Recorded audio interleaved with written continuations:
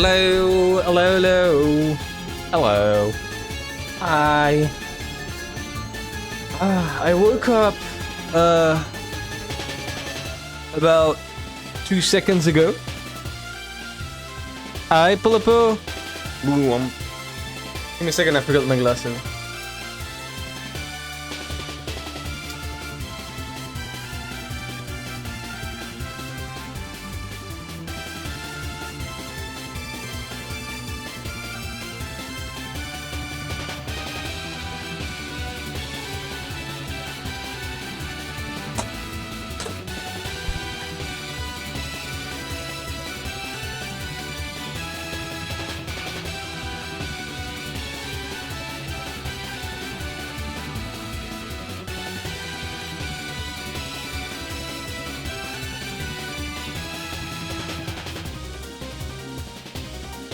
Here we go.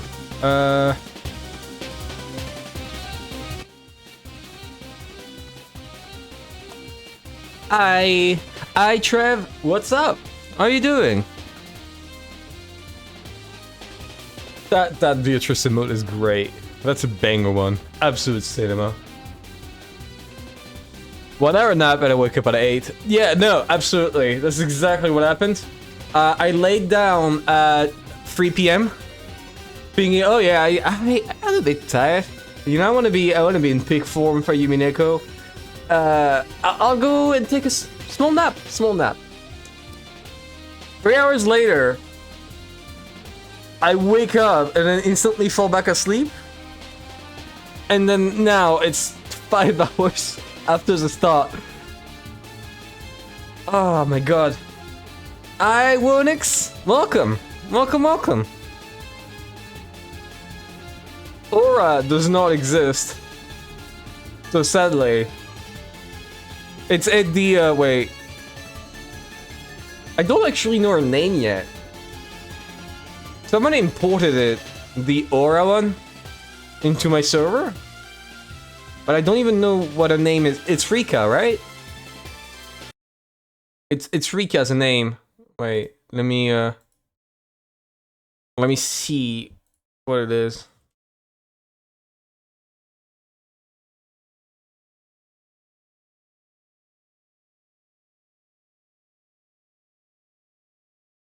Oh.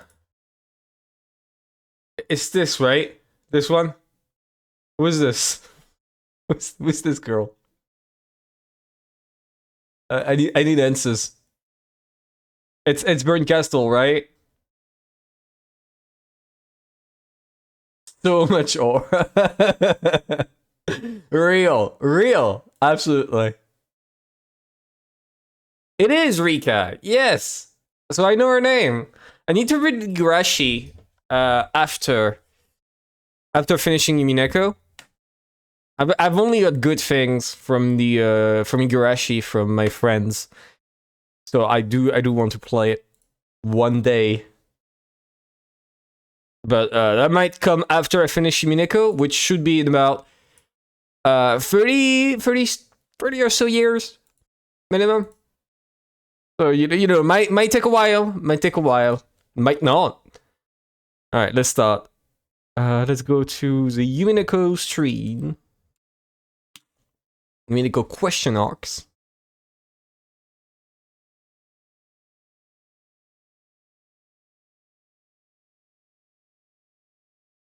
Boom.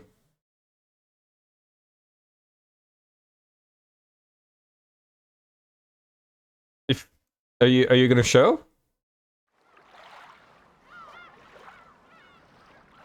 What the fuck is it doing?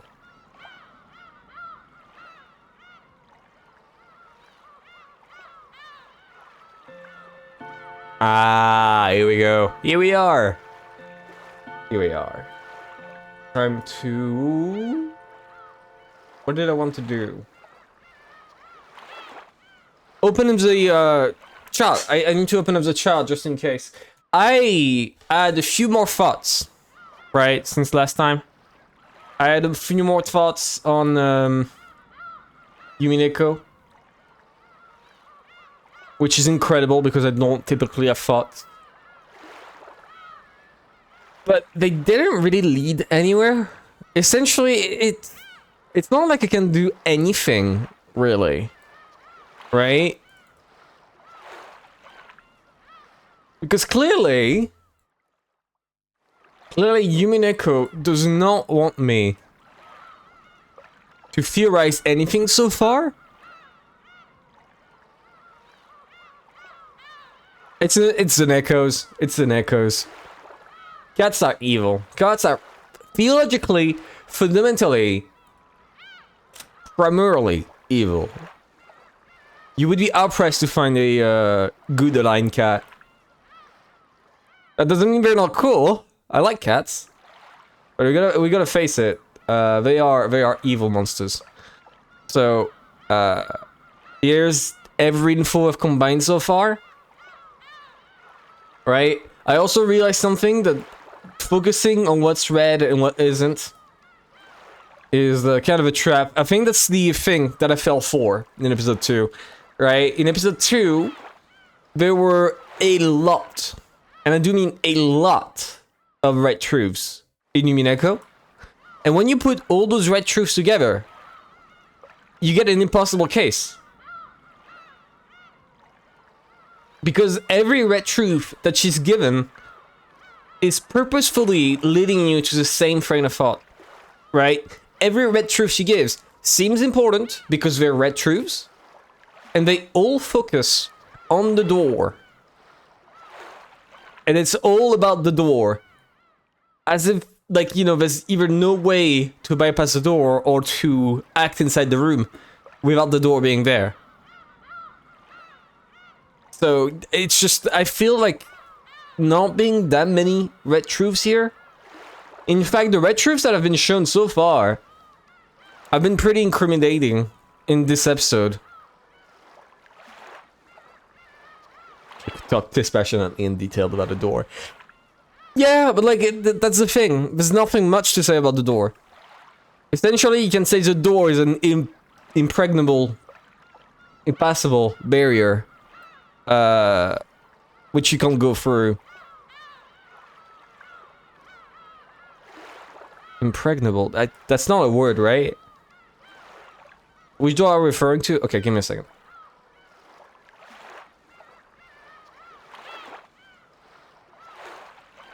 Where are you? Impregnable is a word. Okay. Then, yeah, impregnable doors.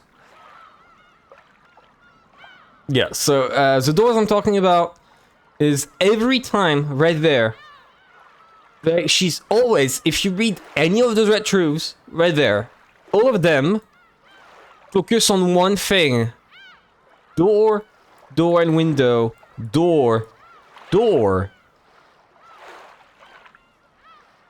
Door.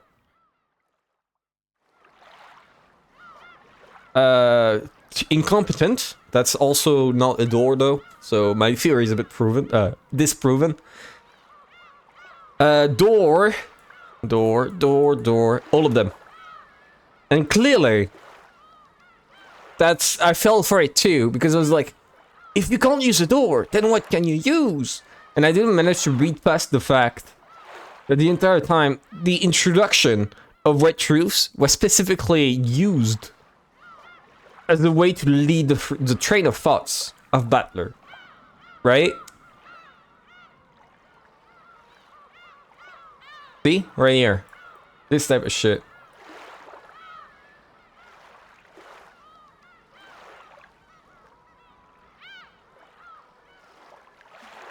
Okay.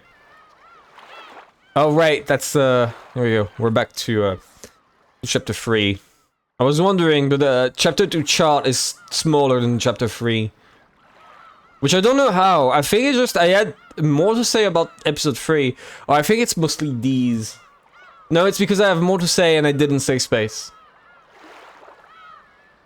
Like, this is a max limit that... No, it's not. I thought that was a max limit on paint. I think it's the max limit down. Never mind.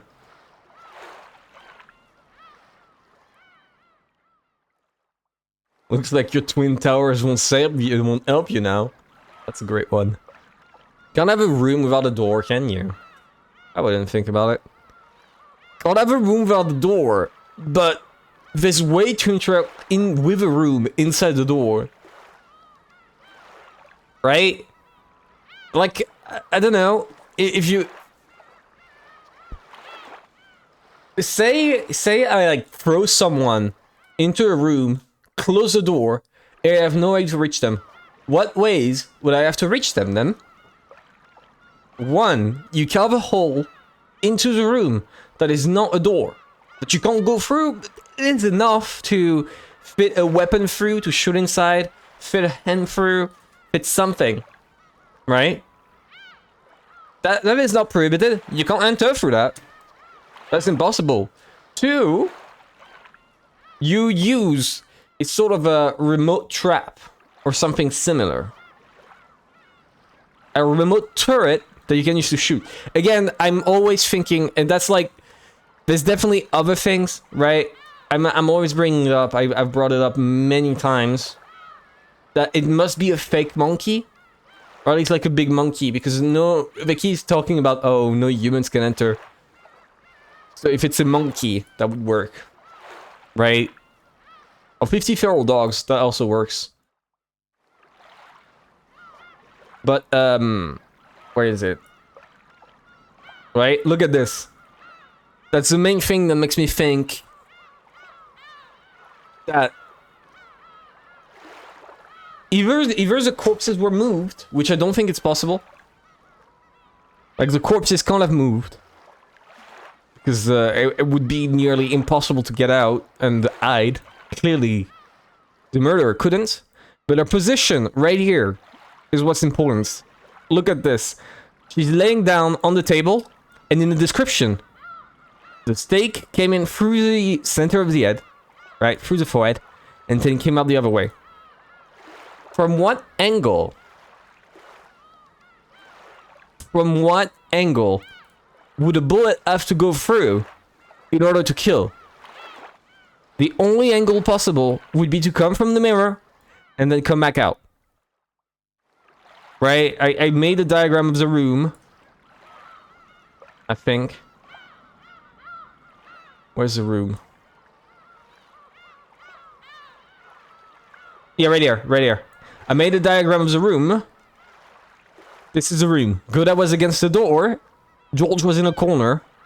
Around here. And Shannon was facing directly at the mirror. Sitting down. I don't think anyone could have actually, you know, barged in, killed them, and then moved the corpses. And if that's the case, if they couldn't, the only solution they have is to shoot from the mirror. So maybe the culprit has the magic of being able to teleport through mirrors. But like, so many things don't make sense. Okay? So many things don't make sense, and I think that's why magic can't be real. She's disproving magic the entire time, because every time I'm thinking about how she's doing this, I started by thinking, okay, I have every magic power possible. What do I use to commit this while fitting with the red truths? And it's always... Well, first of all, everything that's showcased, right? They are completely dead in a different way for these guys. And it's clearly impossible for magic to do it the way that was shown in episode 2. Like, I think... I've already mentioned it. I think the main mistake that was made for this... There were two potential mistakes. One... Yeah, no, right, that's the thing. When I say there's no way the corpse can be moved, and there's a good reason why the corpse can be moved. It can't be George or Goda, because in order to do the kill on Shannon, I mean, I guess I could move Shannon afterwards. There wasn't blood anywhere, I think. Anywhere else besides on those three. Okay, besides that, Goda was blocking the door with his body. If Goda is blocking... Oh! Jump scared. Thank you, Val, for following. Very appreciated. If Goda is blocking the door, there is no way to even try to bypass the door. That is a stronger lock than anything else. And by this time, I can't die. Thankfully. It is that close room, yeah. And it is the one that, you know, as I said, is probably the mistake Beatrice did. It's the only one that has this different pattern, where instead of being locked from the outside, it's locked from the inside. Right? If it's the only one with a pattern of being locked from the inside, I think that's for a good reason. It's because that was a mistake. They never intended. They were so focused on scaring Goda, Shannon, and George, making them like freaked out to prove they're a witch, that they didn't expect Goda to actually barricade the door and use his body to barricade. Right? And from that point on, they couldn't do their usual trick of killing them and then locking from the outside. So there's different ways, right? When I say they shot from the mirror, there's still different ways to do anything. But the fact that it's locked from the inside does also change things. There's multiple things that are weird about this. It's the only room that breaks many of the patterns that were shown so far. And that doesn't make sense. And that's why I'm so focused on it the entire time. I can't find a red string trick that they could have used on every room. And I think... I do not know if that red string truth even exists, or if they changed method every time. Right? I think that's also a thing I'm not considering. If they change their method every time. Because that's definitely a possibility. There are only 5 master keys. That devastated me the first time I saw that one. No, seriously, episode 2. Episode 2 is peak. I've liked it much better than episode 3 so far. If like on the scale of 1 to 10, I would say episode 1 is a 9. Episode 2 is a 10. And episode 3 is an 8. That's what I would say. It is just so good. Episode 2.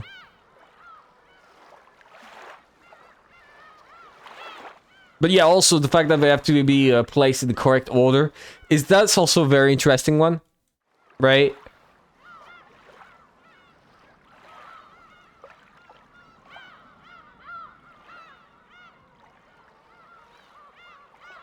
Yeah. Do not tell me like the solutions to anything. I would very appreciate it. Like that's been one of the things I've enjoyed the most about Umineko is trying to figure out everything on my own. I love that shit. I'm invested like massively, and also yeah, look right here. It's very important that I figured that right now. If they have to be placed in order, that means they kill Godashan and George, then went back to get Nenju into Kumasawa's body, then did the rest.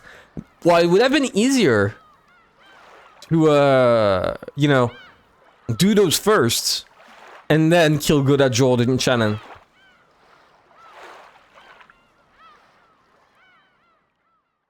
Umineko Code never reveals the mysteries. Yeah, absolutely. Thank God. Thank fuck. As one might say. I think that's about it for episode 2. I don't have really many thoughts on it. I keep thinking back on it. I think that's the thing. I keep thinking back on it, but I'm not making any progress so far. I feel like there's a spark I'm missing. There's an intuition that I'm missing. One part of me gave up, right? But the other has been permanently stuck thinking about this shit, and it pisses me off. It PMO me off for real.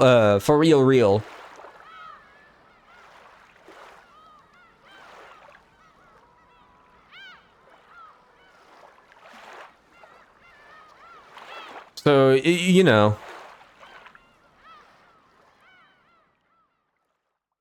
And I think that's about it. Yeah, I think that's about it for episode 2.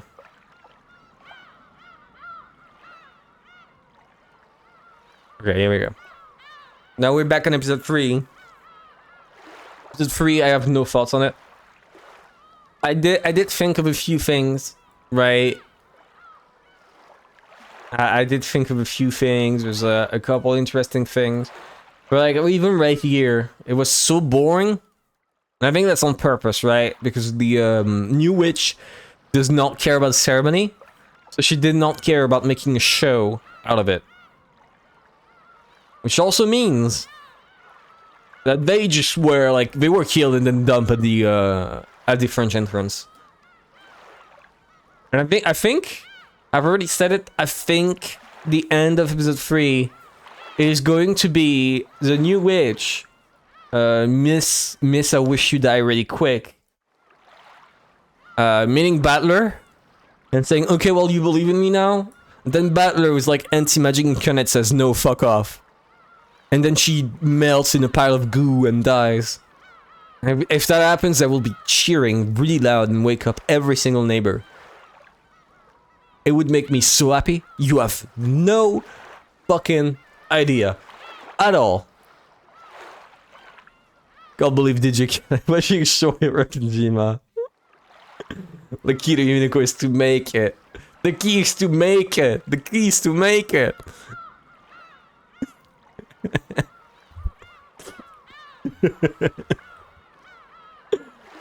Oh my god. I gotta show the video again. If you've not seen it, watch this. Setting it in the stream chat. Please watch it. It's the funniest fucking shit ever. The J-Cat just like gets on a jet ski, forgets to come back, and then he's just completely lost at sea for like a few hours. While he yells, the keys to make it! The keys to make it! I fucking love this guy. Magical girl ever, Beatrice is best girl. No, you can't say that. You're wrong. You're objectively wrong. Okay. Let's get back in. Middle of Sayo's resurrection. It took the master keys. Oh my god, you're right. You're so right for this. Is he the culprit? Should I add that? I mean, no.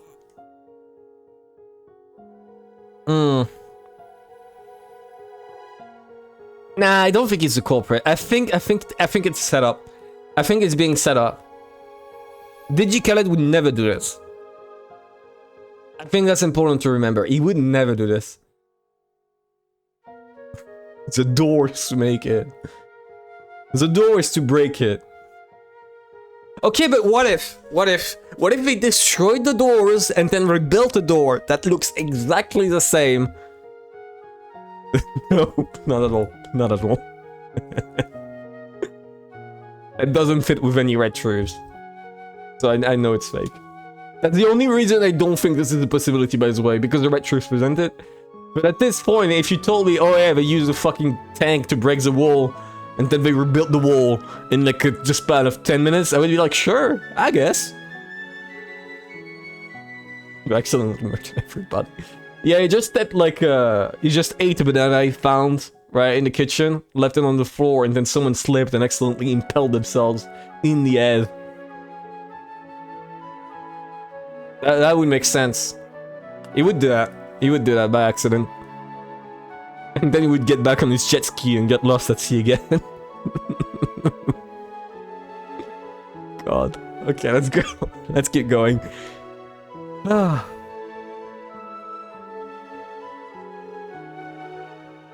I guess the red truths will come in the tea parties. I see no other place for red truths.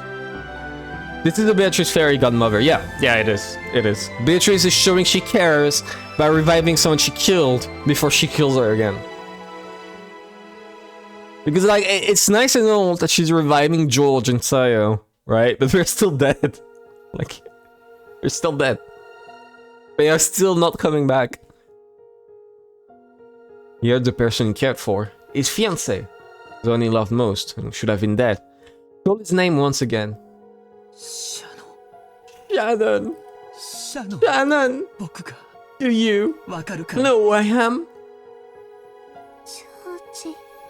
Georgie-san. I gotta say, waifu bait. I'm a bit happy for waifu bait, but you know,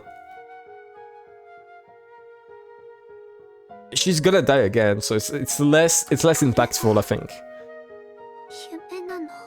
He's still a good dude. True. Is this a dream? No, this isn't a dream. Come on, see here. Even if I pinch you, you won't wake up. As Joel said that, he softly pinched Shannon's cheek. It was though George had always responded in the past, when Shannon had been surprised by something, and I asked if she was dreaming. Shannon felt the warm touch of George's finger on her cheek. And when George realized that the warmth of the living had already returned to his beloved person's cheek.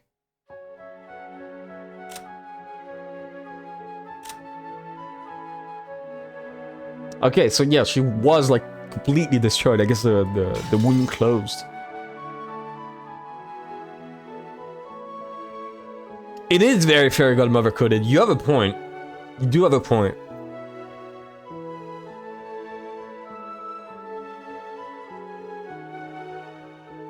They both cried. What words should a pair of lovers separated by death celebrate with when they are reunited? The words of the human world are not enough. In short, they had no need of the words of this world. Or simply hugged Shannon, who was sitting up without talking. The music is very good, yeah. Shannon's strength was still feeble, and putting her arms around George's back took all she had.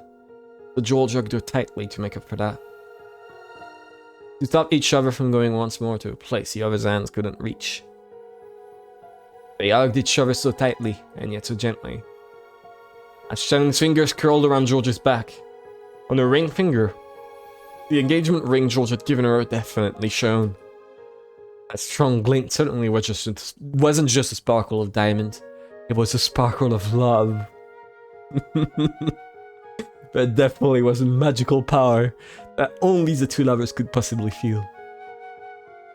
It was because that strong light existed that they had been able to find a casket in the land of the dead. Peter understood. That ring, now, the feelings of the pair embodied in that ring were a miracle made real. In that moment, George definitely used magic. Bito had done nothing more than help him along. That magic had a power that could only reside in those who knew of the importance of life, who knew what it meant to try with all one's might. It was the power of a miracle, one that the endless witch couldn't possibly know of. A miracle that only the power of the finite could give rise to. And now she had no choice but to accept it. She had to accept that true magic, true magical power, exists in a place furthest away from she who called herself a great witch.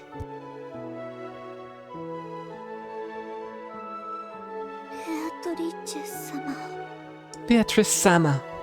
She brought you back to life. Okay, here's the thing. He didn't use magic, he just did CPR and that revived her. Here we go, I solved it. Magic doesn't exist. Thank you, Beatrice! No, I did nothing. What revived Shannon was your magical power. It was your magic. You share me a blood which makes miracles come true. I saw you through. Since when? Since when?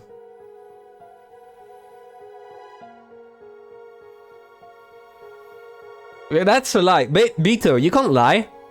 You explicitly said that you ate the Shirmiya blood because without love it can't be seen. I guess it's because he's the only one who loves like someone, which is kind of sad.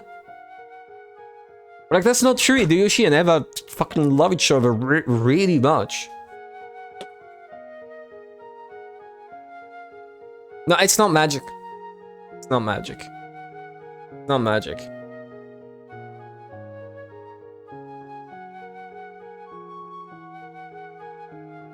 It's just not. I don't know why. Like until. Okay, I think you gotta remember. My bearded lover and they wake up. Yeah, that's just normal. That's how it works. I gotta bring it back up. Right, I think that's still important to remember right here. This. Until my goat, Butler, the butler of this episode, sees it, I'm not assuming anything but LSD. But my man being high on nitrous oxide. There's no other way. And even, okay, that's the thing, right? It's the same thing as episode 2, with Cannon coming back from the dead with a hole in his stomach. And like putting his finger through the hole and coming out with blood and some shit to like scare people. At least he didn't. What are you talking about? It did. I think you're thinking of meth. Meth didn't exist.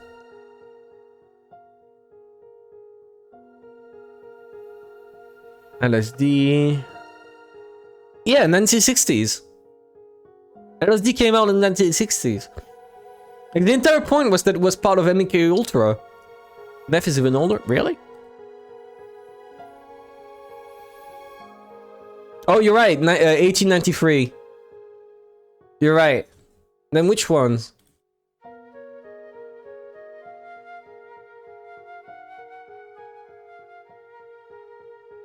Yeah, no, I never claimed to speak in red. Oh, fair point, fair point. You know what? Fair point. But yeah, magic mushroom have always existed in the first place, so you know. Okay, let's keep going, let's keep going. I need to blow my nose. Give me a second.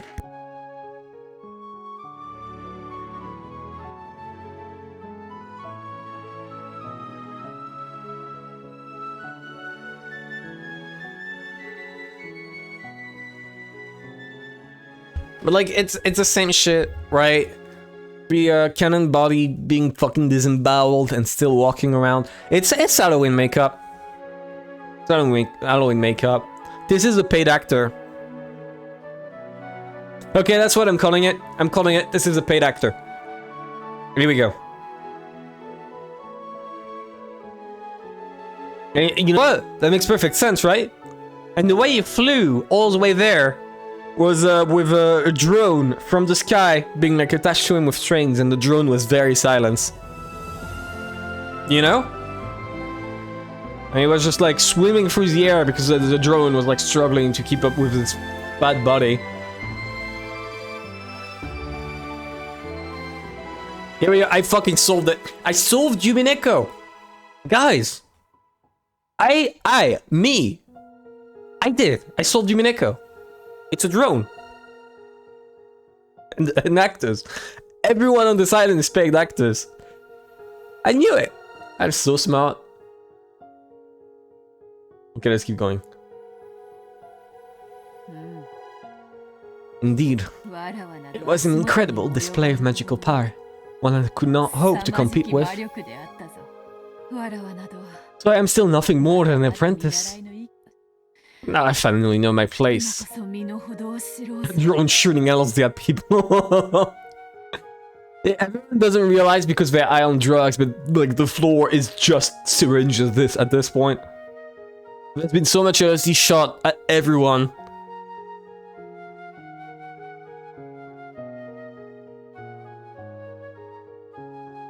But like, okay, no, genuinely, I'm pretty sure drugs are involved to some degree.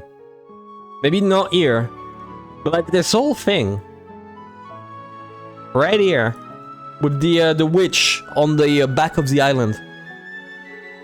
That she must have been drugged to act so weird and have no survival instinct. She must have been drugged out of her mind. That, or it's just that she's been kept captive since childhood. I never saw anyone. But even then, like the fact that she had no survival instinct.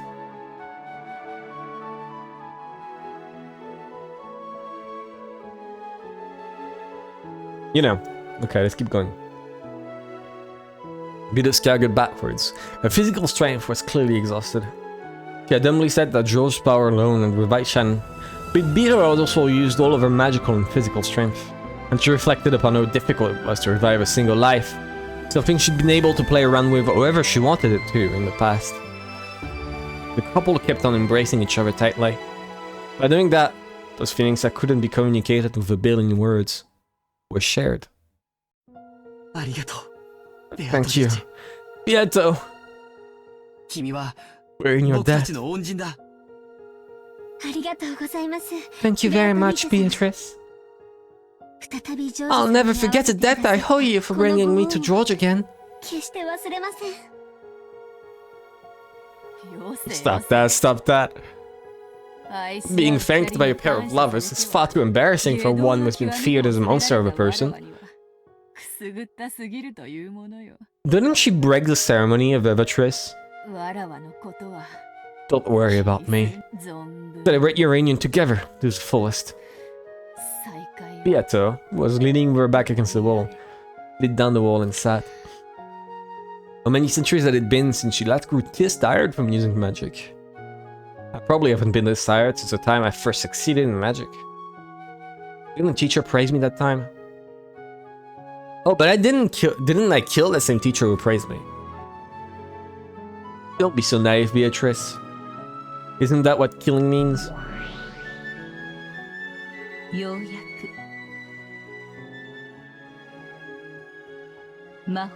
Finally, it seems you finally remembered how to use magic. My head feels parched and suffocated. And I can't even remember. More importantly, didn't that kill you? You shouldn't be appearing. You are still allowing me to leave even now. That is why I can appear like this.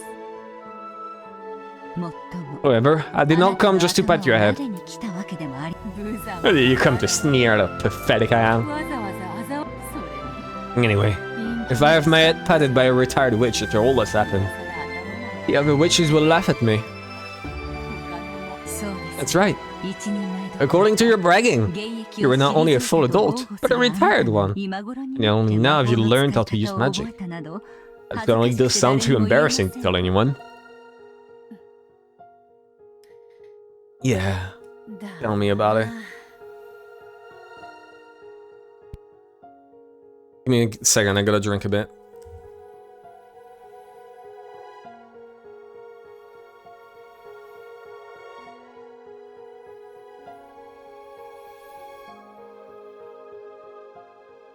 Vito acting like she doesn't know how death works. Yeah! But she doesn't, though. That's the entire point. She doesn't.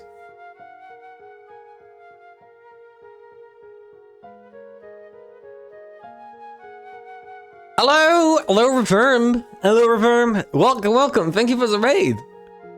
Reverm loves Skibidi. I love Skibidi Toilet, too. Okay, real talk, people wait on Skibidi Toilet. People wait on Skibidi Toilet, never watched it. I'll say it. I'm not afraid to come out about it. People wait on it, never watched it. They never watched it. Skibidi Toilet is actually good. And I'll say it. Skibidi is Kino, yeah. It's like the first 30 minutes of watching it is like, yeah, it's just your average shitpost SFM, right? But after that point, it just turns into just mecha story, right? Kaiju stories with explosions everywhere and people fighting, and they're like super giant, they throw explosions and shit and whatever everywhere, right? It's just seeing explosions and giant things battling, which is deeply appealing on a human level, right?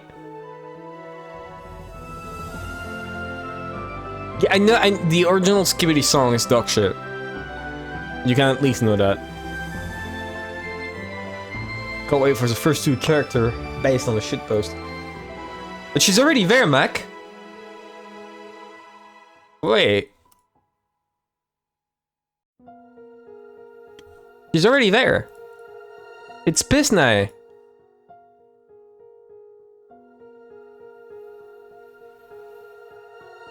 It's her. Give me a second, I gotta crop it out. Because for some reason, I can't find a picture on Google.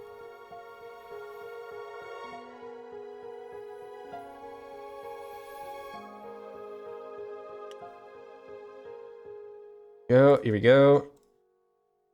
Pisnai. Where is she? Right here. That's her. That's the one based on shitpost. That's her entire character. There's also White Girl at Gyp Casino, yes. But that's the one. Like, canonically, this one is just, you know. If you know, you know. Also, I do want to come back to something. The song is... No, it's the, yeah, it's sampled. I do not... It's not an original song. But the Skibbity Dub Dub Yes Yes that you hear in the back is mixed with another song at the same time. But I want to come back to something you said, Stanley. Beatrice acting like she doesn't know how death works. That's the thing. That's like the entire point of this scene. She doesn't. It's been 1,000 years that she's been a witch, an endless witch. It's been 1,000 years. She has not seen death at all. That every time something broke, every time something died, Beatrice just brought it back to life. And never understood. Never understood the effect death has because she never had to. If something bothered her, she got rid of it. If something didn't, she brought it back. It's the first time she has to witness like actual death and how hard it is to bring back and how much it affects normal people that are unused to having everything at a disposal. Right? That's what she's learning. She is really learning what death is right now. 4-hour long stream. No, I'm gonna keep going. I'll keep going until it's finished. Even if it takes like 6 hours. I don't care. I already did this for episode 1 ending.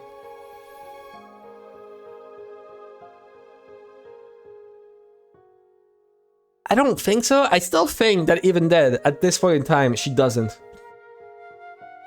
Like, it's a character arc. That's why even on the game board, she doesn't know. An entire character arc is that, you know, she's learning to be a bit more human.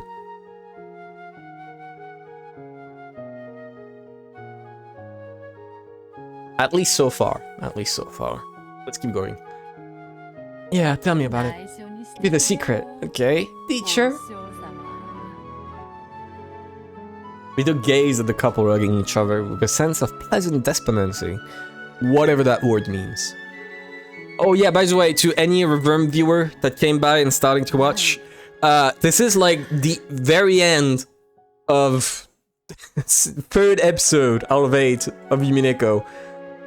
So, it is very spoilery, but do not worry, I have no fucking idea what's going on either. Because to me, none of what's happening is real. Right? In the context of the story, this is not real. Love, is it? I'm no match. 45 data received.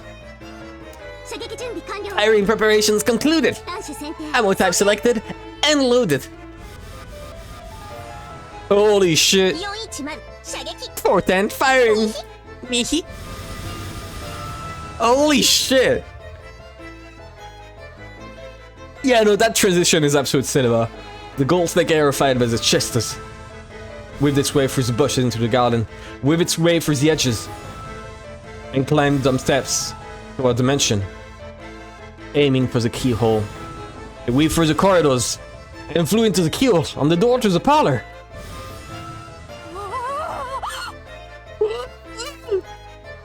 It happened in an instant. One could hardly blame Bito, was completely worn out for not noticing it beforehand.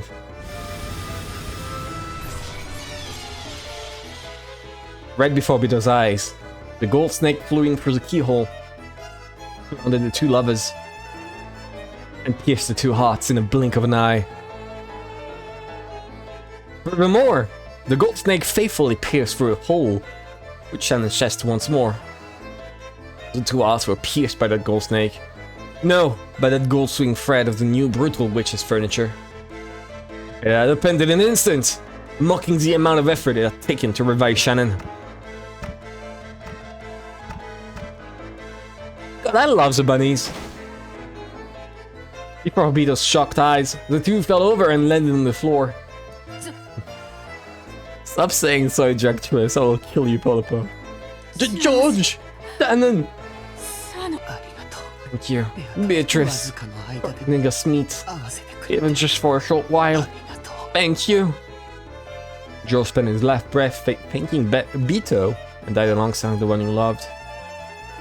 The gold snake, which still sewed the two people in place, spun like a giant cyclone, revolving around the inside of the parlor. It was searching for further prey in that room.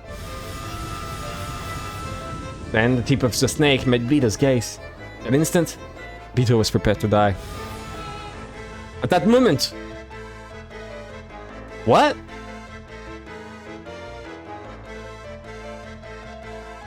Okay. Okay. Sure, yeah, it's Virgilia. Virgilia is dead on this game board. Virgilia died. What the fuck are you talking about? But she died! She died from being fucking turned into compressed like block of stone falling on top of her or some shit. Or still your rules. I mean, true, but like, she's dead. Like, even by witch's standards, she's dead. At that moment, Virgilia stood in front of her, the fingers of both her hands drawing a seal. Wow. Instantly, gold-colored gold leaf buried the inside of the parlor. It was like a blizzard of gold. Beto, run while you can! No one can escape from the Chiesta's golden bow! Oh, 10 target lost! My beloved. Okay, my favorite moment definitely is... My favorite moment definitely so far is finding out all of this. Thank God. I love Forten. Forten is so good. Yeah, it's magical chaff. 25 Regina. Modifying search algorithm. Switching to anti-personal image-based tracking. Target lock required. Daddling to 410. 410 that I received. Too slow, predecessor. Coming. I'm back. Prey targeted by the Chiesta's sister's golden bow did not escape. It could not be blocked. No magical barrier could even dream of blocking it without being multi-layered. The gap opened during that instant of confusion, caused by Virgilia's deception magic, was Bito's only chance to escape. And was the only chance to make the Stistis confuse Virgilia for Bito. As Virgilia spread her arms wide.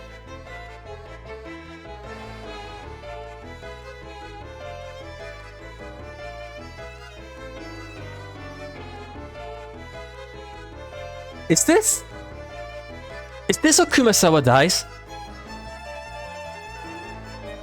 I'm realizing this. Wait. I kept writing her as dead, but was she dead anywhere in this?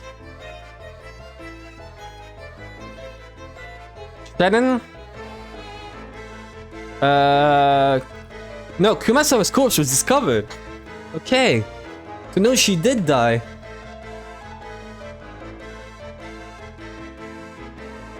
What the fuck is going on? The gold snake pierced straight for a heart. After sticking through the keyhole, the snake shot through Shannon and then Virgilia in an instant, completely failing to notice Bito as she used that instant to escape.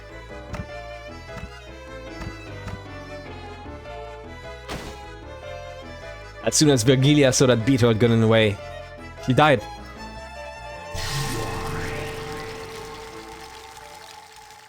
Strength left her body, Like gold dust drifting with the wind, a foam was raised. Magic, of course. Beetle completely erased all traces of her magical power. Became gold butterflies and passed through the wall, escaping to the wind and rain outside. Damn it! Damn it, damn it! You bitch! You bitch! Beetle felt regret from the bottom of her heart. Why? Because she had been attacked by the new witch? Probably not. Of course, she hated losing her teacher. And even more importantly, Beetle was enraged at the barbarism that had boorishly stolen away the reunion between two lovers. Beetle had poured out almost all of her magical power to reunite them. Even though the result had been a miracle, the time it took to steal that away had been so ridiculously short. Beetle trembled at the barbarous cruelty that brought about such an abrupt end. Besides, this was the true form of the act she herself had committed up until that point. So just as strongly as Beetle hated the new witch, she also looked at her previous self with disgust.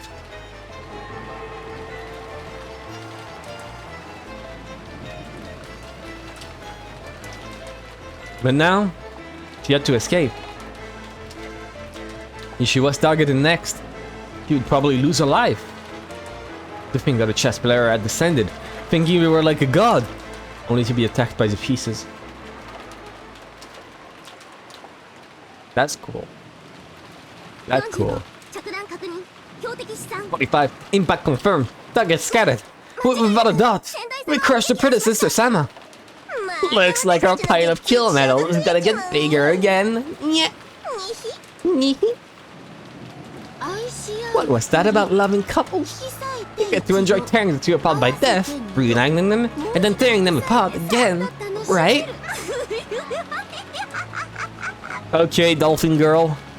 Not only that, I get to say goodbye to that damn fussy old hag.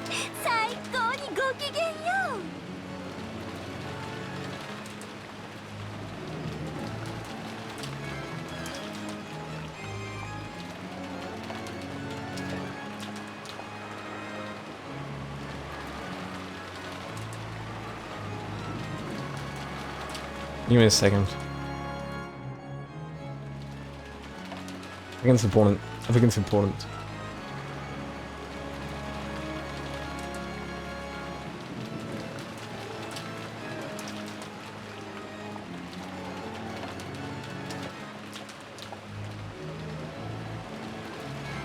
I'll just leave it as a small thing.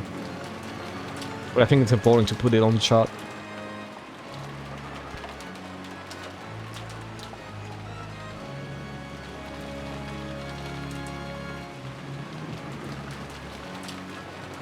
Maybe 20? Yeah. I think it's good to just leave it somewhere. Or like it might be missed. I'll have to delete all of those, by the way. Those were just like leftovers. Just keeping it somewhere.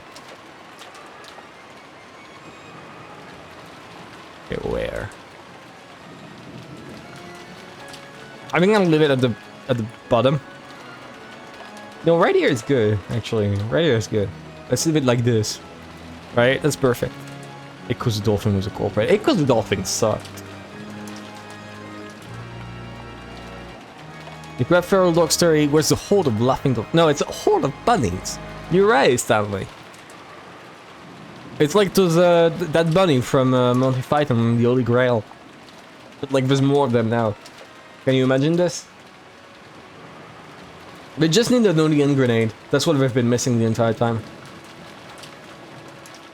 And along with that, I get to say goodbye to the damn fussy old hag. What are they? You don't have any complaints, right? I do not, Beatrice-sama. A person interfered with the ceremony of the witch's epitaph, you see. She revived the sacrifice from the first twilight with permission, obstructing the ceremony. She got at all no right to complain. But it sucks that she didn't leave a corpse behind. And I thought I'd be able to torture that old hag to death over and over again, endlessly.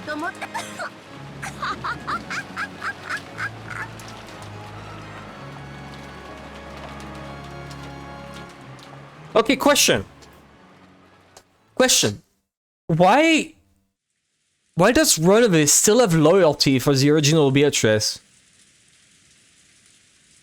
I get he's the goat, right? I get that Runaway is the goat. Right? I get he's the goat, but like, here's my issue with that. He works for a master.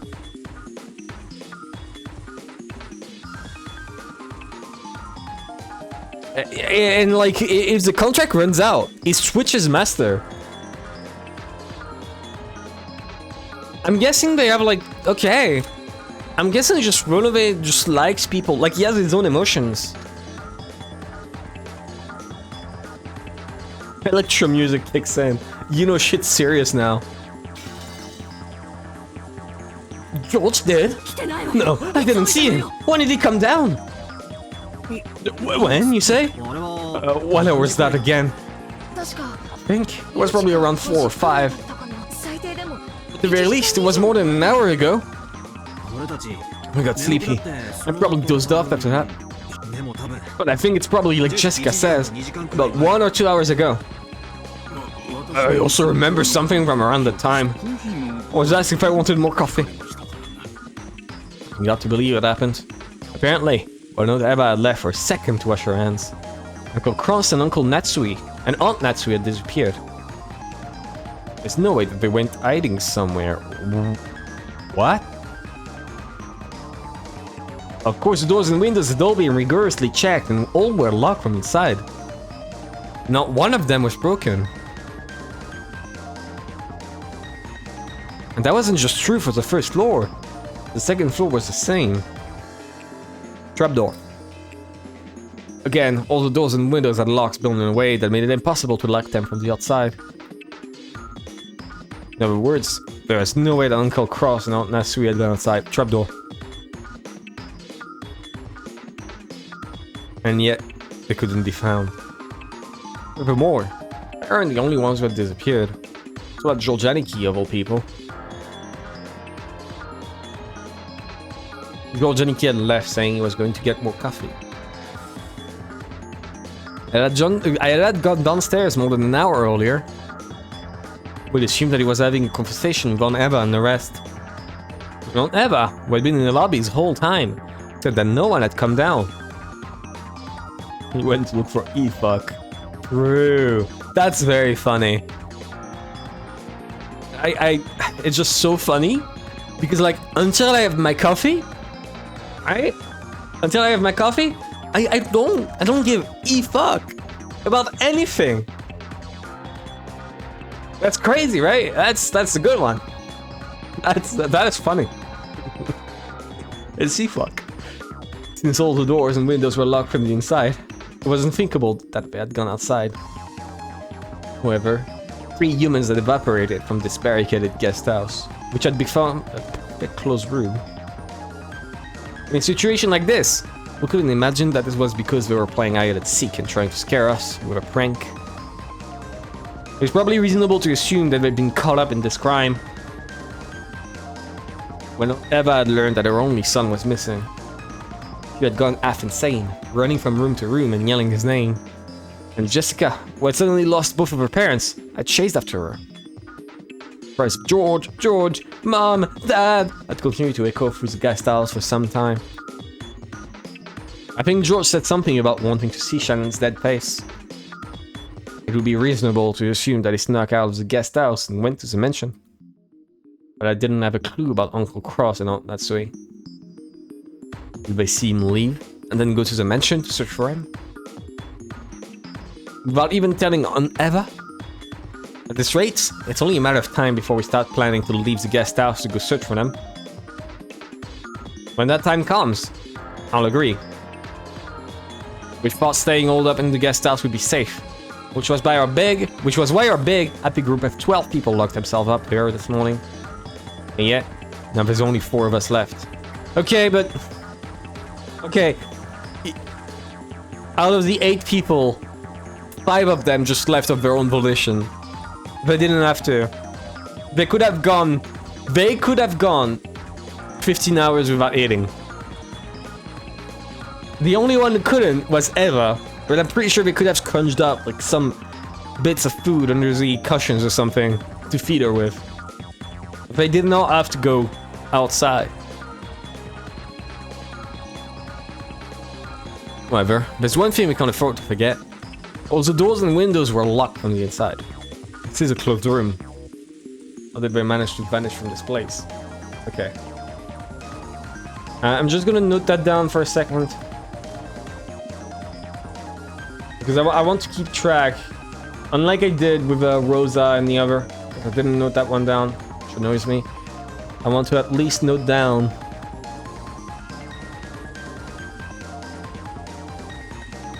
I want to at least note down what happened. So...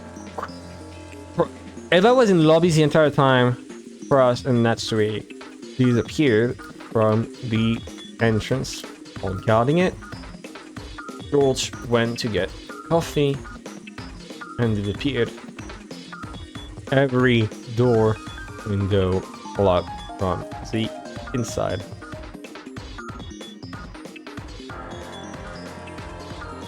We're gonna lower the size because that's too big.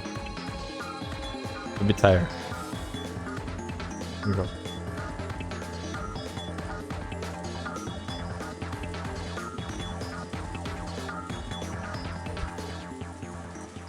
Beatrice Vista, true!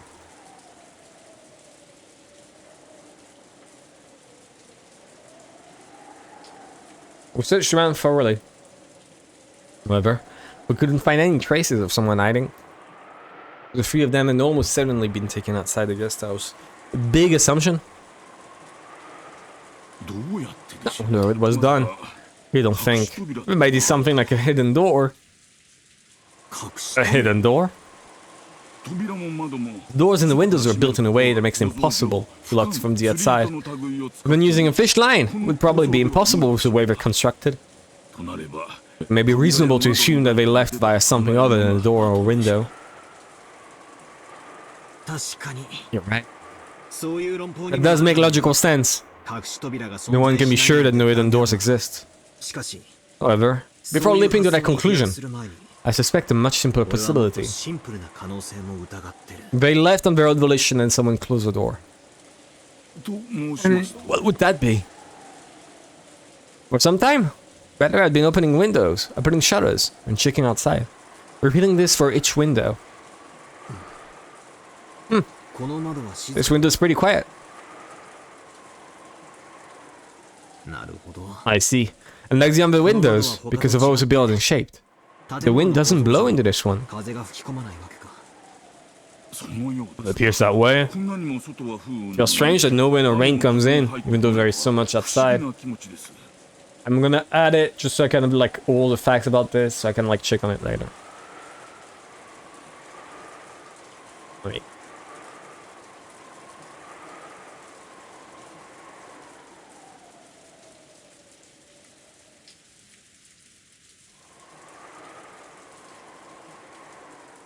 Besides it,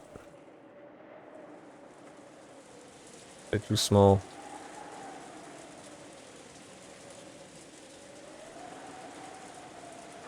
Separate it. There you go. It happens that way, okay.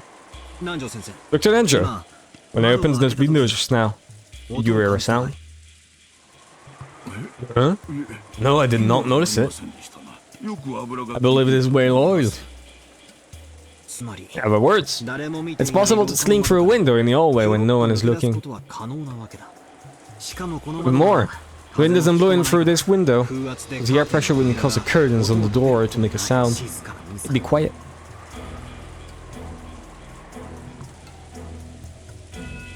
Okay.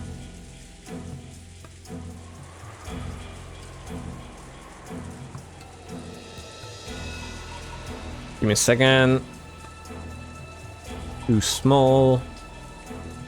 Then I'll add the because it's quiet.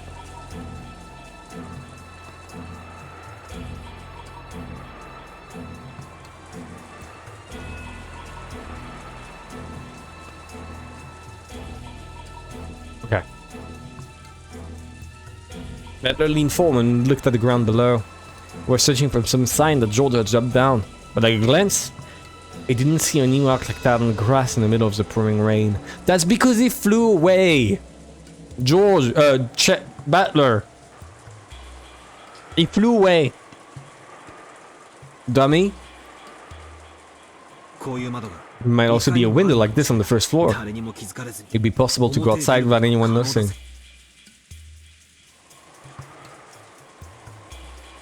Okay.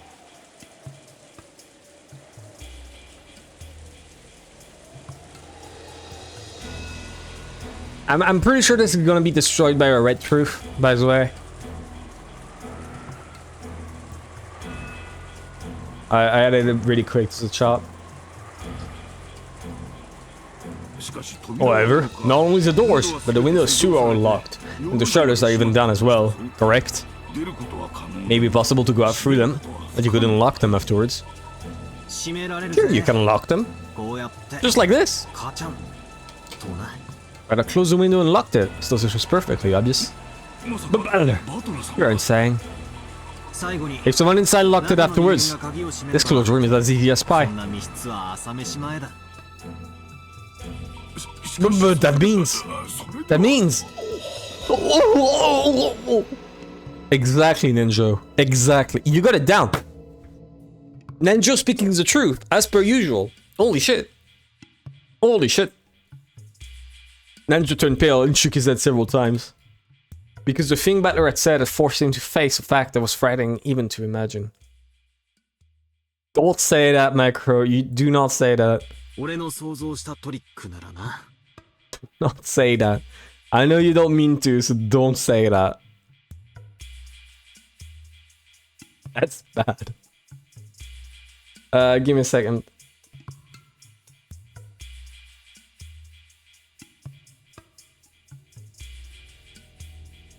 What was I looking for? Oh, right, I was looking for this. You're speaking outside of the closed room?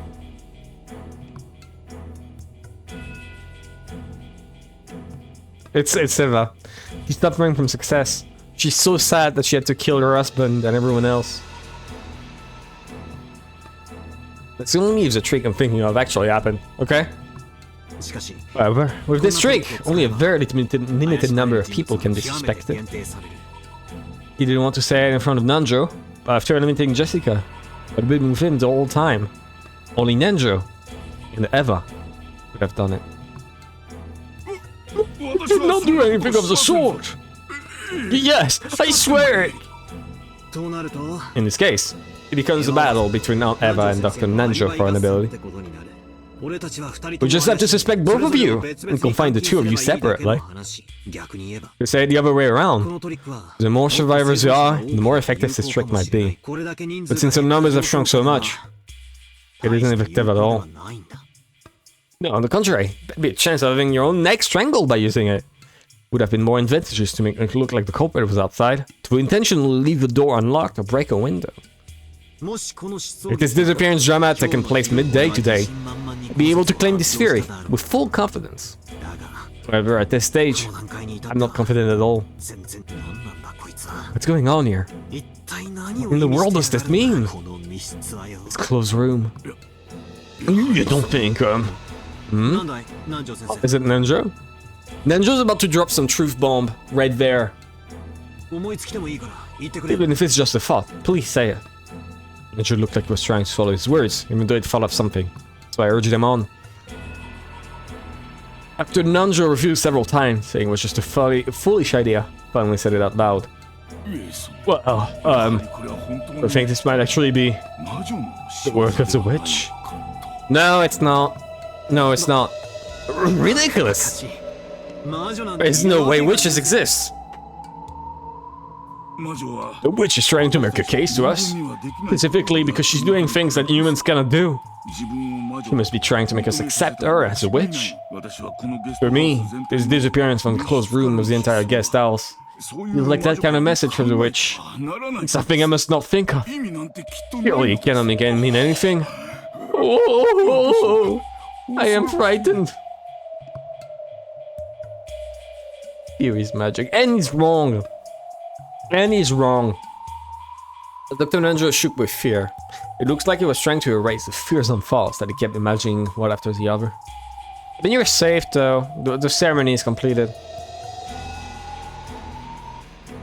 When he went down the stairs, Oliver and Jessica were enraged. They were each persistent in the desire to leave this place and search for their respective families. It was a desire that naturally eats those who can no longer see their family. Eva told Danjo and me to stay here. But I shook my head and started walking. I've been shut up inside for a long time already. I've started wanting to breathe some outside air. Yeah, if we're going, let's go quickly. There's no way I'm gonna keep myself shut up in a place like this anymore. Let's go and find Mom, Dad, and George now. About an old reason to Jessica said. I hope it doesn't set off her asthma. If he wants to stay, go ahead and stay. We'll be searching outside. What about you, Dr. Nanjo? Will you watch the place by yourself? No! Allow me to join you. That would have been the stupidest thing to do, by the way, if Nanjo stayed here. Rather than holding up in a guest house whose security was by no means guaranteed, it would be better to enter a danger zone as a group of 4 people. Eva had a gun. Moving separately from her was like asking to be made into the next victim. In this way, the 4 of us decided to leave the guest house, even though it should have been safe to barricade ourselves here. We lost 8 people after doing so. It's almost as though this was the holding cell from which our sacrifices could be killed one after another. We removed the chain, unlocked the front door, and opened it. It was already pitch black. While there were some lights outside that dimly lit the pathway, they didn't have enough power to pierce the darkness that some suspicious person might be hiding in. I'm going. If you fall behind, you're on your own, okay? Still holding a gun, Eva dashed out with an umbrella. Without. Jessica followed after her. They're glancing at each other. Then Joe and I chased after them. Please tell me they kill Eva Triss. What in the world is happening in this mansion? On this island? I've just been shut up in the guest house with the rest of the cousins since yesterday. I don't know anything about what's going on outside. Just what is happening that I don't know about. On the side of this room. In the mansion. On this island. Everything's happening. Everything is proceeding. And everything is ending without my knowing it. Somewhere in my heart, I've already started giving up. Most likely, not one of us will see tomorrow morning. When the seagull cries, nobody will be left alive.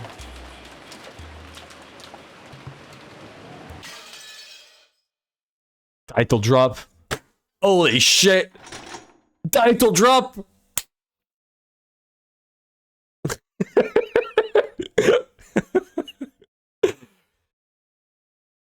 You'd say they're escaping from the zombie apocalypse. Who knows? Who knows? Maybe it's zombies. Maybe the 50 feral dog theory is wrong. Maybe it's zombies all along.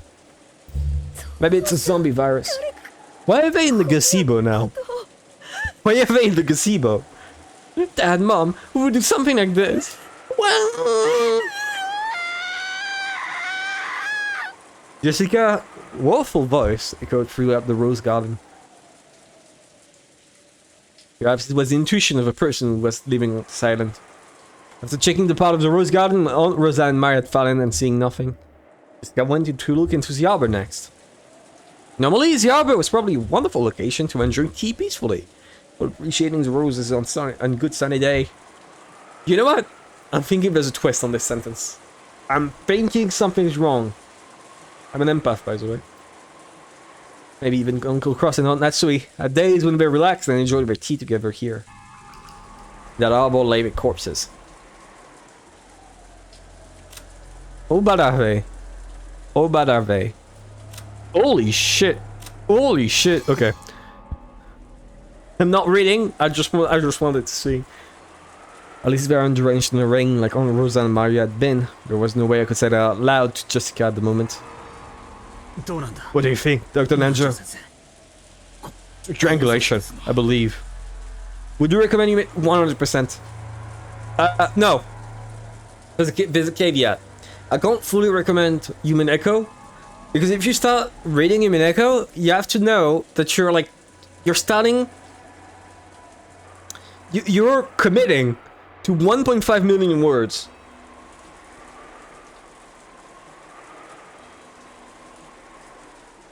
That's about the only thing. If you are fine with committing yourself to that many words, worth it? Yeah, absolutely. Yeah. It's like One Piece, except the first 100 chapters don't suck ass.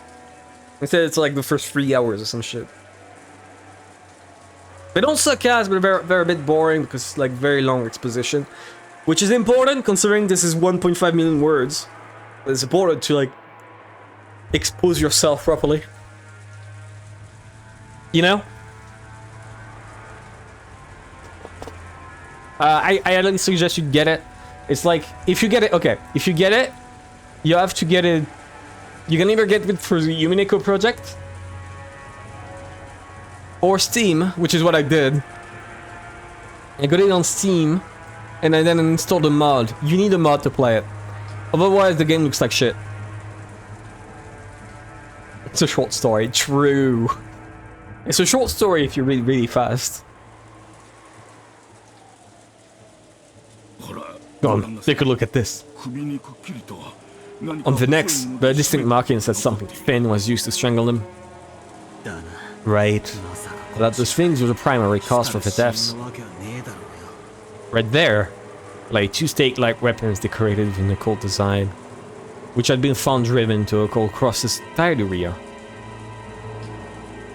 And near Natsu's scarf. I'm not even watching the Umineko anime because apparently it sucks ass. Okay, so the reason why I think it sucks ass, why people told me it sucks ass, is essentially episode 1 of Umineko. In, you know, the story, it's 200,000 words. In the anime, it's 20 minutes. It's a document actually of that. So much. Like, I'm joking about it and I'm adding like random shit to it. You know? But genuinely, this has helped me. Right there, this has helped me figure out like people who should be here. Helped me figure out things that don't make sense. For example, figure out where she's lying. Figure out who the waifu is. Right? Where everyone is. Note down anything that's weird, that's important to remember. Give me a second. I want to get the episode 2. Because like you don't see it here because I didn't get to do much theorizing. But right here. This is just shit I've been doing for episode 2. I've been hard at work on this shit. Right there. I don't suggest you read it if you want to not be spoiled. Because those are all my theories. My theories are wrong. But okay, so the highest commendation I can give to Umineko is that it's one of the only stories where I'm still thinking about it after 5 months. I finished episode 2 5 months ago. I'm still thinking about it. It's still on my mind. Right? So like that's the highest commendation I can give about it. I gotta get me some of that. Yeah. If you want, I'll DM me. I'll show you how to install it. If you want. Must have with Garashi. They both work. No one used them wisely. Yeah, like the 20-hour-long gay sex scene between Nanjo and Kinzo. That one was definitely not wasted time. I didn't know you could make 20-hour out of this. But, didn't believe it could. They managed. So, oh shit, sorry, spoiler.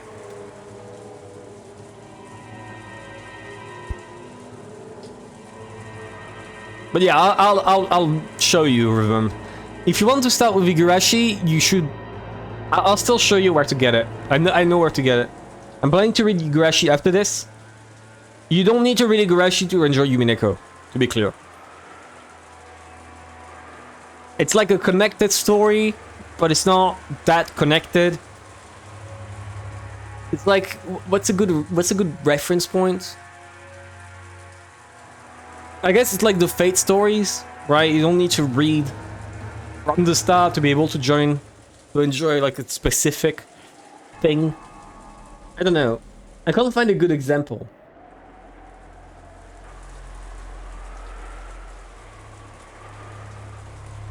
It's like Sherlock Holmes, right? I suppose. Or like so many things, so many shows, like episodes, like House. Okay, it's like Doctor House, right? You can enjoy each episode individually without needing context. Except the episode here is, 8 episodes at once, but you don't need the context of the previous stuff to enjoy it on its own. It's not a must, yeah. Honestly, I don't think I could have withstood reading Igarashi on stream, mostly because, as far as I'm concerned, Igarashi is not really a, what's the word? Murder mystery thing? Who knows? Maybe I'm wrong. I'm still planning to read it. Okay, let's continue. Right there lay 2 stake-like weapons decorated with an occult design, which had been found driven into Uncle Cross's diarrhea and your Aunt Natsui's calf. When you found these sticking out of my parents' forehead and chest, we decided to preserve the crime scene and leave them for the police. Jessica didn't care about such matters, and immediately pulled the stakes out of her parents' forsaken bodies. And now, bodies gouged in the head, chest, stomach, knee, and leg had been found. Oh, damn it! I'll kill that murderer! I'll kill him! Am I good at voice acting? With this, the 8th Twilight has been completed. Is this going to continue onto the 9th Twilight? Here we shall be revived, and none shall be left alive. Bring it on! If the witch revives, means the culprit is gonna make his grand appearance, right? No one's going to be left alive. I'll kill him! I'll definitely kill the culprit and kill Dad and Mom with my own hands! Jessica let her own emotions flow out as she owed firstly. To avoid being crushed by grief, she could do nothing but resist. To resist it with anger. We still haven't found George. Jessica, you children better stay here. I'll go into the mansion. You would kill them if you left them here. We mustn't split up. It's dangerous if we do not stay all together. There's nothing we can do for Nissan and his wife. But George may still be alive somewhere. I have no time to waste here. As don't ever scream this, Jessica glared at her. If I had no more time to bother about the dead, she was more concerned for the safety of her only son, who had yet to be seen. Jessica, you should stay by your father and mother's side. I'll make a short trip to the mansion. Butler and Doug Manager, you two can stay here as well. He wants to get them killed. What? What? Okay. The corpse was found in the Rose Garden Arbor. Cause of death is assumed to be strangling with a rope-like object. Why do we even have to follow the epitaph in the first place? Is this some kind of game? The corpse was found in the Rose Garden Arbor. The cause of this death is assumed to be strangling with a rope-like object. Stake-shaped weapon was sticking out of his thigh. Only if it wasn't a stupid epitaph, I wouldn't have needed a stake. What a pain.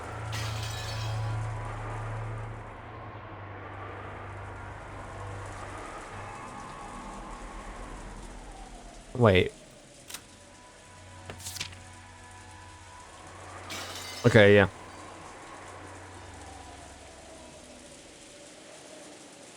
I called out to stop her, but there was no way she would listen. However, being alone in this situation meant nothing short of death. If we silently watched her leave, it would be the same as letting her die. So Ed was unwilling to stop. We had no choice but to follow her. While it may be cruel to say so, Cross and Natsui were already dead, so there was nothing more we could do for them. In the end, we had no choice but to console Jessica and Ed for the mansion together. Fortunately, Jessica stood up. Perhaps she had been able to break free from her grief. But whilst facing his place, it was an expression like a demon's. All the person in my own hands. I'll definitely avenge them. Let's go, Battler. If we find the culprit, don't get in my way. I'm definitely gonna kill them. I've got my own parents to avenge. Sorry, but this is first come, first serve. Yeah, that's right. Let's kill them! And my words Jessica finally seemed to feel like we sympathized with her emotions. She still had that dark expression. I felt that Jessica had regained some of her sanity. We took off, chasing after on Eva. It was a rose garden up the stone steps, running at full speed towards the mansion, whose large intimidating shadow flashed in by the lightning.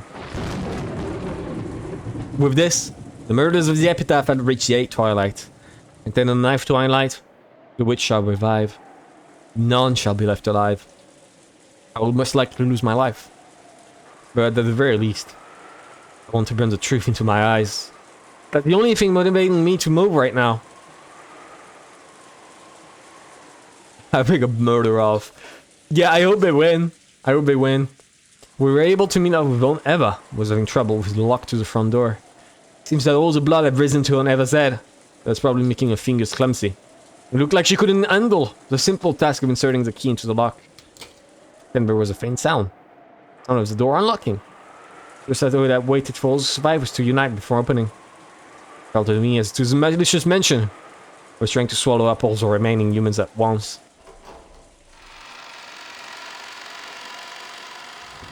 Perhaps the stench that erupted towards outwards the instant the door opened couldn't be described as just a smell.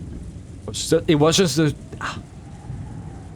wasn't just the shot smell from grandfather. I think it may also have contained the regrets of the servant in that group.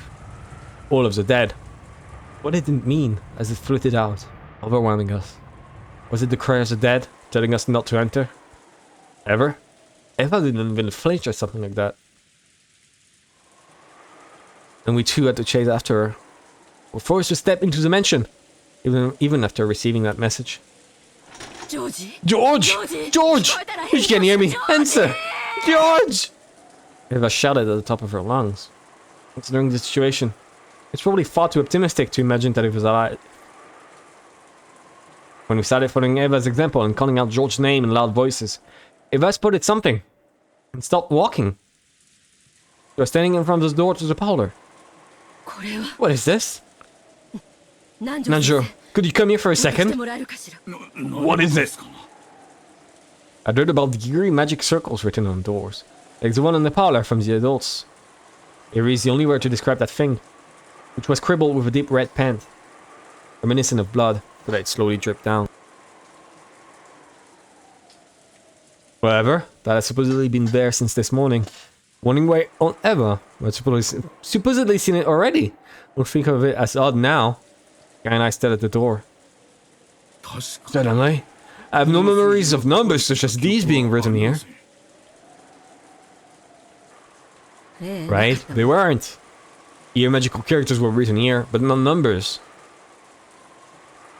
What? Only the magical circle was there this morning. Right now there were 8 digits written near the upper part of the magic circle.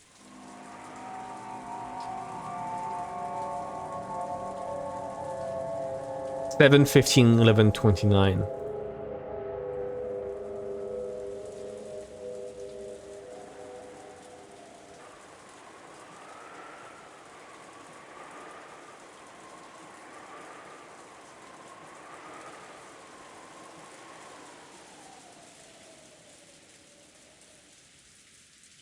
$67, $69, $420. Wow. God damn it. Let's date.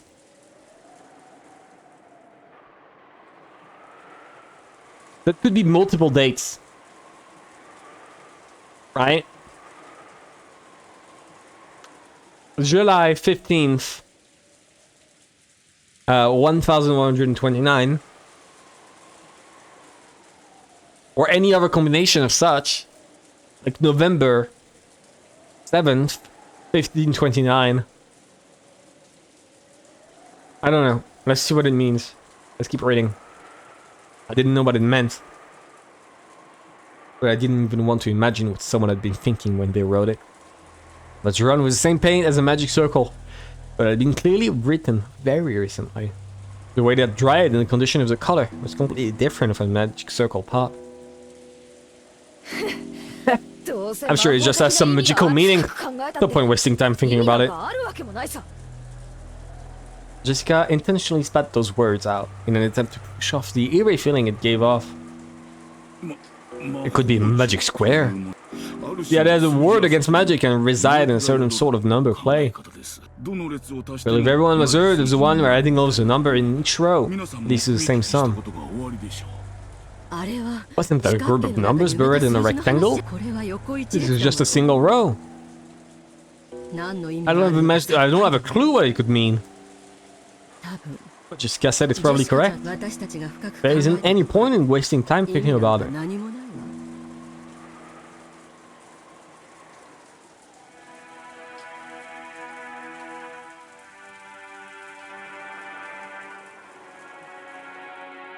I'm not so sure.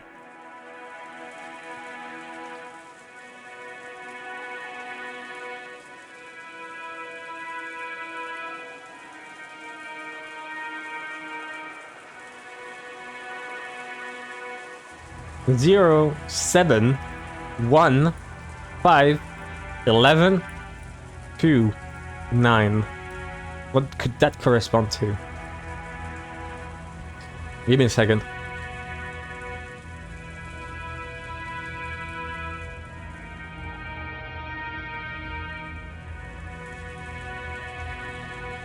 Give me a short second. I want to check something.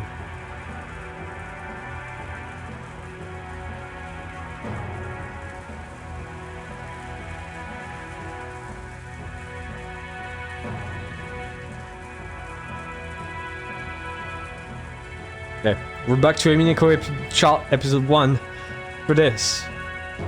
0, I assume would be the grandfather. 7 would be Jessica then. Right? Okay, wait.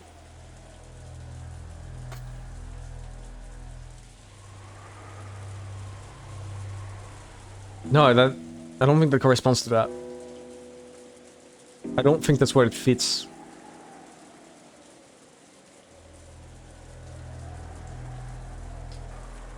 All that number, it would be fun. You know what? Sure. Let's do it right now. On my phone. 0, 7, 15, 11, 29.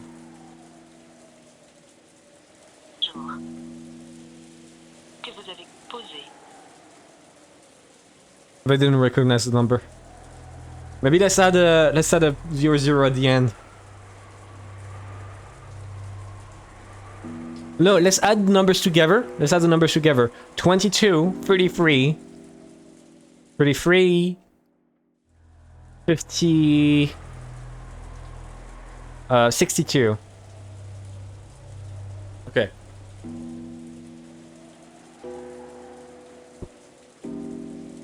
SFR, bonjour. Le numéro que vous avez n'est pas attribué. Pour obtenir un numéro... Not attributed. It's not attributed. Oh well. I tried. I tried my best. Let's continue. Let's continue. Even though she said that, she probably suspected it actually meant something.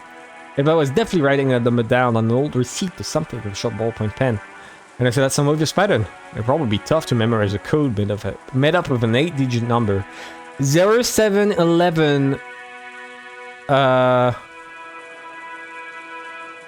07... Wait. Okay, no, yeah, I forgot.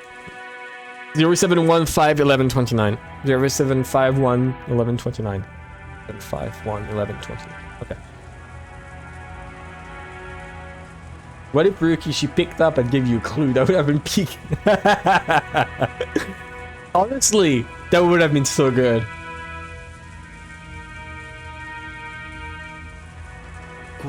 Could this be a date? Or something? A date? What are you talking about? Well, it's probably a coincidence. But my birthday is July 15.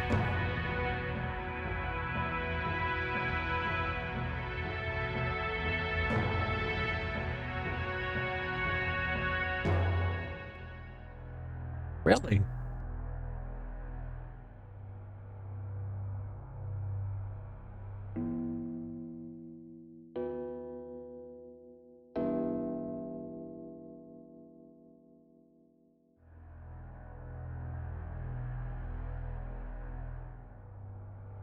What? Oh.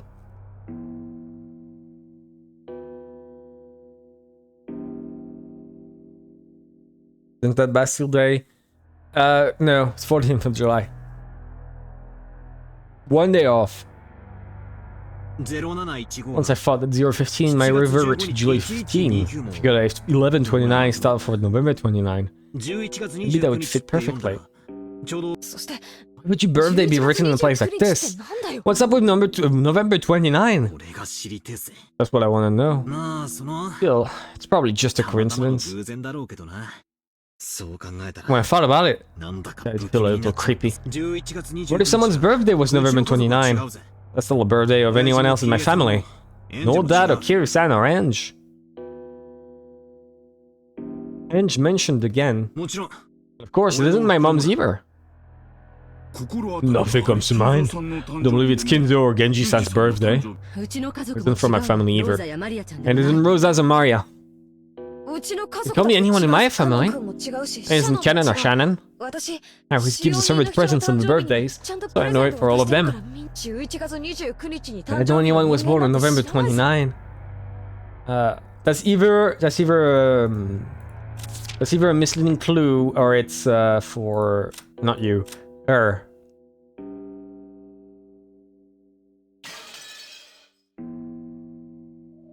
Once we started imagining that the 8th digits weren't meaningless, but actually two digits written together, really started to look that way. However, extreme meaning may be something completely different. But maybe no meaning at all. Anyway, since we don't have any real clues, probably pointless standing around here worrying about it. The inside of the parlors was much more important. This morning, behind each of the doors with a magic circle drawn on them, had been the body of a victim. So if something new had been added to this door, does that mean something new has been added inside the parlor? When Eva tried to open it, she felt the resistance to the lock. She immediately took out a master key and put it in the keyhole.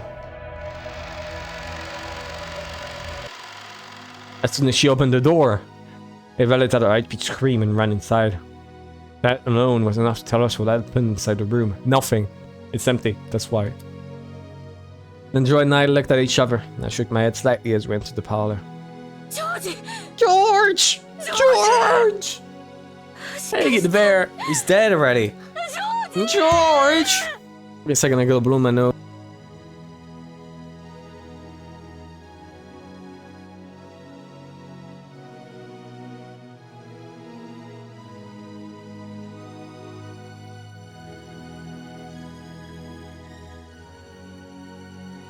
I may take a break to clear my nose because it's tough and really annoying. Not yet though. We're at the end. Ninja, quickly! George lay there crumpled alongside Shannon's corpse. His chest was stained bright red, judging by his still opened eyes. I had to say it to Eva, but I couldn't pick up any signs of life. His corpse was found in the mansion's parlor. The weapon used on him is assumed to be a gun or spear-shaped object. In exchange for his soul, the witch gave 8 numbers. 07151129. If you say it, the old golden land will be opened.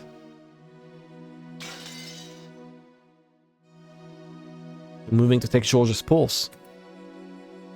Dr. Andrew shook his head, wordlessly, reporting that George was dead. Dr. B. True, he'd be like that. Brushing him aside, Eva once again crouched beside George, started crying on the top of her lungs. With brother's death, one thing is certain. The murder suddenly ended on the 8th twilight. The epitaph was being carried out in its complete form, including the 9th twilight, and none should be left alive. I was really starting to lose track of things. For some reason, Eva's half-crazed cries actually made me cool down. Crestfallen and exhausted, I flopped onto the sofa and plucked my feet on top of the table. Maybe all these murders numbed my heart.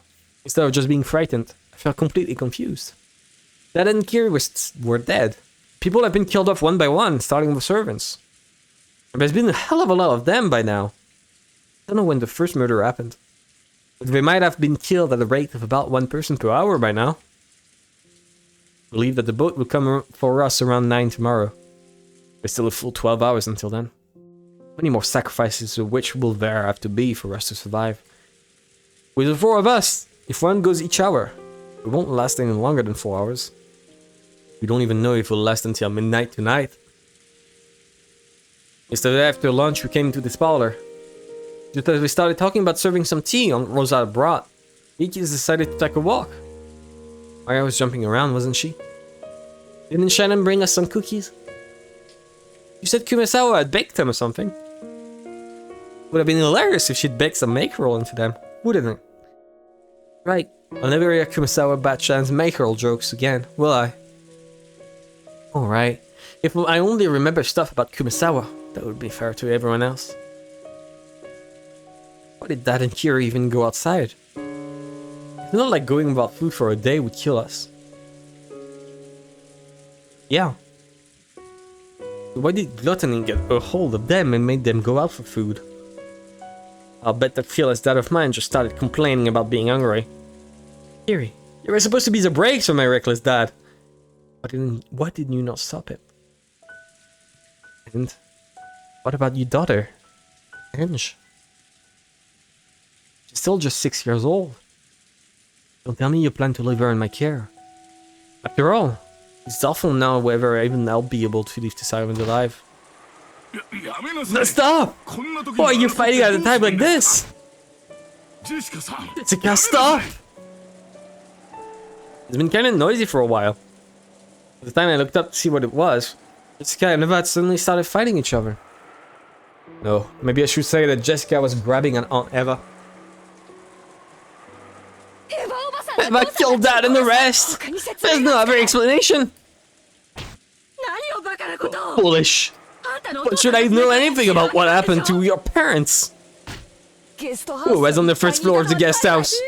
Eva! Dad and Mom were in the first floor lobby, along with her! Who was left alive? Only Eva! Why? It's obviously because you're the culprit!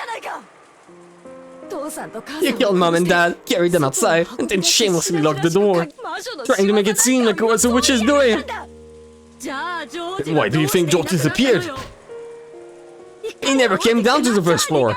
Did he disappear from the second floor? It was on the second floor. You people were, right? I mean, he said he was bringing coffee to you, Eva. That's not a good excuse. You knew, didn't you? You knew that George slipped out of the guest house. And you brazenly acted as if you didn't know anything. If you stopped George, it'd be... I said stop. Jessica was in the cousins' rooms the whole time. Eva was in the first floor lobbies the whole time. Neither of you is responsible for anything. What we have here is simply the sadness of losing family members. The culprit is no one. Nowhere.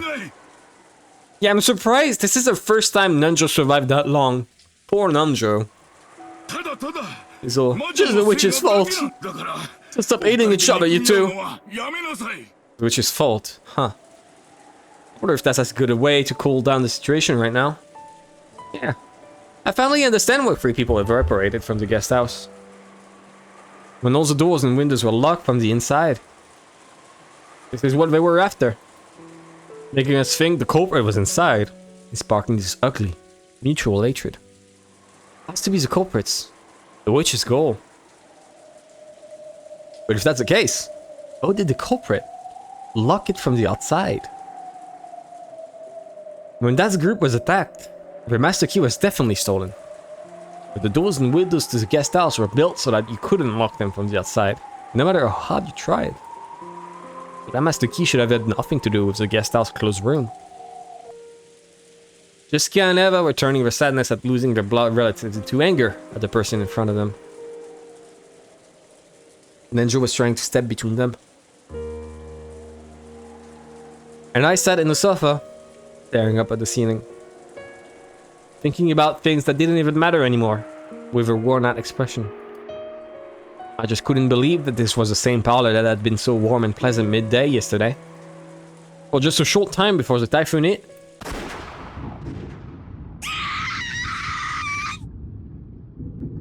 What? No! What the fuck? The sound of a gunshot shook me out of my half-asleep trance. Smoke was rising out of the barrel of the gun on Eva held. Jessica had fallen off the floor, covering both of her eyes. Eva and Dr. Nenjo were looking down at her in shock. You okay, Jessica? Jessica! It hurts, it hurts, it hurts! What the fuck? It wasn't my fault.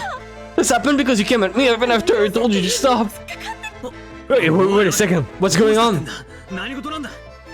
Did Jessica grab on Eva, which turned into a scuffle? Did they stop fighting over on Eva's gun? Did some kind of impact cause the trigger to be pulled? I didn't know if the bullet grazed her or if she'd been burned by the discharge. But either way, Jessica was covering both her eyes, screaming, it hurts, and rolling around on the floor.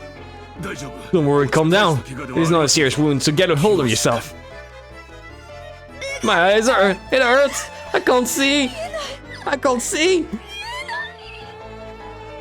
Nenjo let Jessica borrow his shoulder, saying that he would tend to her in the servant room. The room is mentioned at the bed and a first aid kit, and was able to function as an infirmary. Damn it! You killed Mom and Dad! I'll kill you! I'll kill you! It wasn't me! It wasn't me! Jessica, you located the wound. Don't move about. Let us go to the servant room. They continued to curse Eva as her parents' murderer, and that Eva couldn't conceal all trembling at the fact that she had pulled the trigger, even if it had been an accident. It wasn't happened. It happened because that kid jumped at me. I didn't kill anyone. More importantly, who killed George? That's right, who killed George? George! It isn't my fault. It isn't my fault. Well, wait a sec, Eva. Better go off on your own. I do not know if it was because Eva couldn't bear a mistake, or if she'd given up control of her body to anger the person who had killed her only son. I mean, it's not a serious wound because she's not gonna die. And also, the last thing a doctor should do is tell, oh, that's really bad, to someone who's panicking. This is the same thing as to why a doctor never tells you it's gonna hurt when they bring a needle to your forearm. Even if it will objectively hurt to have the needle inserted. We always say it will only be just a moment, or it won't hurt that much, don't worry. Because otherwise you brace for pain and you like amplify it in your head.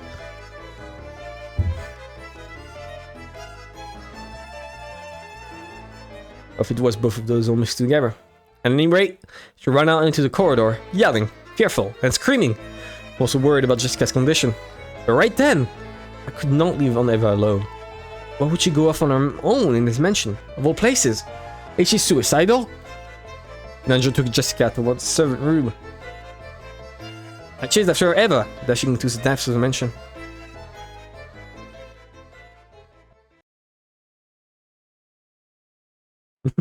True.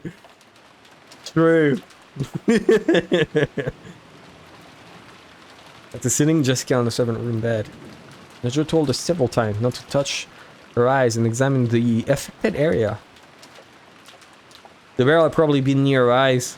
There was a possibility that the flames of the discharge had injured her corneas. There was no threat to her life, but it would probably be necessary to take her to a doctor as soon as possible. Nenjo applied the emergency first aid, covering the affected area of the eyes and wrapping it with a bandage. As a result, Jessica completely lost her field of vision. But okay. The wound may hurt or hitch, but you must scratch at it or rub it. When tomorrow comes, let us go to an ophthalmologist as soon as possible. Bitch, she really was trying to kill me. If the angle had been just a little bit off, I would have been killed by now. I'll definitely turn her in to the police. Well, Eva wouldn't do such a thing. That was an accident. You called it an accident? She killed Dad and Mom. There's no way any 90th person or witch exists on this island. There is. I already brought it up multiple times. She's behind everything. She was the only one on the first floor of the guest house. George must have seen her kill Mom and Dad, and she killed him to keep him quiet. It's the same with Grandfather and the servants. I'm sure she snuck out of the family conference last night and killed all of them. If that isn't the case, I'll find out about it as soon as police investigate. The police are incredible, and with powers of discernment, there is nothing that cannot be understood. There is no need for us to suspect or anyone. The police will resolve everything. So for now, Jessica, you devote yourself to resting your body and keeping your eyes safe. Of course, if you wrinkle your forehead too much, we'll do nothing for your eyes, not to mention your beauty. When Jessica's abuse of Eva reached a crescendo, she actually started glaring instinctively at the pressure on her eyes that hurt her. Jessica herself realized that the more she talked, the more the wound would hurt. And regardless of whether she'd overcome her suspicions of Eva, she regained her composure for the time being. She killed them. Dad and Mom. And Shannon. And Cannon. Cannon! She heard that Cannon had been killed in the chapel. Jessica still hadn't seen his face after he had died. Jessica was no less fearful about the fact that she was blinded. More frightened that the police would carry Cannon's body away while she still couldn't see. And that she would never have to say her final farewell without being able to look at his face. Or two. Okay. I wanted to see if he had like stabbed in the face. That would have been very bad. Her anger at the culprit, and her sadness at the death of the person she'd liked. Those mixed emotions started her crying. But right now, tears were actually painful for her, so she wasn't even permitted to leisurely remember his face in bygone days. Jessica could do nothing but sit on the bed and let her head droop, withstanding the pain.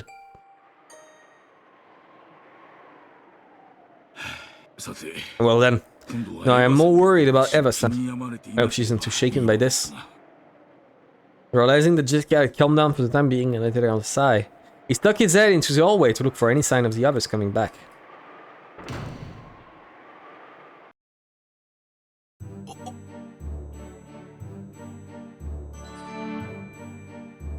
Then, their eyes met. Nanjo, unable to understand who this person was bewildered for an instant. Hear that people who have lost the power of sight have zero anti-magic power and magic resistance power. In other words, you're an isolated pawn right now. I understand what that means. What did you say? Nanjo had no way of understanding who the person in front of him was, much less what she had just said. Dr. Nanjo? What's going on? Unable to see, Jessica had to rely on voices alone to make out the situation. But since she heard Nanjo say something in an uneasy tone, she sat up, thinking that something bad might have happened. Stop, please! Please don't kill me! I have a sick grandchild! I mustn't die here! Please spare me! Eek! Dr. Nanjo? Nanjo? Jessica couldn't do anything except call out from her bed. Judging by the tone of his voice, Nanjo was in the corridor, confronting someone. And he was scared. Life must have been threatened just a second ago. No, stop it! On the name Twilight, the witch shall revive, and none shall be left alive. The witch pointed at the end of her gold staff at Nanjo, even though he didn't know what she was planning to do.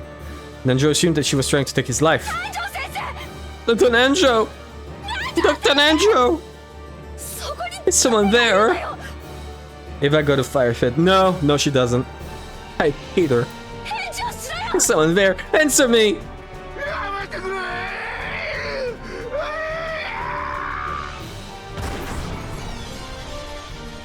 Bang. The sharp sonic code. And just as sharply as the tip of the golden staff tapered and stretched, glancing into Nanjo's forehead. Jessica, who could only try to grasp what was happening in her ears, had no clue what was going on. But even so, she was able to realize that with that sound, Nanjo had died. Yes, I heard that sound too. The corpse was found no way in front of the mentioned servant room. The weapon on him is assumed to be a gun or spear-shaped object. Just said it no longer, he'd probably have managed to return alive. However, in the very end, the witch did not permit that.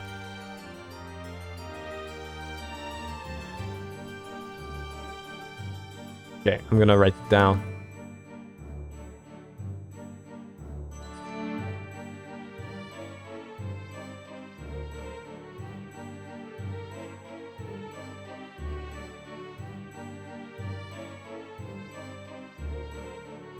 Okay, hydrate. Give me a second, I'm gonna drink.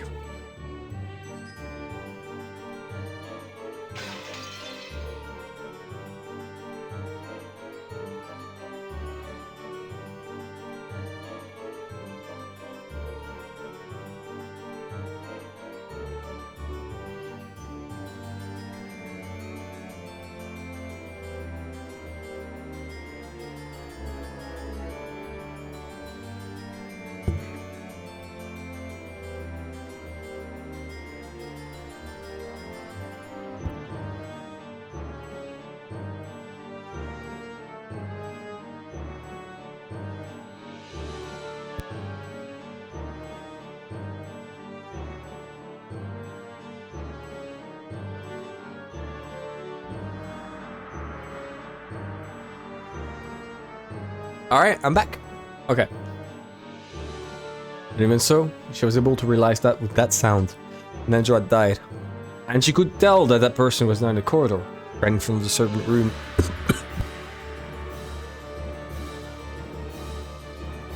Furthermore, since she couldn't see, she wouldn't be able to run away, much less resist. Knowing that she was a mouse in a trap and in a life or death situation, Jessica shuddered. Oh, Jessica! Too bad your eyes got injured. No, you can't even escape. I'm gonna play a whole lot with Ninja's corpse now. Don't get bored of that. I'll kill you next and play a bunch more. No way, if I've got you your line already, I won't wait until you're dead. I'll have a lot of fun with you before I kill you too. So wait there, shaking for a while, okay? I'll just try to imagine all the ways I'm playing with Ninja's corpse.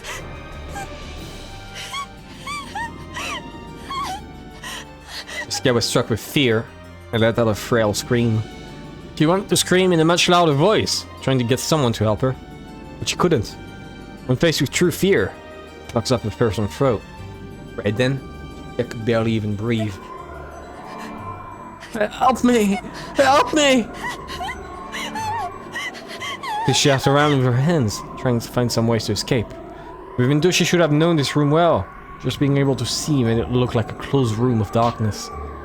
She ran into a shelf or something, and things like a candy jar and bottles fell down, hitting her on the head.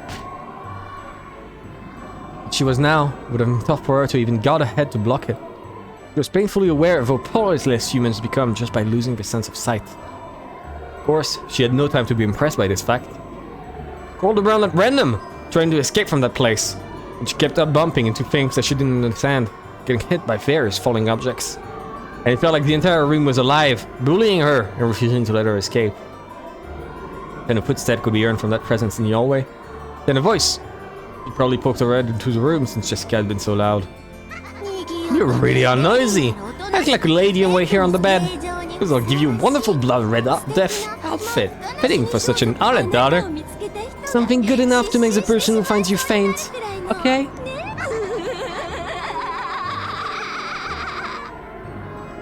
I wish she dies. I wish she dies so bad. Until just a second ago, she had sworn that she'd kill the culprit if she found them. However, she was now very powerless. She couldn't do anything except let out a scream, crawling around on the floor and bumping her head into the bed. And the legs of death. Help me! Help me! Someone help me! Dad, Mom, Butler! Someone come! Help me, Cannon! In the corridor, as the witch thought about to toy with Ninja's life, a single god butterfly secretly watched that scene from the corner of the hallway. It was Bito, who had barely escaped with her life once before. The gold butterfly softly returned to human form. It was faint and transparent like a lace curtain. By now her power was so weak that even maintaining this form was difficult for her. Right next to her, Renove also appeared. It is unlikely that Jessica will survive. course, there were to be no survivors from the very beginning. He has a grown feeling of love for Canon. I have toyed with them at times. However, such behavior was shameful for a witch. Love is a single element. Fermenting love is even more pure or sacred. For some reason, you seem to despise it thoroughly, milady. Teacher told me. Magic exists to bring people happiness. That's something I myself must have been aware of in the past. Ever since I forgot that, I stopped being a witch. And so, I lost the right to be Battler's opponent. I can hardly believe it, milady. Do you actually intend to rescue Jessica? It will be dangerous. I know. Even if I do save her, you'll become a plaything of the witch's banquet when the door to the Golden Land opens. But even so, that death would be far more compassionate than what that person would do to her. The witch's banquet still lives in a terrible way, but it does not do so more than once. It does not toy with life and death. However, that person is different. She kills over and over. She kills for fun. There is not even a trace of compassion there. I want to at least save Jessica from that kind of cruel fate. Certainly. By carrying that out, you'd probably be praised as a good witch. However, the new Beatrice already views you as hostile, milady. If you were to be seen by her again, you would not have any method of escape this time, correct? Goat Nove, obviously, as always. We love the goat. When I reunited George and Shannon, I finally understood what a witch is, and what magic is. I am a witch. I must act as a witch, and I must be acknowledged as Battler's opponent. Make Battler accept me as a witch this time around. The road to that goal may be long and difficult. However, if I do not take a step forward here and now, I won't be able to call myself a witch. I understand your feelings, but how do you plan to rescue her? There are not many forms of magic that your body is capable of now, milady. Did you not have to borrow Shaw's power, even back when you were revived, Shannon? Indeed. And for that very reason, I may be able to save Jessica. Right now, she's begging for Canon to save her. If I can borrow the power of that emotion, my magic may be able to knock on the doors of the land of the dead. Once again. You may be able to knock. However, you would use up all of your magical energy.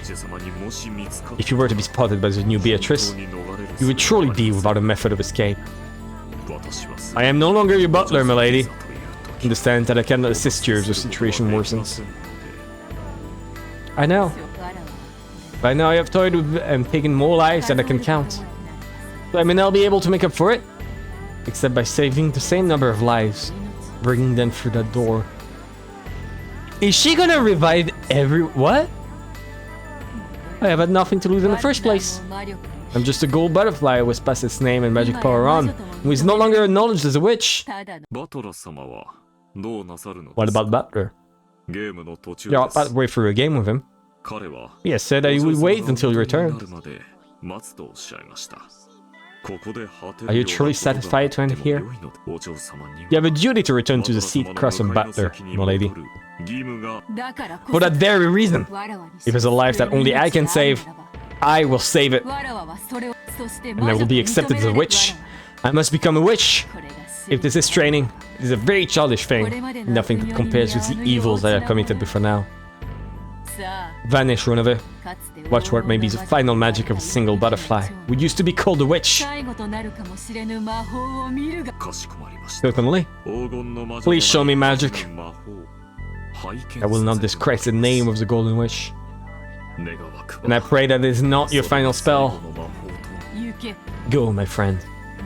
If you can find enough ink, write down the story of my foolish life, and hand it over to some fool who is about to walk down the same path. So long, Runave. We love Beato. We do! We do. She's great. I've really warmed up to her. She's great. What's happening? Why is she in the chapel? Oh, because that's where Canon died.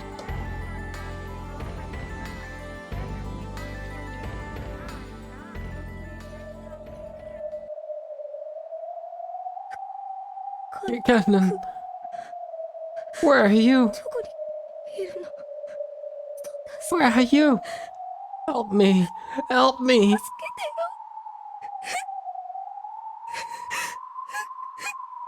お嬢様、 Milady, 僕はいつだって always there by your side. お嬢様のすぐ Canon? Canon? Into Jessica, so she heard Cannon's voice just then. She looked around with unseeing eyes, but of course she saw nothing. On the contrary, that action caused her head to hit the desk again. Cannon! Help me! Help me! はい、僕がお Yes, 助 my けし lady. ます。 I will. Help you. Cannon? You survived? This time she thought she heard his voice clearly. Jessica jumped up in surprise, banging her head against the desk once again. お嬢様、 Milady, please calm your heart and 残 listen. 念ながら Unfortunately, I am not alive. Huh? 僕はすで I've に already died. ですが、 However, that witch came to tell me of your peril, そして and she gave me just a little bit of time so that I could save you, my お嬢 lady. 様どうか Please, calm your heart even more. そうすれば If you do, my form will お嬢 become 様 visible に even to 僕 you, の my 姿 lady. が見えるようになります。 Cal obeyed those words. She shaded all idle thoughts from her head and relaxed her breathing. Of course, her heart felt like it was going to explode after hearing the voice was the one she'd liked, and that thought was dead. She resisted the excitement with all her strength. Hello! But she did. She felt as though Cannon really was in front of her. Even though she shouldn't have been able to see him with her eyes, she was able to sense him clearly. Listen, if it works, Mac. If it works, it works. 僕が Can you see me? お嬢様、 Milady. Yeah, I can see. I can definitely see you, Cannon. 確かに僕は魂だ I exist only as a soul now, だから so I cannot touch you, こ milady. うして言葉をかけ I ること cannot し do か anything except talk to you like this. それだけしかできな With い my current weak existence, 弱い存 I 在 can do nothing more than that. But I should be able to be of some aid to you, milady. お嬢様 So, we can only talk? Can't touch you, Cannon? 僕は今 I am no more fragile than smoke from a candle. 聖者である So much so that if one of the living such as you were to touch me, たちまち I would be 書き消え wiped てしま away うことだ instantly. Yeah, B2 is really good. I guess she teleported technology from the future. だからどうか But 触れようと please, しないでください don't try to touch me. 僕も Because I am also holding back my お嬢 desire 様に触れたい to 気持 touch ち you, my lady. 抑えているのですから Ah, okay. それよりお嬢 More 様 importantly, my lady, よく聞いてく please ださい listen well. 新しい黄 The 金 new の golden 女 witch has a cruel は heart. 必ずや If he only お嬢 plans to 様 make you を meet ひど with い a 目に cruel この部 fate. 屋から逃げ出し You must escape this room and 隠れ hide. なきゃ How? 私は I can't see anything. 静か僕はお Quiet. 嬢様の I'll be your eyes, my lady. 僕がかける言葉に Please move in 従って accordance with my 動いてください instructions. まず First, please crawl 3 steps from here and then stand up. 今 You are お now 嬢 under 様 the desk, my そ lady. のまま立てば If you stand here, you'll hit your head. 机の That was under the 下だと desk? 分かったよ 1, 2, 3. にスターツで You're gonna stand. お上手です Well done. 次は時計 Next, please insert face towards 9 9時の o'clock. 方はい Yes, well お done. 上 This is pretty embarrassing. 大丈夫 Are で you すか okay? Does your wound hurt? No, I'm fine. What next? I thought that it was a dream. She didn't want to wake up. And if she were allowed to, she would have wanted to take off the bandage covering her eyes and see him. However, if she did that, Cannon might vanish like a frail candle of smoke. Just like he himself had said. He was afraid of that. So she satisfied herself with just listening to his words once more, repressing her desire to see him, to hold him. Therefore, what urged her eyes now were tears of gratitude. Tears of gratitude for the god, or maybe the witch, who had again unearthed this miraculous moment. 大丈夫 Is this okay? If we keep talking like this, we'll be noticed by her. 声を聞か Will our voices be heard? 隠密の I have erected a secrecy barrier. As long as we don't make any loud sounds. Loud sounds. Loud soids. I think it's because I was reading noisily right after. Or speak noisily. No one will notice us. だから誰も That's why 僕の people 気配 can't tell when に I'm 気づけ around. ない I don't really get it, but なんだか Anyway, わからないけど we'll be fine as long as we stay quiet, right? とにかく What should I do next? どうするんだ。そのまま Please walk 10 steps in that direction. ソファーに触 You り will touch the sofa. それに沿って Please continue along that. ゆっくりと Do it slowly. Stay calm. 僕の言葉を Believe in my 信じて words. Sure. It's weird. Even though it's so scary not being able to see. Not scared at all if you're with me, Canon. そう Yes, that is the それが sofa. 左になぞ Press it to the left while advancing slowly. すぐ左に There's a テーブル table があり just to your left. すねをぶつけ Be ないよ careful うに not to 気を bump つけ into it with your shins. It was very, very strange and bizarre, he method. Even though she would have been killed in an instant if the terrible witch noticed her. There was no fear in Jessica's heart. She was being protected and guided by Canon. Someone she thought she'd never be reunited with. It would probably just be a momentary miracle. Even so, Jessica was deeply grateful for it. She hoped for too much, was sure that he would disappear. And she tried not to ruin this fake miracle. She tried to engrave this moment to her heart for all eternity. She slowly continued to walk, obeying Canon's voice. さあ Okay, if you walk 10 more さらに steps, 10歩歩けば you will exit the servant room. そしたら Then, 9時の please turn to face 9 o'clock and keep walking very ず slowly. っと歩いて右の壁に手を Put your hand on the wall to your right それに and keep on following that. 僕が I will take you to the safe そ room. こに行ったら I go there. Will you leave, Canon? Canon didn't answer. But his lack of his answer was enough to tell her the truth. なら In no way. I don't want to ここに go. いれば If 魔 you 女 stay に殺さ here, れます you will be killed by the witch. いいよ I don't mind. 殺されれば If I'm killed, I can go to the world where you are, 世界 Canon. に行けるもんお嬢様 Milady, どうか聞き分けて please listen to me. 死者であれ僕 The human world is too bright and painful for the dead like me. だから So I cannot stay for long. だからお嬢 So, 様 milady, please allow me to use what time I am allowed to guide you to a safe そ place. したら Because after that, I will stay with you until my time runs out. それが At the best you can manage, Ken. 僕にできるはい Canon, Ken? その代わり Yes. In exchange, I will stay by your side as long as ずっ possible. と I will stay with you and talk with you, milady. どんな Talk about what? どんなお話 What do you が want to talk about? カノン君が聞 I かせ don't て care くれ what. るな As long as you're willing to tell me, Canon.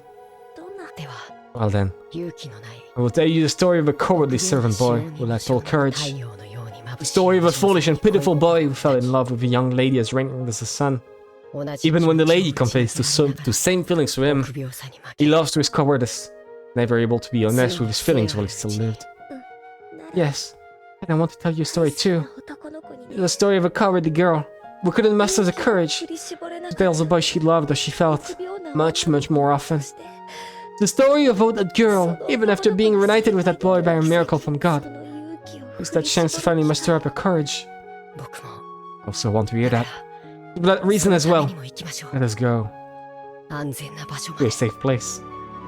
That story feels on the nose. Yeah, I don't know why. I feel like that story might be inspired by something.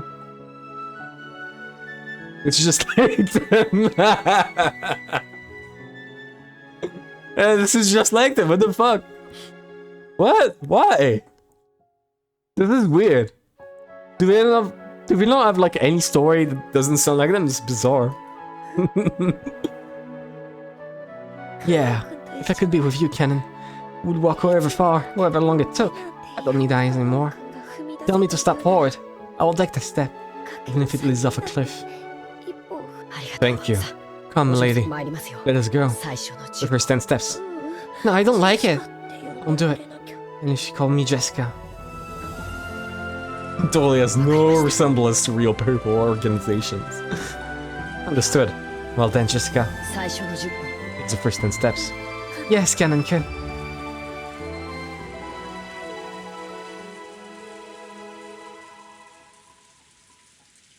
Very quietly, Jessica and Canon slowly snuck out of the servant room.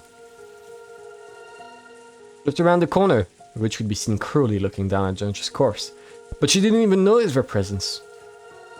There, Renove, who stood at the ready by her side, met Canon's eyes. Canon thought, oh no, grimacing, looking Jessica with his back. However, the goat Nove did not inform his master. Like down, just as though he hadn't spotted Canon in the first place. But maybe he did appear to chuckle. From a finger on one of his end, which were joined behind his back, a single small gold butterfly appeared, flying in front of Canon as though guiding him. It went unnoticed by the master he served. Canon was surprised at the magic that butterfly held.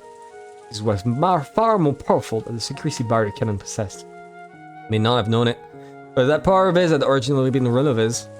Ken's ability was an imitation of that which Kinzawa had made and given to him. That butterfly of secrecy magic scattered gold scales. It grew smaller bit by bit. Probably wouldn't last long. But without a doubt, even that would buy them enough time to get them far away from the cruel witch. It's just a prank. Yeah, true. さあ、お嬢様。 Just a funny prank to reunite them together. その壁 Okay, に milady. Let's follow that wall and keep walking. Keep going. Keep going. Yeah, I can be with you, Canon. I'll keep on going on and on. Led and protected by the small gold butterfly. The pair, separated by the wall of life and death, slowly walked away towards the end of the corridor. There was no way that the evil witch could have had magic to notice their flight. Until they disappeared at the other end of the corridor, the witch didn't realize that Jessica had vanished.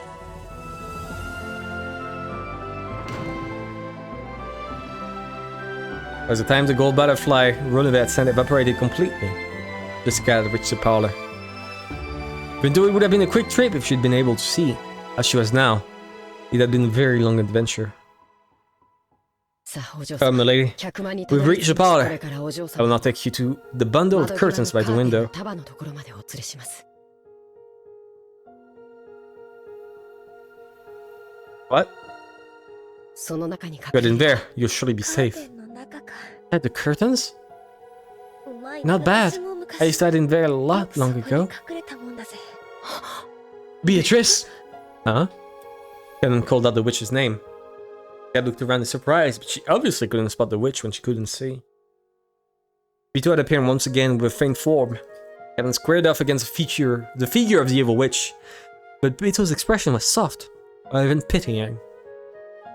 どういう I don't know what sort of whim led you to revive me, nor do I understand what you're thinking now. Ah, it was nothing more than a whim. No, this is what witches should be. It took me 1,000 years to realize that.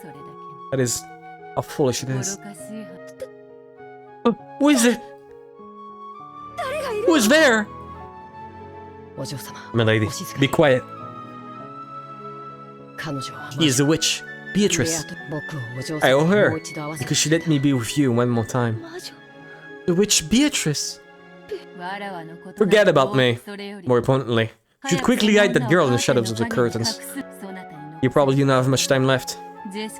You may spend it having a final conversation with Jessica. A secret meeting inside a bunch of curtains. How clever you two are. Thank you, Beatrice. Thank you for letting me be with Canon. Jessica didn't know where Peter was, so she did that while facing in the wrong direction. Perhaps because she found that funny, Peter snickered. I'll now leave this room to the power of lovers. Evil witches have no need for tales of loves. Allow me to depart. ベアトリーチ様。 Beatrice, ありがとうございます。 thank you very much. There's no need to thank me. You know that something like this cannot compensate for all of the evil I have done. 良き魔女には I offer my 感謝を gratitude to this good 選別し witch as a parting gift. 今までがどうで I don't know what has happened before, or what will happen later. しかし However, at this very あな moment, たは間違いなく you are without a doubt 良き魔女 a だ。 good witch. You flatter me, furniture. The next time we meet, I may be an evil witch who doesn't betray your expectations. And with that, farewell.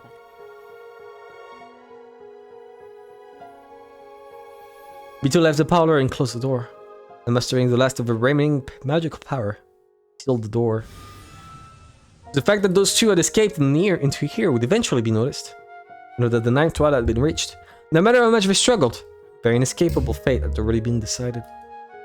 However, until that final moment, they should be given the chance to speak with each other of their love. The witch pulled out all of her magical power to protect their time together. Without no one be able to defile their time alone until the last possible moment. At that time, Vito noticed something. Their body had been detected by a magical searching technique. The evil witch's furniture had sniffed this place out. So, Orsnesh is a witch's way of doing things after all. I think that she doesn't even intend to let those two young ones speak together of their love.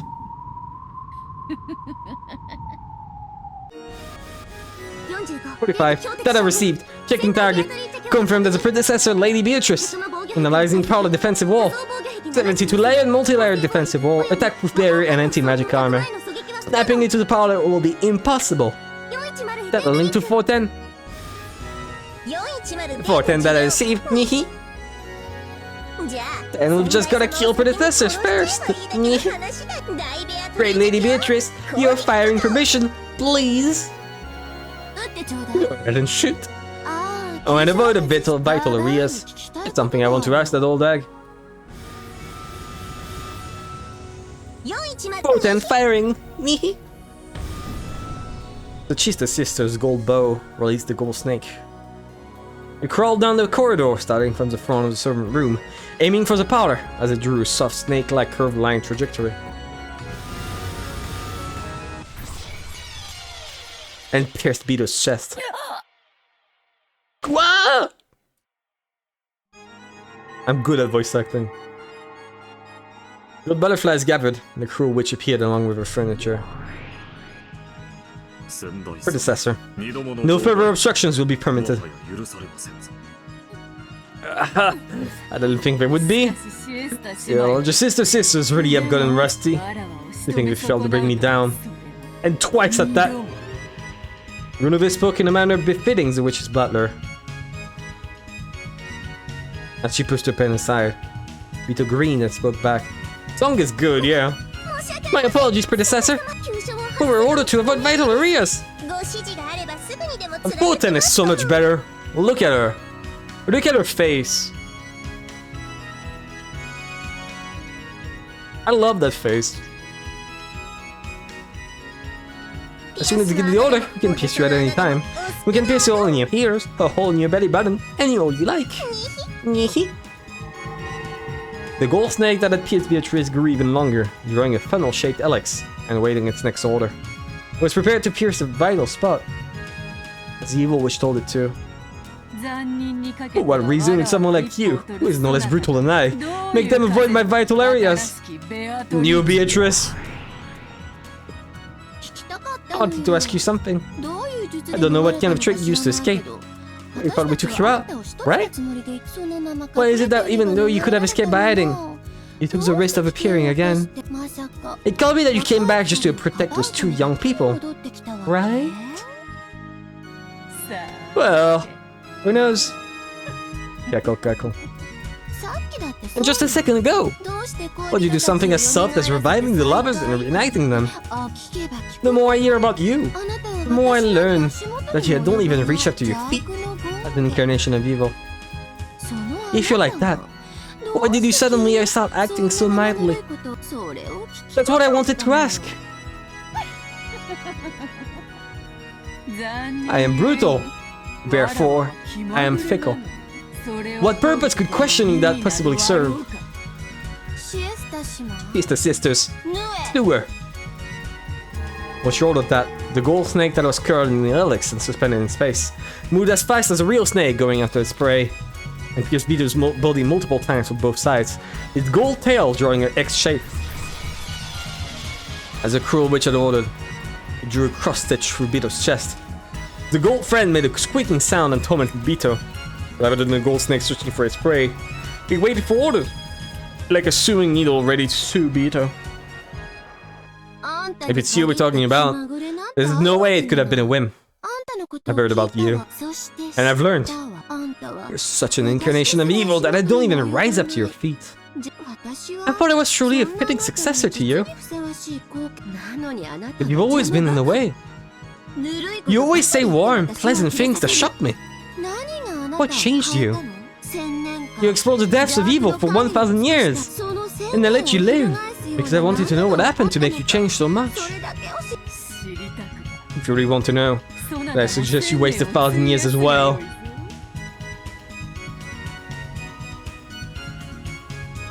Hey! Leave her alone! You would do that. Okay. Although, I have to say...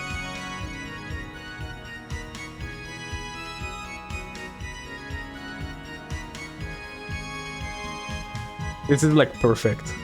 I can't not save it. I'm killing this.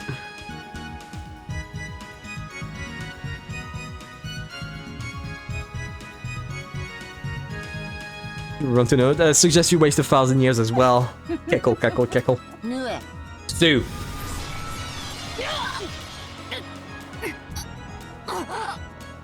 Vito's chest was once again sewn with a golden cross stitch. It tightened once again, squeezing fresh blood from Vito's chest.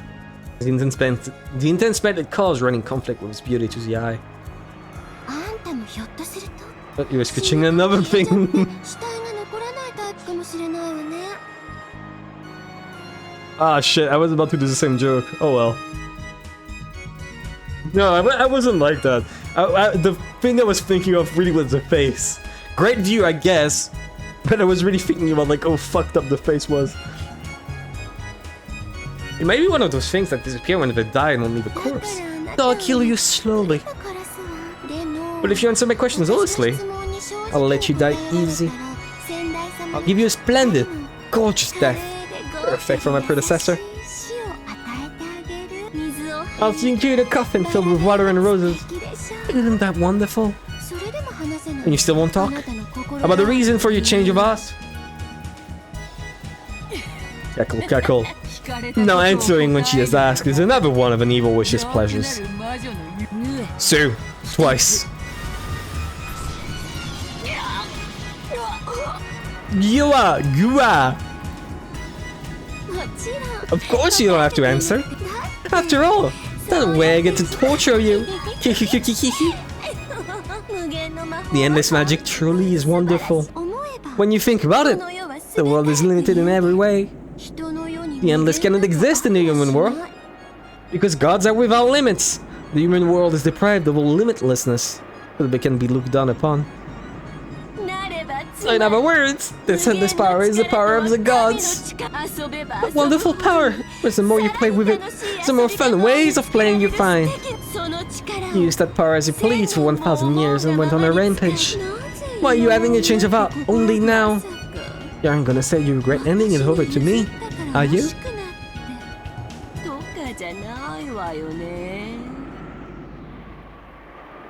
And yeah, she has a point asking some legit questions, sure. But I still wish she died. How could I regret it? The endless magic you believe in is no magic at all. True magic lies in the deep abyss that you most certainly cannot reach. Yeah, the CG again.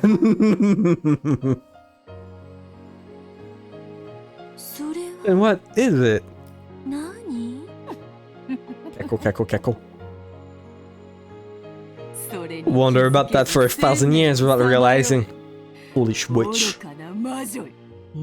2. 3 times this time.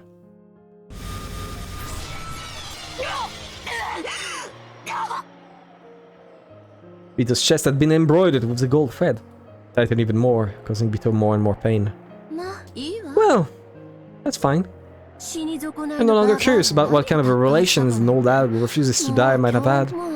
I'm bored now! I'll just kill you. If I do, the barrier around the parlor will dissolve. I'll torture Cannon just cut to death a whole bunch of times. Being able to have 2 lovers as my turn at the same time. Felt pretty fun, right?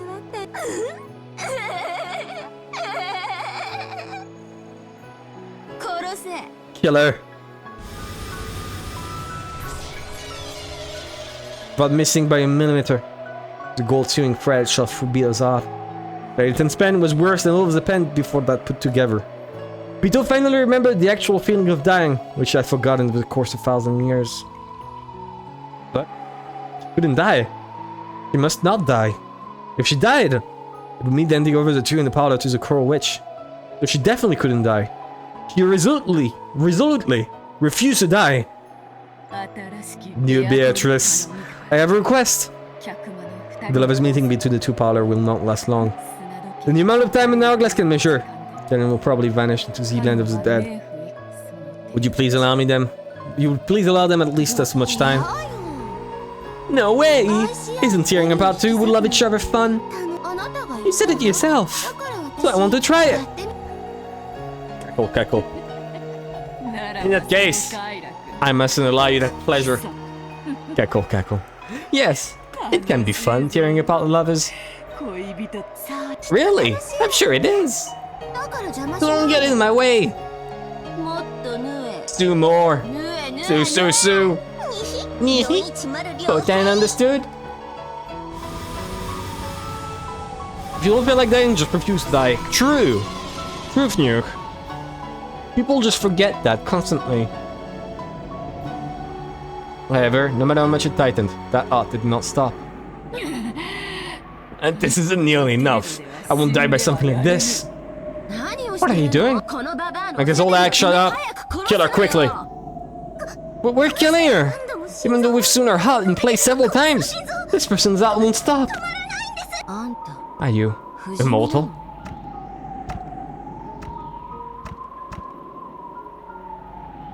Of course not. I've ended the endless over to you. Alright, we'll not beat many more times. However, if by making it be just once more, I can give the two in this room a bit more time, I'll continue that resistance for all eternity.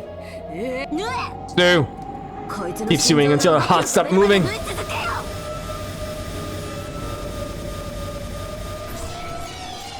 Go!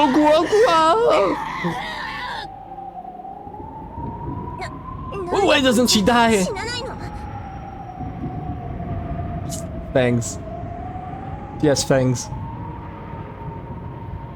Once more, I want to point out, it's impossible.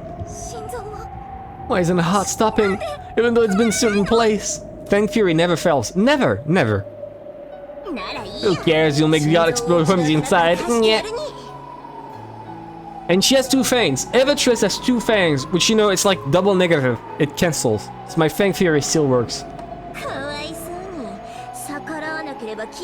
Who cares? We'll make the heart explode from the inside. Yeah.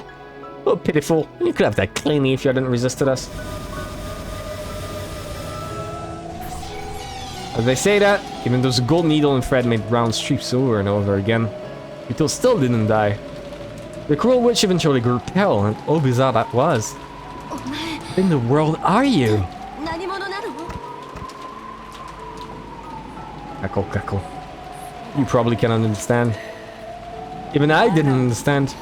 And yet, somehow or another, it seems that this is true magic. I have become the Umineko when they cry. In other words, I have now become it. I have become a true witch. I am fixing explosion center in our interior. Use preparations ready. Explode!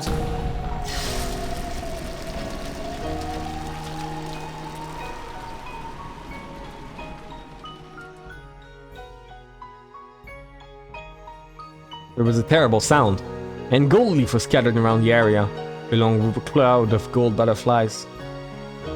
Vito's chest had opened wide from the inside. And from that, gold butterflies and gold leaf poured out, staining the surrounding area gold. Then, Vito's flesh crumpled. Like a puppet whose strings had been cut, he crushed down and crumpled. However, gold art tied by gold threads floated in the air and continued to beat. What the? Eek! Monster! Love her face. Look at that face on the left side. Even okay, the PS3 version has a consistency of never including fangs, except for 410.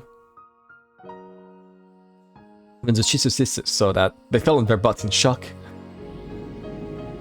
Somehow, even though Vito had become nothing more than hot, he kept beating, continuing to protect the barrier to the parlor. With an immeasurably vast magical power, impossible to measure. In other words, endless. I'm the endless witch, right? Why is this old axe still alive after all this? Just the sisters, smash that heart, quickly! It's impossible! My apologies! I can't do it! Indeed, it probably will be impossible. No number of people could crush that heart. It's definitely not the soldiers who serve under His Highness and the Dragon King. Who? In that case, an endless witch like me should be able to crush it, right? My power is that of God. I'm afraid to say that your power cannot. leave a single wound on the endless of Beatrice-sama. What?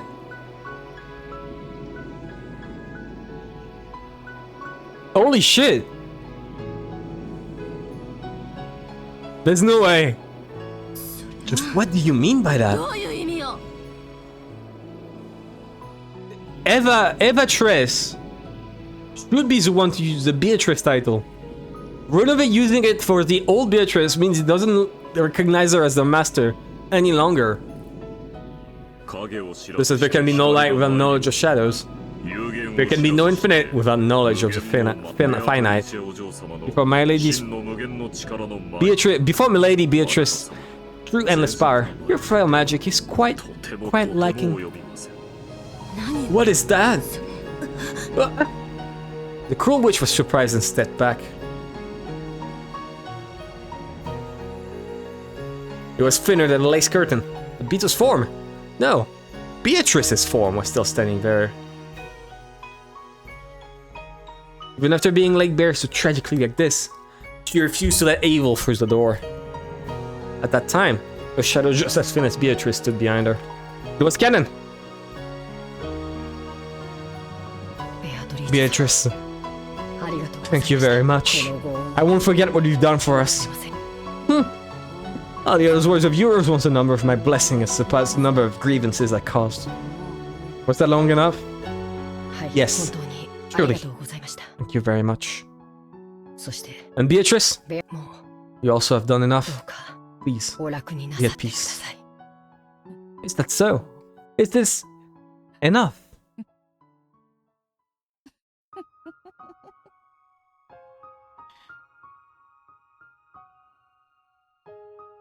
What's going on? Why are you guys calling that old guy Beatrice? Beatrice is my name, right? It's got to be, since I'm the new Golden Witch and Endless Witch, right? Oh, rude. Oh, dare you claim Beatrice-sama's name? I'm afraid to say that the name of Beatrice-sama belongs to the one crowned as the Endless Witch. Right now, you are the predecessor. Holy shit! Finally!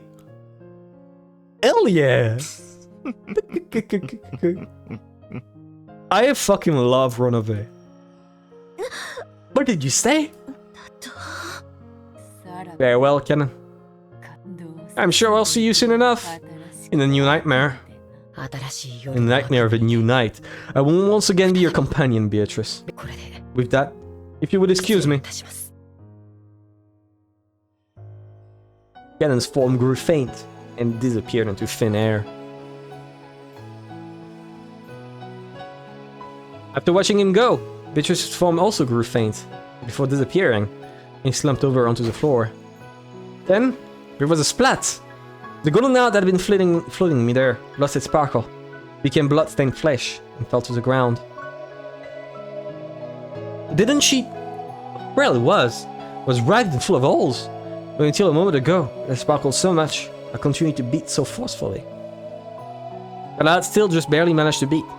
However, it was only a matter of time before it stopped. Beatrice, whose form had become fragile and faint like instant smoke, lay on the floor, steadily watching her own heart. There as a cruel witch could be seen. What do you mean, Endless? Aren't you actually collapsed in a heap right there? How can there be a finite infinity? That contradiction? It couldn't exist! This is the limit of your magic. The Endless is better than the finite. Beatrice no longer even had the will to respond. No, on the contrary, was doubtful that the words of the cruel witch even reached her ears. If you're an Endless Witch, try standing up! How's it going? You can't stand, can you? Why do you think you can't stand? It's because you aren't the Endless Witch. The cruel witch poked Beatrice's heart with her finger now. Beatrice had no words with which to respond to that provocation. However, instead of words, she returned a single expression. It felt humiliating only to the cruel witch. She had gently curved her mouth and smiled.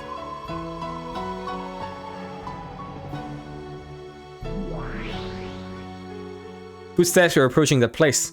There was no way she had misheard it. That rough squeaking of heels was the sound of Butler's footsteps. Butler, is it? Cackle, cackle. After talking so tough, I ended up like this. I've been trying to become the true witch to bout in my own way. Yeah, I was watching. Hey, have I been able to become a witch? Have I earned the right to become your opponent?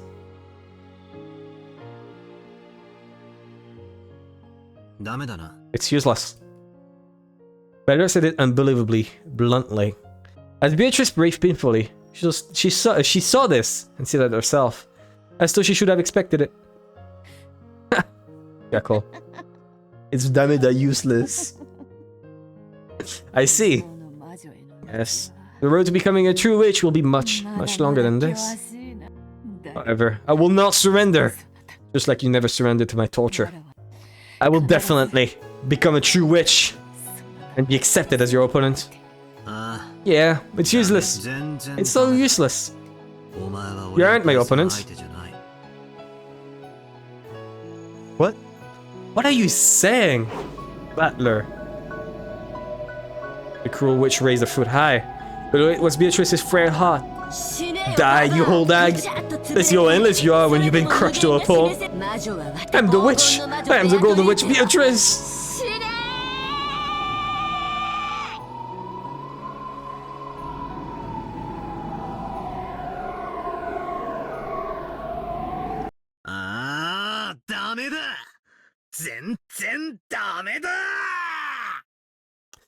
It's Battler's catchphrase! Hell yeah! Ah, it's useless. It's all useless. There's nothing better. There's no... Okay. Genuinely. Battler's catchphrase is a fantastic catchphrase, I will say.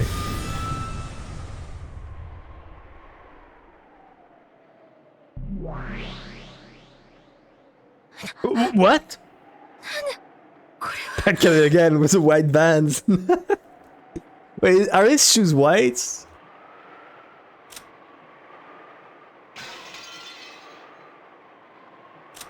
But no, what are you talking about? I have to get meta. Where is this?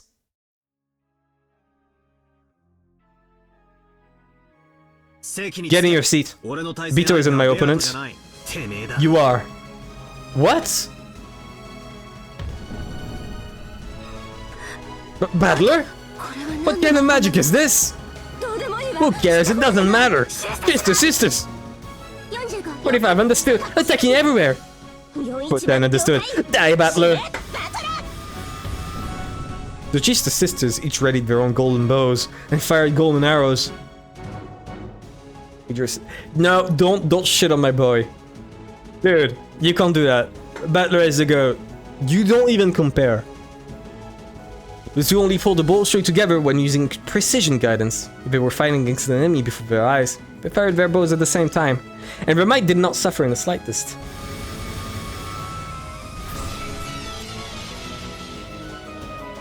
He doesn't give a shit. What? It was deflected? There's no barrier. It was deflected by resistance alone. 45. Younger than Luxus. 45 understood. What? Did I break down? I'm insane. Anti-magic resistance power. Endless 9.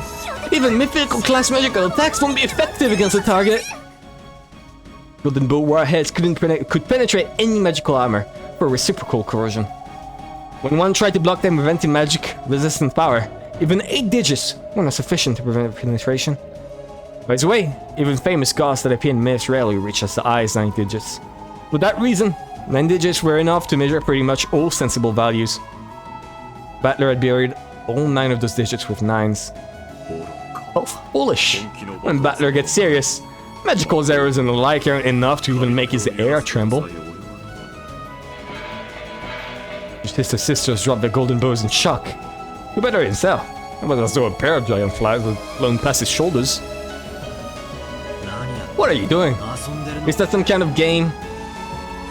Eek! Monster! Stay back, small fries. Get in your seat, fake witch. I'll tear off that mask of yours.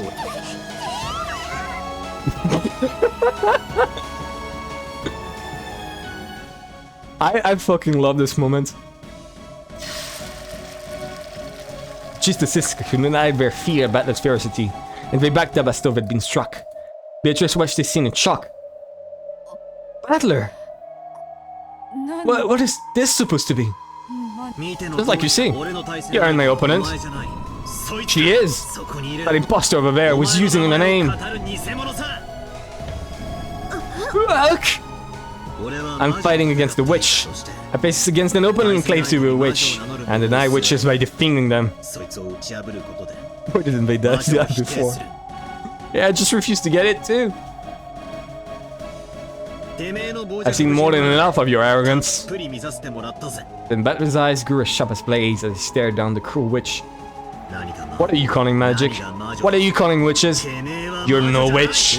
I'll rip that mask off and tear it to shreds. Virgilia, get ready to fight. Understood. Preparations are complete, so go whenever you're ready. Beatrice, stay back and rest. Indeed. You look at Battler timidly. She still hadn't been acknowledged as its opponent. Was she qualified to watch the game board from the sidelines? Beto, stay back and watch. I'll tear it off. I'll thoroughly dismantle this fake witch. I won't let someone like this call themselves a witch. You protected the honor of true witches.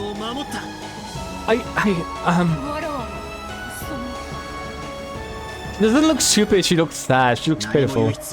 You don't need to say anything. On your behalf, I'll teach her that the name of the Golden Witch definitely isn't that cheap. Battler! Those are the general rules. Thank you, Ronabe. You get most of the rules now. I see. You can't win with magic, so you came to face off with me in a world where victory is decided by something other than magic. Foolish people. Do you really think you can win against me with twisted logic? Yeah, I do. I crush all of your twisted logic, can't ever. Not ever. That is the name of the old shell I shed. I am a true witch, born inside of her. Don't try to trick me. The true form isn't a witch or anything like it, but a flesh and blood human. The human culprit, Ushiromia ever. Virgilia, reconstruct the second twilight. Are we given the solution already? Are we given the solution? Wait. What? Wait. No, wait. That's a bit too early. Second Twilight. What happened to Second Twilight was Rosa and Maria, right? At what time did Eva find a way to do this? It would explain. Oh, she got Natsu and the others out, right? And George was bringing her coffee. That's an obvious one, right? Second Twilight. I'll make a quick guess before we give the answer, right? I want to at least make a quick guess. So the final one is solved if it's Eva. The second Twilight. Well, Rosa and Eva went out together. I guess she could have found a way. I don't fucking know. Let's keep going. I would have wished more times to think about it. I wish I had more red troops to think about it. The second Twilight, Rosa and Mario were killed in the Rose Garden. We begin by applying the Eva culprit theory for that case. Ridiculous! I'm alright, try to remember. What from the Ushiromia Hideyoshi have? What? What's this supposed to be? It's a summoning of the dead, which can easily bring back even the dead up to stand for testimony. On the opposing side, a transparent Uncle Hideyoshi was summoned. Talk about convenient. He looked as though he couldn't see what was going on here, almost like a person on the other side of a TV. Witness summons Ushiromia Hideyoshi's testimony. Come, Hideyoshi, speak. I was taking care of Eva in our room the whole time. Yeah, that's the thing. That's why I completely discarded Eva the entire time.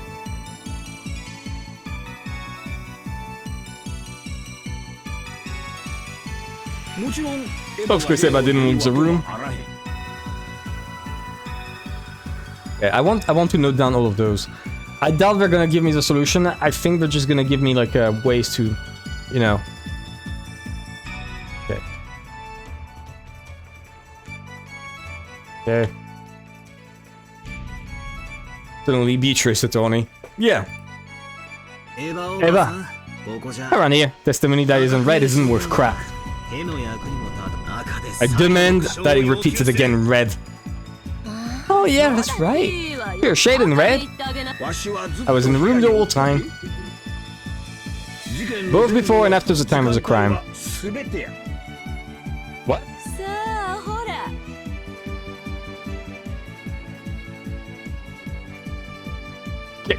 What? What? That's not what he said.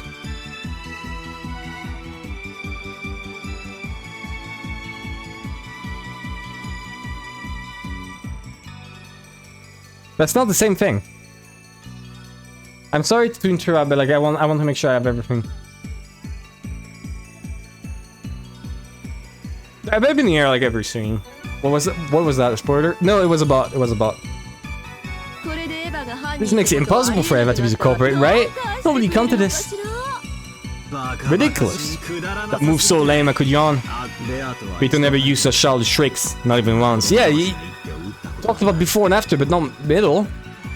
Adler. Repeat it. Eva was also in the room for the entire time, before and after the crime. She was just there to create an alibi. You made him stay in the room and stealthily snuck out. If that is true, this guy should be able to say so in red. I refuse to repeat it. Hideyoshi's evidence is sufficient. There's no need for me to repeat that, right? There's refused. You need show no mercy. This is check. They're actually giving us the answer already. I assume the structure would be like episode 7 would tell us the answers to episode 3. What? They're giving us the answer?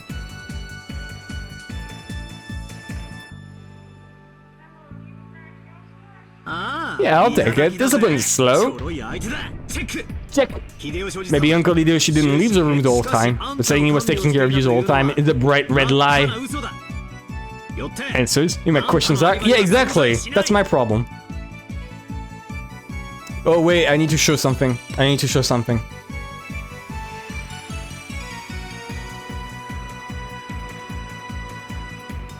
I posted this on the...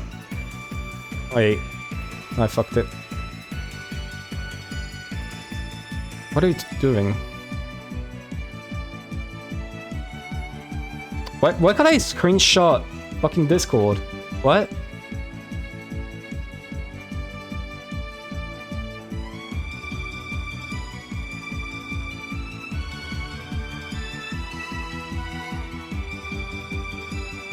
I want to share what I posted right there.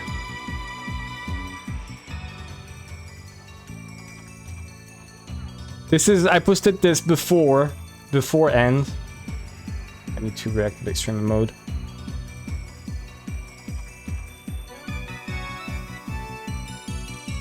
Here we go. Good day, lads. Seriously, what the fuck, clap? I posted this on Discord. Right there. That was way before this happened. That was like one stream before. But this is happening right now.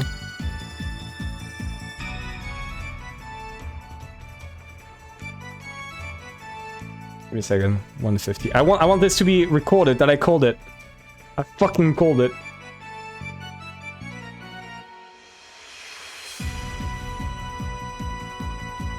Guys, keep going. No alibi exists for you. You had a chance to slip out of the room and kill only Rosa and Maya. If you think you can dodge that, try fucking in red that Eva didn't even take a step outside of a room. You can, right? Checkmate. What the hell? I don't get it. Sorry, Eva. Even if you aren't used to the rules, beating you up and down with all your strength is how this game is playing. Right, Vito? Indeed. The witch side resigns. Let's continue on to the next game.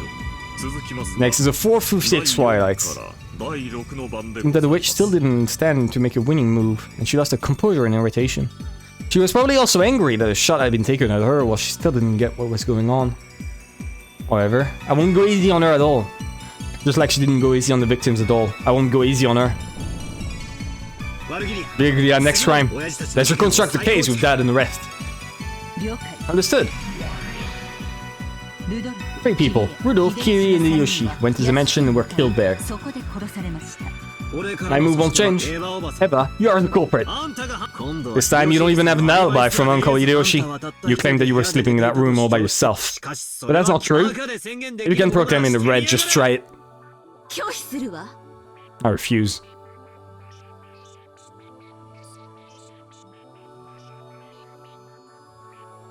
I'm also gonna note it down.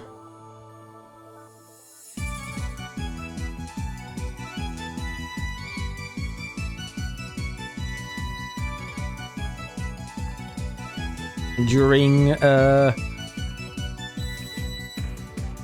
Kiri, Rudolph, Hideyoshi.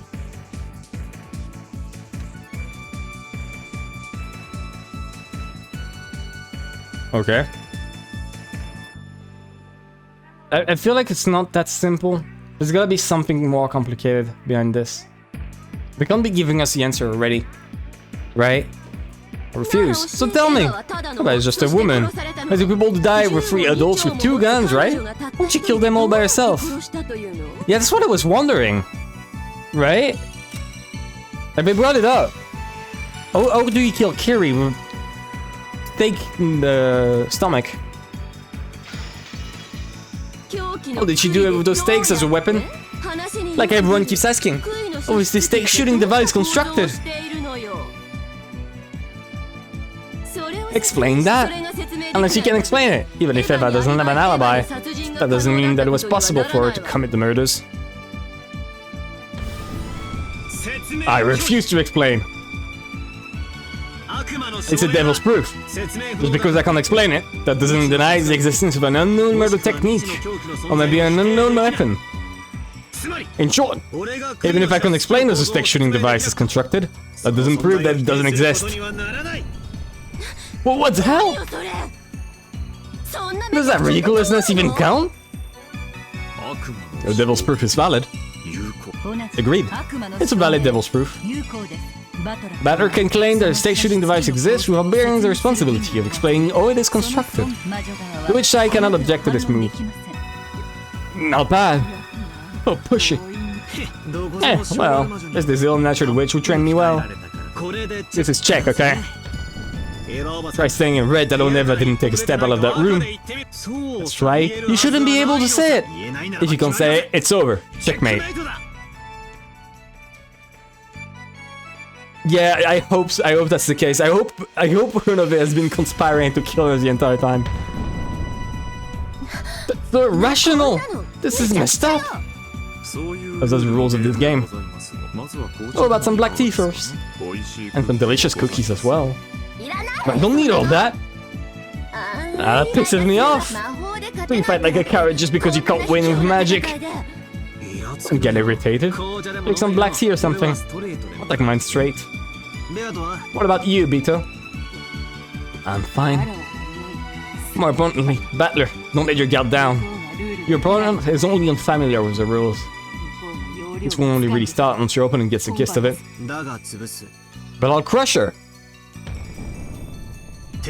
I'll thoroughly crush her. Because she isn't a witch. If I accept her as a witch, all stubbornness will come for nothing. I don't care what kind of irrational argument or twisted logic I have to use. I'll crush her with all my heart and soul. But aside and stuck with Yaba corporate terror, explain Cross and Natsui. Different finite Twilight in the exact same way. At the same time, there'd be no one on the first floor except for Eva and the victims. As before, no one could establish an alibi for Eva.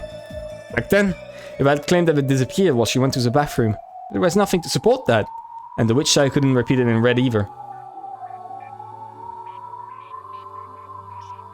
Okay.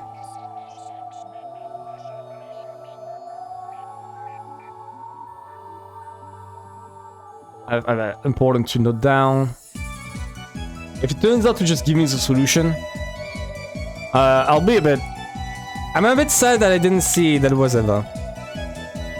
Like, I'll say it, I did not believe it was Eva. The entire time. I was like, nah, it's too obvious, right? It can't be Eva. Right?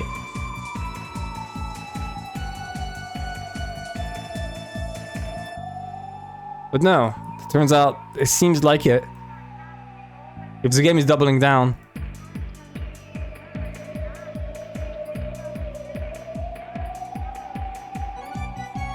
Okay. The witch side asked once more, or Eva could have strangled both of them at the same time all by herself. But of course Butler splendidly counterattacked that by refusing to explain because of the devil's proof. Under the storm and stress of Butler's spirit, the witch side was completely swallowed up, having to resign 3 times during the short period of time she had to grasp the rules.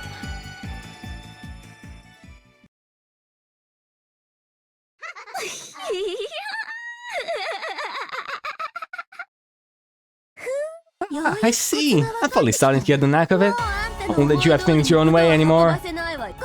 This time, let me take the initiative. Anyway, we construct the 4th through the 6th twilights. Pick out Ushiro and Yakiri. And now let me return to the murder of Rudolph, Kiri, and Yoshi during the 4th through 6th twilights. What is she thinking? Why would she return once more to a situation where she's lost?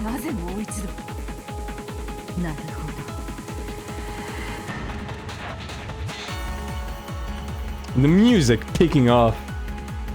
I see. This is an unusual attack, and one you do not use. Be careful. Merlin in Twitter back in 1984. At the time, the survivors were barricaded in the guest house. They didn't have food, but out of concern for their safety, they were at least prepared to go without eating until the next day. However, in the end, 3 of them went out for food. That's right. In the end, 3 people went outside to get food. It's a pain, so let's enumerate and say it. Kiri didn't think that they needed food. No, they figured out about the gold. And going about food for a day wouldn't kill them. They claimed that they should not leave the guest house. Oh, that's different. Oh, that's different. That's an important one. Wait.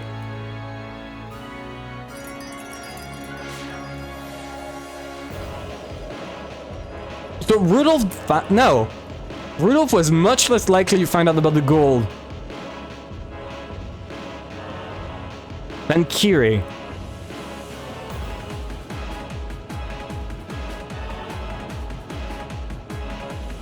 Yeah, this track is good. It's basically Arc theme, I see.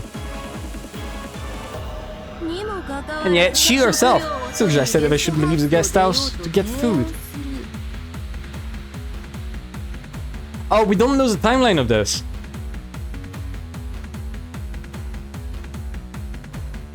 Oh, but that's different. That's not what it says. She claims something, that doesn't mean that she fought it. Right? Like, when you claim something, that doesn't mean necessarily you think it. I can claim I like Evatris, that doesn't mean it's true. I claimed it.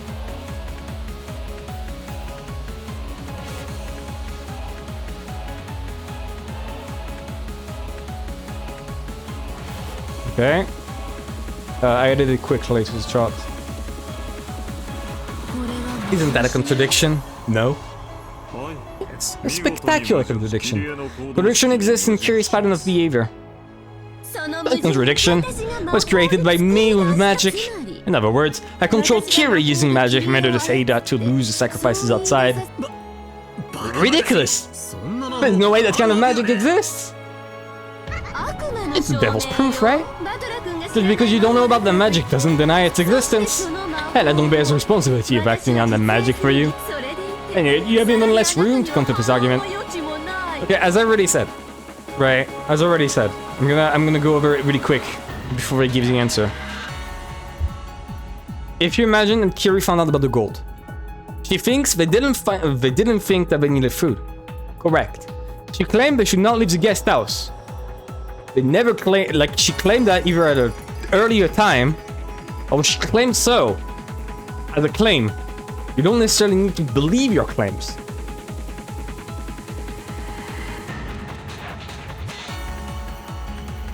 No, she's trying to find a way to involve magic that excludes Eva. Like, that's exactly what she's doing. She's saying, okay, but this is so incomprehensible, why would she do this? The answer is, like, obviously she knows about the gold. She claims to not do something, but then says, oh yeah, like she claims something without believing and then change her mind. Or, you know, there's no contradiction here. If you think that she knew about the gold, and that she was searching for something outside, then there's no contradiction. I wonder if it's okay to fight this way. Yes, it is truly a spectacular move. Batman-sama, your response if you please. It's a weird strategy she's taking. So just what is this? Just place the piece attacking Ushiyama-Kiri's pattern of behavior. As has already been explained, Kiri's pattern of behavior are saying that they should not go outside, or to the mansion, in order to get food. And yet she herself took the initiative, taking the contradictory action of going out to get food. Unless you can explain this contradiction. She will use this violent move to claim that magic was the cause. Oh, that's probably what Kiri-san thought in the beginning. But she probably thought through a few things midday. Then changed her mind and decided that food really was necessary.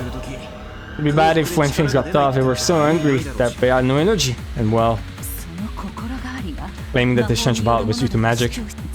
In short, while it may be extremely difficult, you must explain the reason for Kiri's change of heart. What are you saying? You're talking about the inside of Kiri-san's head, right? Yeah, also summon Kiri-san's ghost and question her.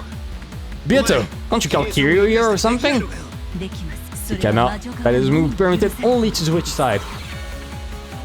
Sorry. Ah, fuck! There's probably thinking of us kids and I'm on the roll. Thought like food was necessary and they already mentioned she was on the verge of solving it. Right? Eva solved it. Rosa solved it moments after. Like, literally moments after Rosa solved it.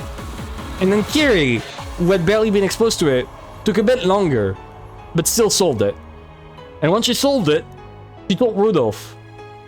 And once she told Rudolph, Hideyoshi, probably being aware of the gold, noticed there was a problem, and was like, shit, they're going out for the gold. Okay, I'll make some shit, I'll go with them for the food, I'll help them. That, or Hideyoshi genuinely was not aware of the gold, and heard that we were going to get some food and was like, huh, I'll go help them, I'm a nice guy. They all need a lot of money right now, including Hideyoshi.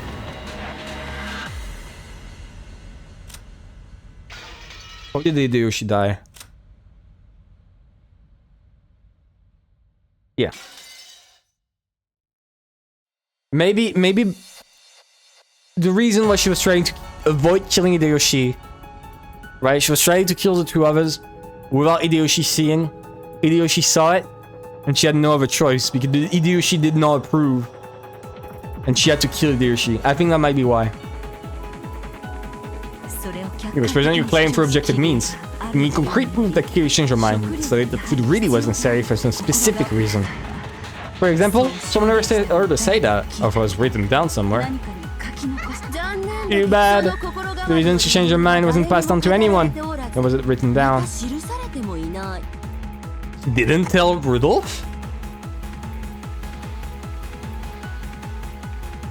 He didn't tell Rudolph.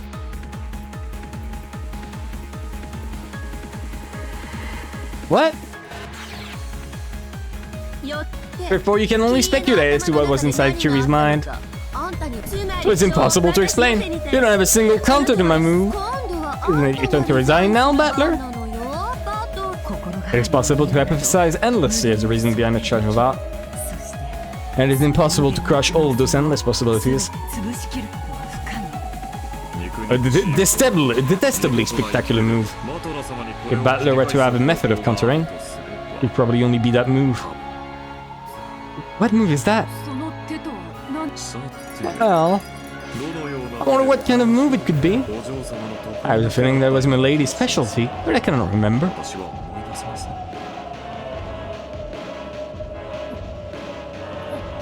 Quit being stingy and tell me. Beatrice, no answers will be given to those who stop thinking for themselves. Think in your own way. What's... I have my answer, but what's Beto's strategy he's mentioning? What's Beto's signature strategy? Is to corner from every angle, right? She finds an angle and then she pushes from it and then finds another to push from. That or she's gonna misdirect. She's gonna change the direction of this line of questioning. Like, why did Rudolph himself follow along with this? Right? Better, I think that's what Better will ask. Better will ask, what about Rudolph? What about Hideyoshi? Where did both of them go? Did you also influence them with magic? We'll see. Why don't you resign right now? I'll corner you with even more regret. Until the last instant before she died.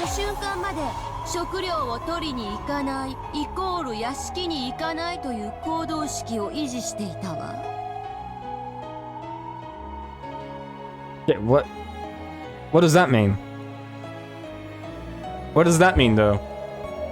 Till the last instant before she died, Yuri's behavior or pattern of not going to get food equals not going to the mansion was maintained.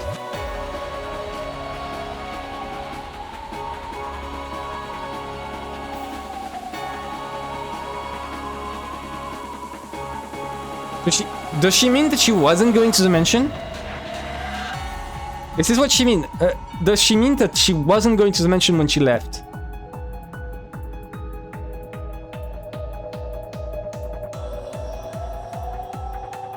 But they died in the lobby, didn't they? Wait. Okay. Wait. Idea. I think I know. I think I pictured it. I think I'm picturing it. Eva finds the gold. Eva finds out about Rosa. Like, Rosa finds Eva. Rosa is like, okay, let's share it. I don't want anything. You can just share a bit of it.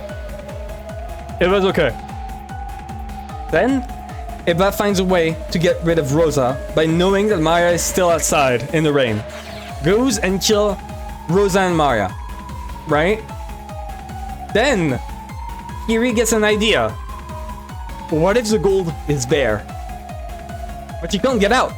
Right? Kiri can't get out. That would be too weird. Like, why would Kiri leave? So she makes up something. She says, okay, we're gonna go get food. We need food.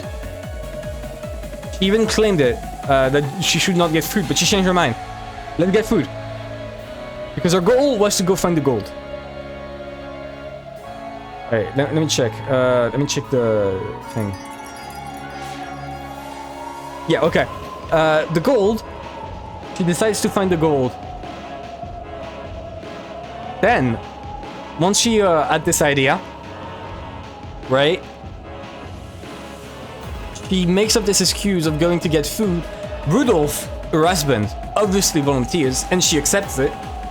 And she's like, oh, I'm gonna go an elf. Because he's a nice guy. That, or because Eva asked him to. Because then she would be able to leave without any worries.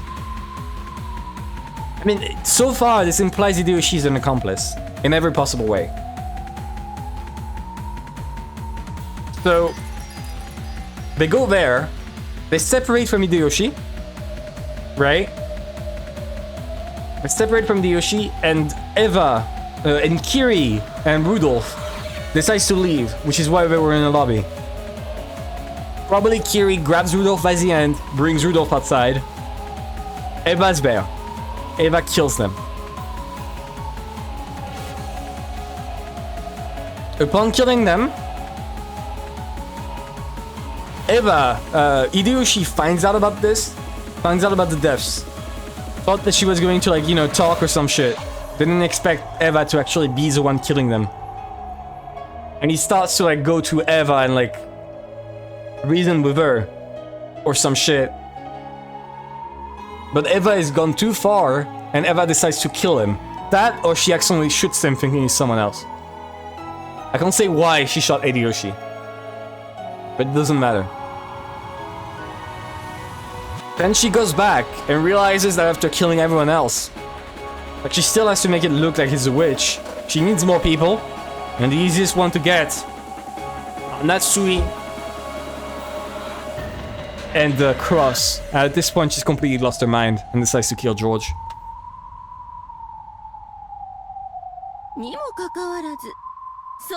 That's my plan. That's my theory.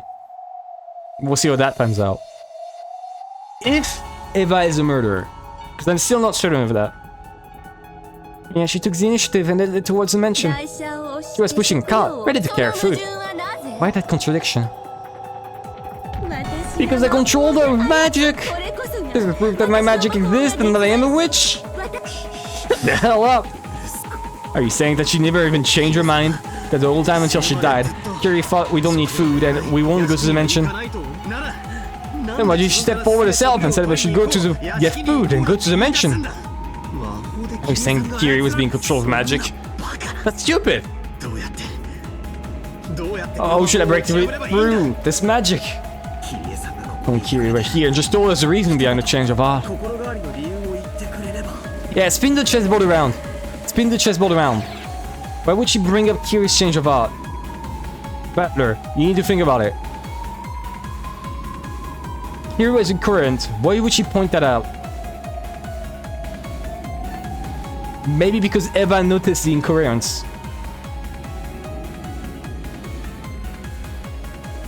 I still don't understand what she means by this. The not going to the mansion. Did she never mean to go to the mansion? I guess she was forced to go by Hideyoshi and then to separate afterwards. I think that would have been it. I've already been told in red that you never even changed your mind. What should I do? There's no move that the human side can counter with. The more I learn about this game, the more advantages the rules seem for the witch, right? Even if I lose in all of areas, I can win in just one. That alone can display the existence of a witch. In other words, Battler has no way of denying witches other than a complete victory. Oh, truly funny that even though you thought you could corner me and call me Eva, it's all been spun around by nothing more than inside of your respected Kiri-sans there, right?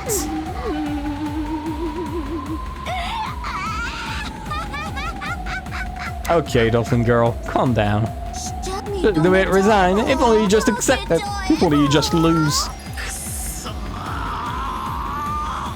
Damn it! Impossible for a human to prove. Can't do anything but guess at what the dead were thinking when they acted. Furthermore, I can't deny the magic based on conjecture alone.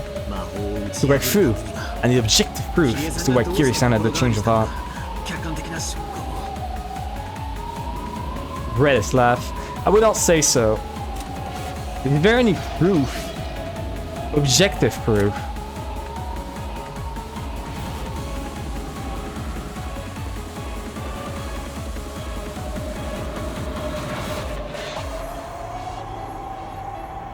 Can't think of any.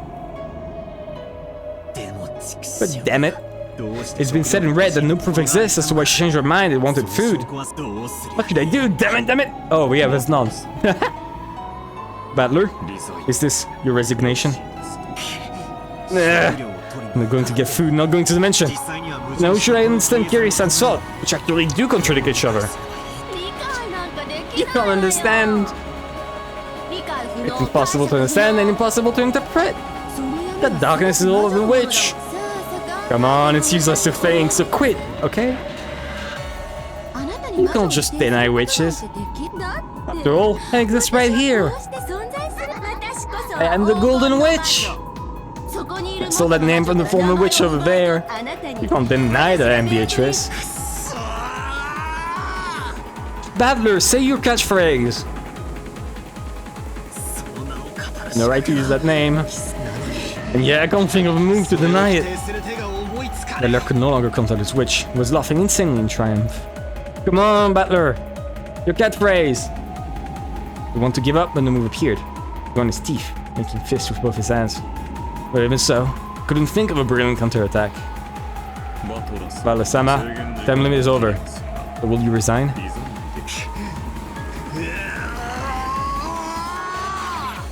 Spin the chessboard around! Say your catchphrase! Send Butler your energy! Quick! The human side has no move in response. Will resign. Wait! There is a counter. What did you say? Huh? What kind of move could possibly exist, predecessor? Would you tell me what kind of move could deny this magic of Beatrice's? You can't, it's impossible. It's a proposition that not going to get full called not going to dimension cannot be explained by itself. I will explain it with a contrapositive. Oh, right! In short, and explain it, she still went to the dimension. She had a goal other than food. Yes! That's what I brought up. This is less my specialty, impulse raving, than it is the specialty, chessboard thinking. If it was impossible for Kiri to have gone to the dimension with food as a goal, then we can only explain it by saying she had another reason to go out, that got her to go outside despite that. No, there is. If we can prove that she had such a goal, we can defeat this magic. I see. So she didn't go to the dimension with food as a goal, but she had a different goal. And she said she wanted to go and get food in order to disguise her real goal. Could be enough, it might be possible to find an explanation that way. But how? Can I flood all my excess calories? You know what? You make a good point. When this is over, I'm gonna eat a pizza in his honor. Teacher, reconstruct the scene of Kiri's death. We're gonna summon a ghost. We're inspecting corpse out to be a right allowed to the human side. Yes, there is no problem. So I'll reconstruct the scene where Ishimiya Kiri died.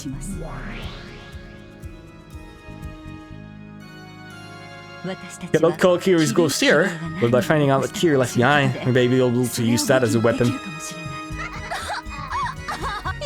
Fine, search as much as you want. There's no way you'll learn anything. I just said it in red a short while ago. Kiri didn't leave anything written down. Yeah, but that doesn't matter. Oops.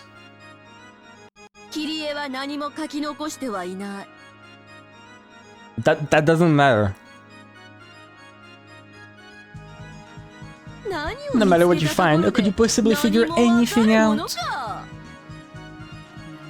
We may find nothing, but Butler is grinding his teeth fighting to think of a move to break through you. This is all that I can do.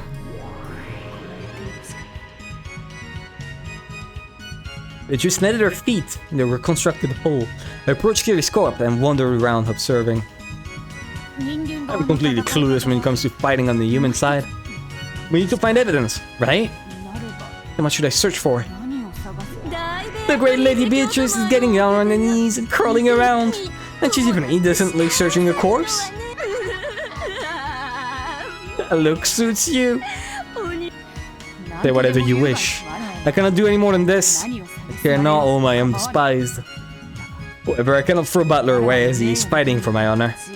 Even if I must crawl on the ground and search for dead flesh, I must answer to that responsibility. Bathed in the witch's sneers, Peter searched for Kiri's corpse. He fished through the pockets, taking what was inside out and laying on the floor. Laying on the floor was a handkerchief, tissue, a key to her house, the stub of a boat key kit, a lighter, a cigarette butt, and a single 100 yen coin.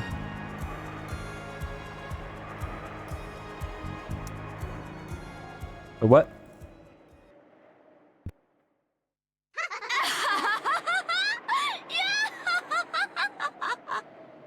I didn't mean to skip it. Oops.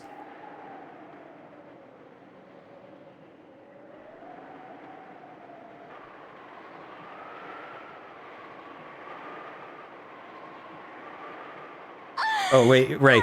There's this special suspicious subject. It'll be the wind done on all fours and being steered at. That was all she could find. Why would she have? Why would she have a cigarette butt in her pocket? There was trash bins everywhere. What? Hydrate. I'm already gonna piss myself, dude. Give it a second. I want to finish the dialogue line at least. There's that silly looking trash. What do you think can break my magic with that stuff? Worthless, worthless. Are you a moron? How can you be so lame and right after you cut in between us, talking so tough? Okay, but Okay, two things. Why would she have a lighter and no cigarette pack? 2. Why would she have a cigarette butt in her pocket at all? 3. Who the fuck is a handkerchief and a tissue at the same time? And 4. Who has a key to their own house? Right? Have you thought of that? Who has a key to their own house? The key is actually the key to the gold, not to a house. That's it. I figured it out. I figured it out. I don't got a theory. I don't got a theory. As I said, my belief is that she found out about the gold, and this is somehow related to the riddle. Maybe the riddle says, oh, you gotta burn down a painting or some shit. Something like that, right? But I don't see anything else. Like maybe, I don't know, light something on fire, or fucking smoke a cigarette, or discard money. I don't know. I'm not getting anything from this, because I don't think what's in the pocket matters. At least what's in the pocket does not matter for the discussion at end. Like, oh, embarrassing. If only you just give up and die. Which fell over laughing, then busting Bito. Bito hung your head, trying to withstand this shame. Milady? Are you finished with your inspection? Indeed. I will not find any more than this. Can you make any counter from this evidence? If not, then the sign must reside. Obviously, you don't have any room to argue back. I am a witch. You cannot break from my magic. You're no longer anything but a former witch. Loser isn't even allowed to take the name Beatrice anymore. Pile up as much trash and rubbish as you like, and just try to break my magic. You can't, right? You can't, can you? Well, why is that? It's because I'm a witch. It's because you're just a loser without a name.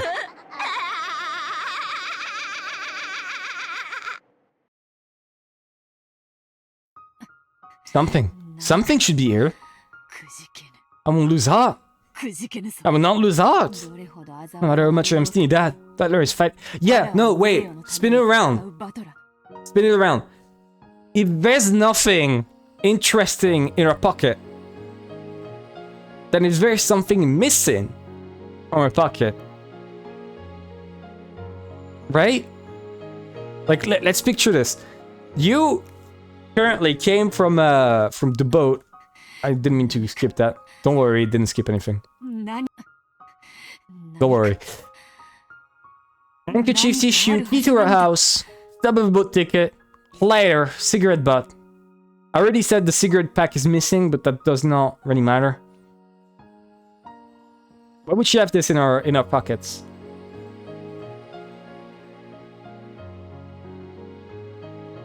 What's a stub?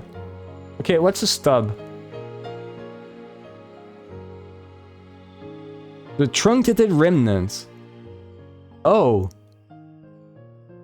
Yeah, where's the rest of the ticket? But she never left anything written down.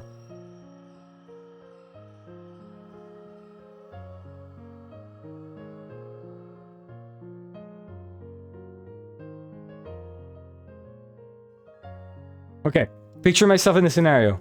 I am currently going outside to find the gold, right? To find something special in the mansion. I am not planning to get food, but I have to get food. What would I take with me? If I were to go outside and take food, what would I take with me?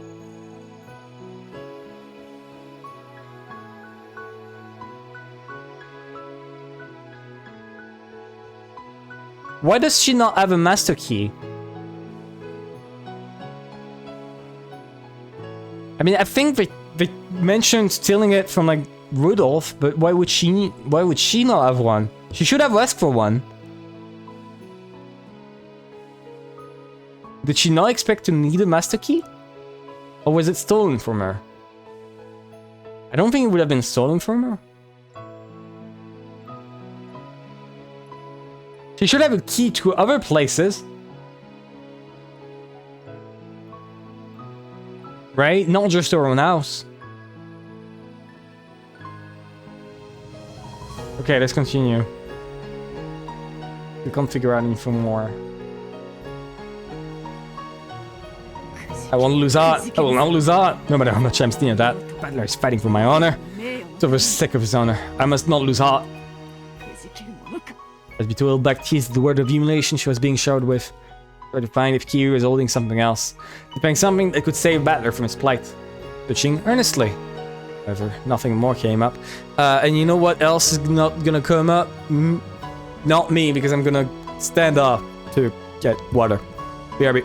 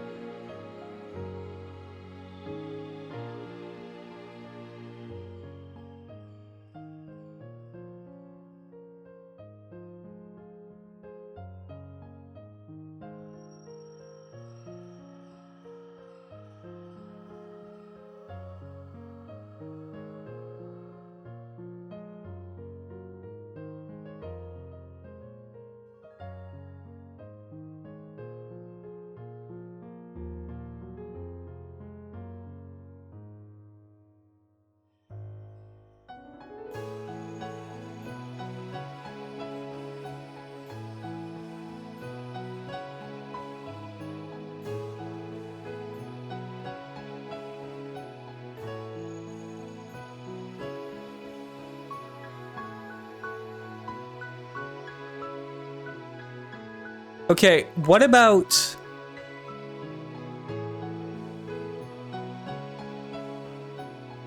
What exactly does she have again?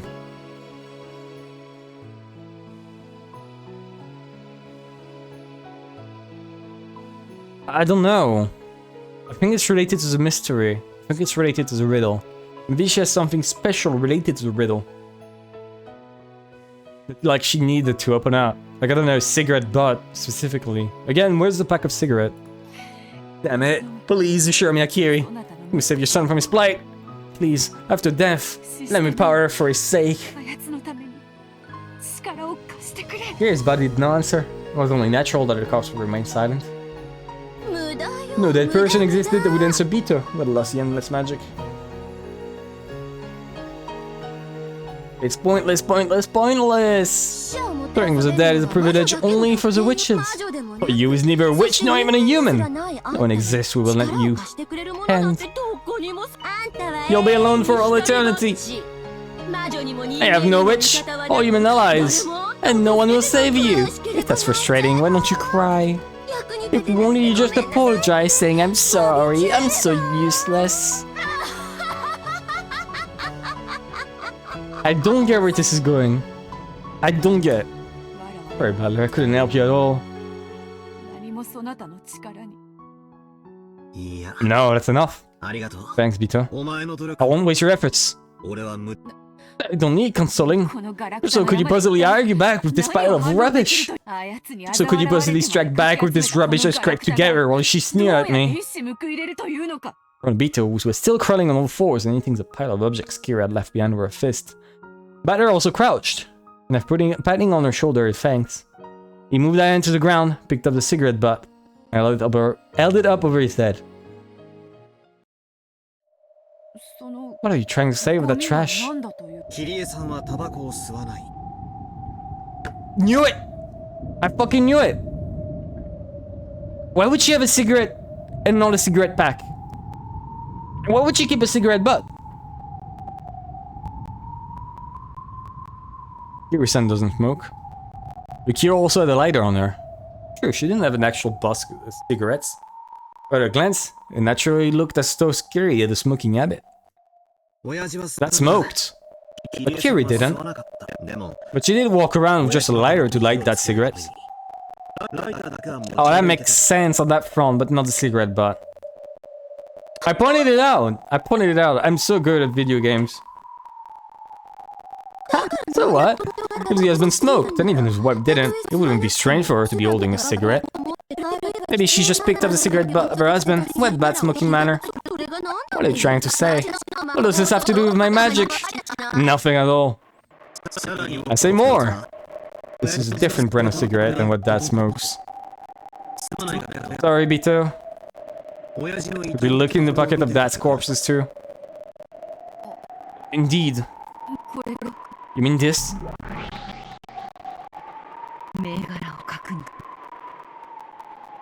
Voices are messed up on my end. Okay, give me a second. We'll do an easy thing. We'll do something easy. Here we go.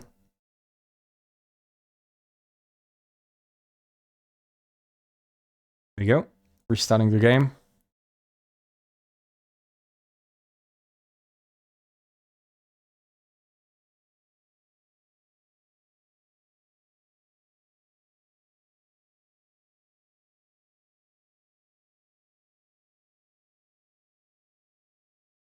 Our game is restarting, give it a second.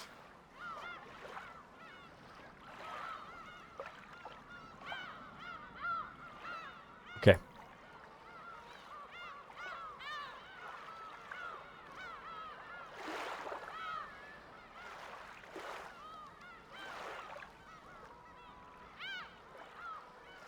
Here we go.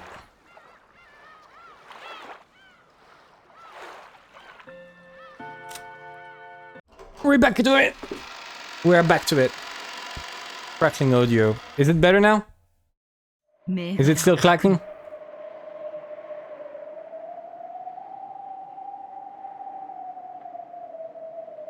Do we still have problems? Sounds good. Perfect! Let's go. Okay. Very good, very good. Checking the brand is different from cigarette butt. Cigarette butt Gary's holding is not the same brand that Will smokes. Yeah, I don't know what that means.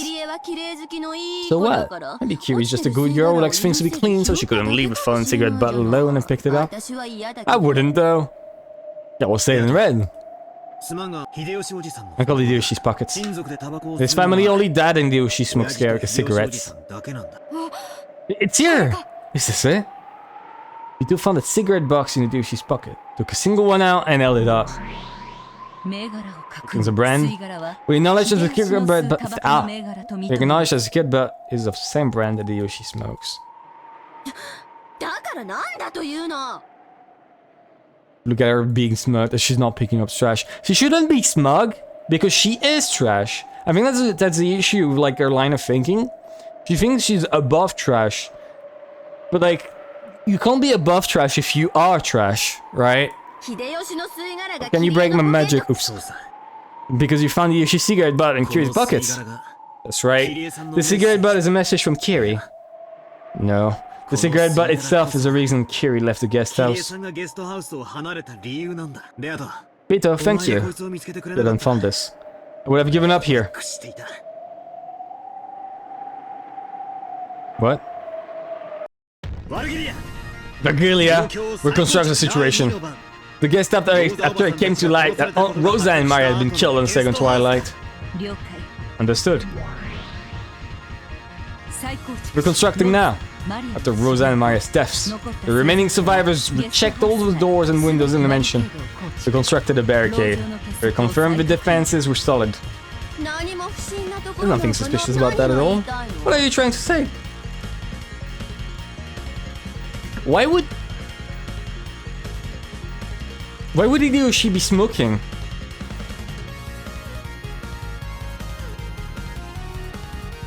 Yeah, I think that's it. I think that's the thing. If he's in the room with Eva being like sick, What reason would he have to start smoking?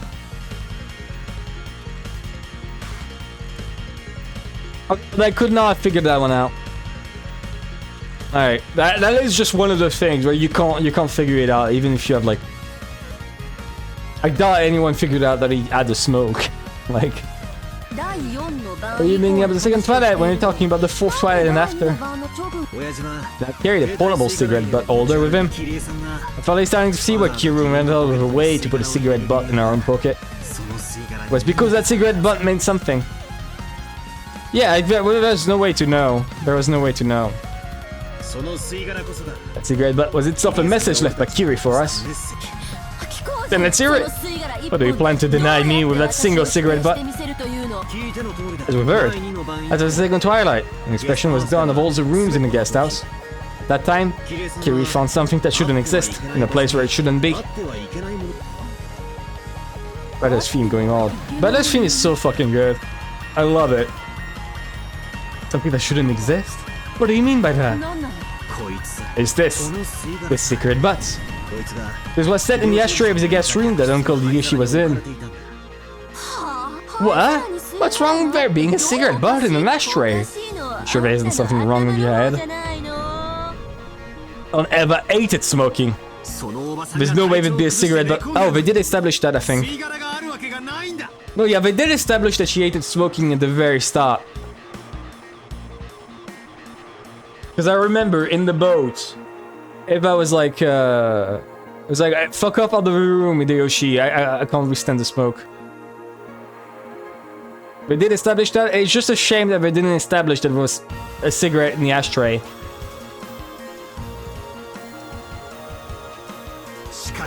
Did they establish that? Did they establish that there was a cigarette butt in the ashtray? And I just missed it.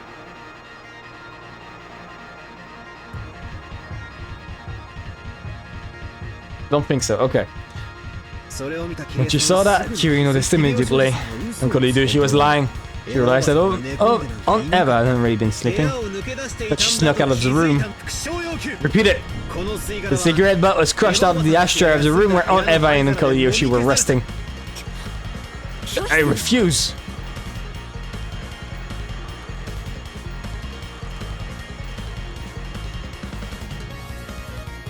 Okay, we're gonna screenshot it. Yeah, I'm guessing they're just solving the entirety of episode 3 for us. Because the meat of the story would be episode 2, right? That's the one you're supposed to solve.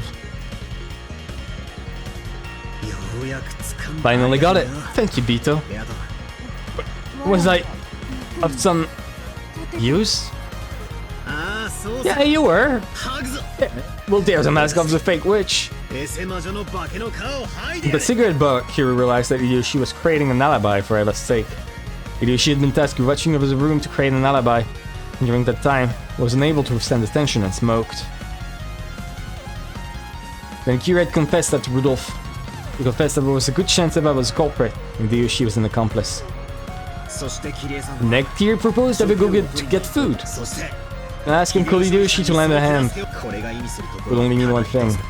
Kiri planned to isolate Uncle Hideyoshi and question him about the truth. Your Emperor's raven is valid. As to which side counters this move, the existence of the magic that supposedly controlled Kiri has been denied. What do you say? I deny it. Anyway, I deny it. It wasn't me, no. It wasn't Hiroshima Eva. If I was sleeping in the room. And try saying it. Yeah, you can't say it. You can't say it this time either. Repeat it. At that time, Hiroshima Eva did not take a step outside of the room. Yeah, I'm guessing she like assumed that she became a what's the word? A collateral. Like too dangerous to be kept alive. If he could fuck up that way, imagine how he would fuck up to the police. Right? She's absolutely not saying it. What the hell is that? I'm the one who was attacking, right? Why am I the one being attacked now? The offense and defense got reversed. The one keeps stoning you, right? The witch! Me! Why? Again! Repeat it. Ishiromiyaeva did not leave the room. There's no way you can say it. Checkmate!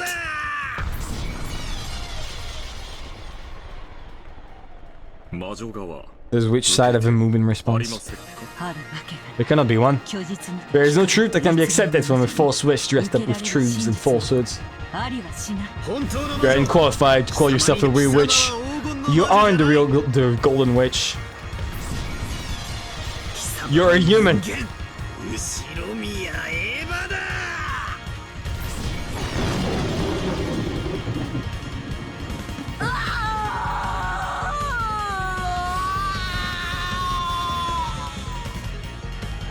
The witch howled. Her entire body was burned with a tremendous heat that denied her own magic and existence. And she did a howl like a dragon. Like a dragon! Her body flickered repeatedly, touching the stove. Eva's figure and the witch's figure overlapped. Okay, so I made a big mistake.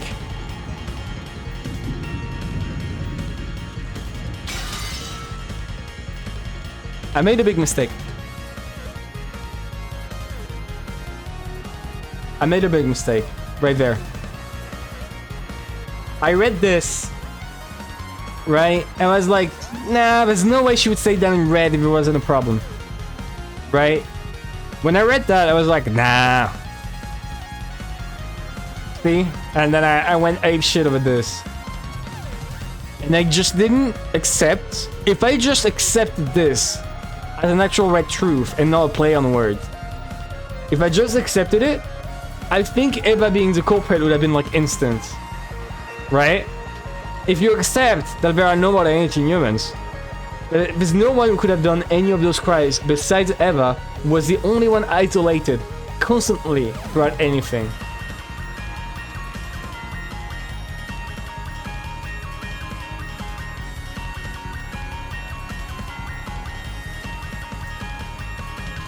Okay. Does she have a counterattack?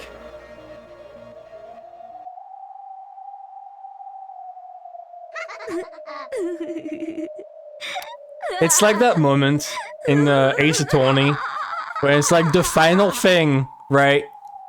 It's like Phoenix just proved everything correctly, and at the very end, the culprit just like, no, wait, ha ha ha ha ha. But you've not found the true culprit. That's why it always good in Phoenix, right? But like at the end, you've proved that your client is not like the your client can't be the murderer, and that the opponent just says, you haven't found the culprit, have you? And if you fail to find the true culprit, you lose. This is the same shit right here. But wait, there's more. Sure. You want to call me Umineko? Then go ahead and do that. That's right. Actually, you can't report some moves related to Umineko being the culprit. I may have been dragged down to the position of a golden witch, and you might call me Umineko now. But you know what? That by itself doesn't mean that wishes and magic have been denied. Teach you starting now. I'll teach you that I am not Umineko, nor a human, but real witch. Take a look at this red truth. And the witch clapped her hands. Time advanced in the world of the game board. There's no way. Vader and Eva dashed to the front of the parlor, calling out Jessica's name. They were searching for Jessica because they had gone to the servant room, found Nanjo's corpse, and didn't know where Jessica was. But what's your point? What are you trying to say? You couldn't be. Oh no. Ito went pale. For words, the moves the evil witch was about to make was bad enough to make even Bito go pale. This time, I'll give you a final move that you won't be able to talk yourself out of. There's no way. I was right? It's a 19th person, right? Yes, there's a 19th person. I'll make this move against all humans who support you. Listen carefully to my move. Stop it! That move is... Bito, stay back! I'll take it. Come on, you fake wish.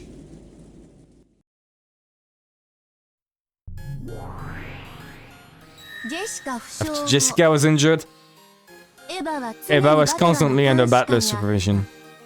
Butler is neither the culprit nor an accomplice. By this, we can establish a perfect alibi for Eva.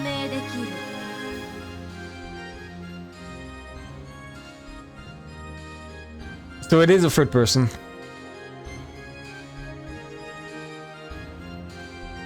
I knew it. It is a 19th person.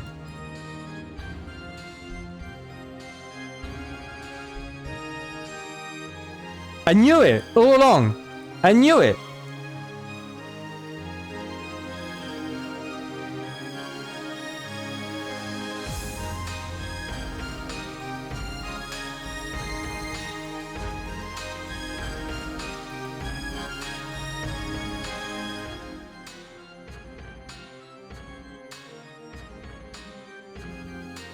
But how did Nenjo die then? If it's a 90th person, how does anything else make sense?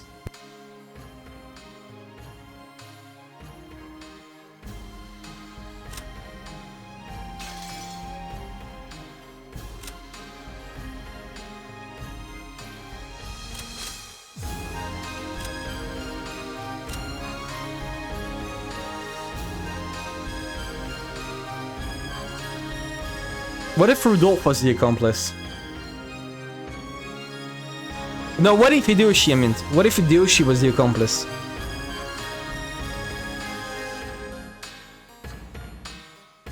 We never had the red truth confirming that he's actually dead.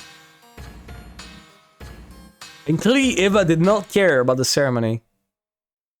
If we still continue thinking that it's Eva,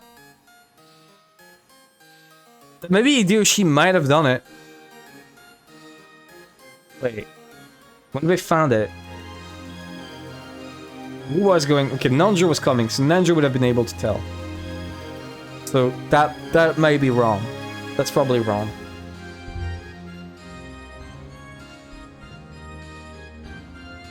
How did Nanjo die?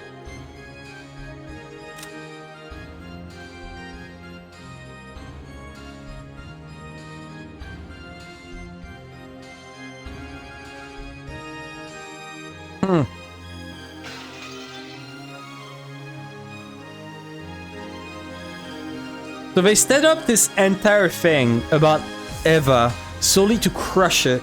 Maybe because they thought that like this would be the obvious course of action for any reader to think there was Eva. Because reader would take at face value the 18th person thing.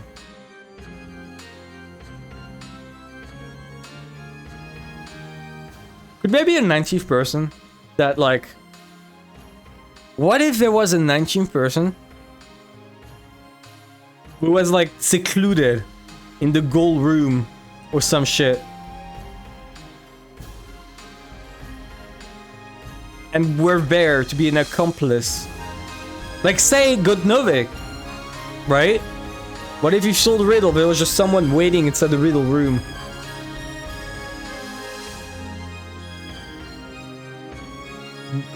Ready to assist you.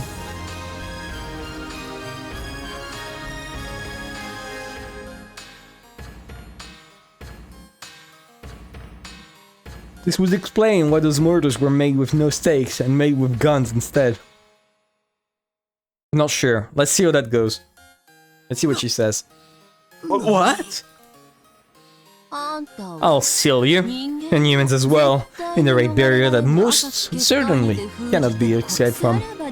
Farewell, lonely humans. Sleep for all eternity in an absolute closed room of magic with no exits. Come on, listen carefully. Listen to the red truth. There are no more than 18 humans on this island. I already did this. I already covered this. Far away your foolish thoughts of mischievous people hiding and committing crimes. Wait, if I say it that way, you might also suspect animal culprits. Couldn't understand there is some irrational theory about how an organ pen.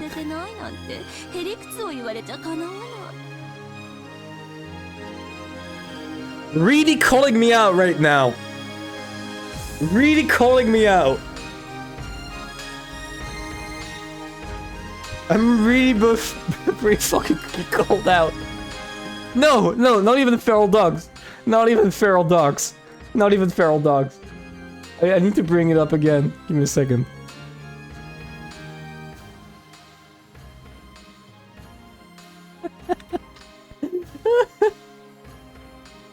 Oh my god, wait.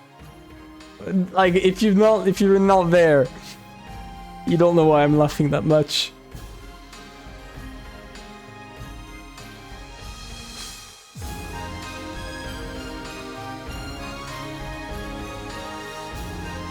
Take a look at this.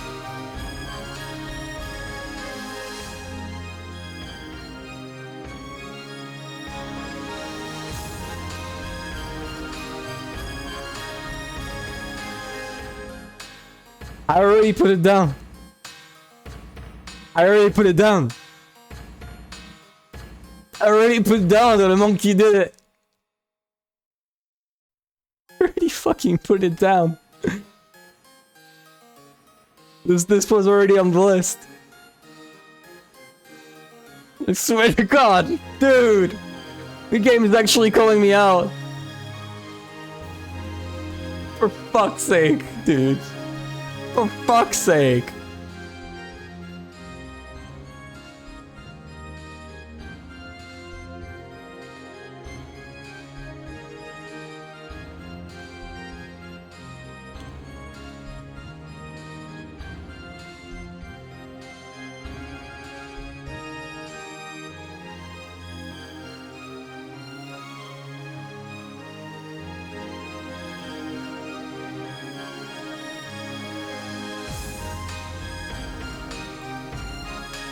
I swear to God.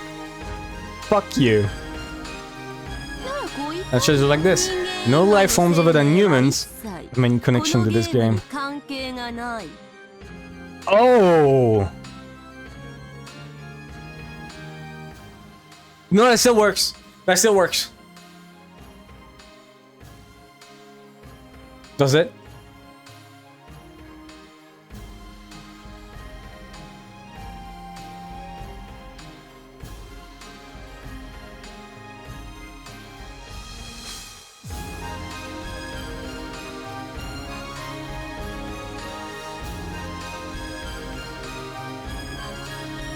No life forms.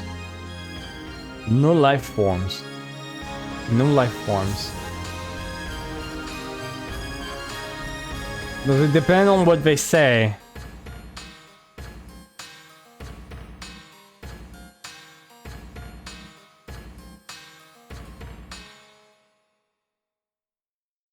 So you have a known trap X. No, she's gonna say it's no trap. She's gonna say it in like 3 seconds. I already said it depends on what they mean.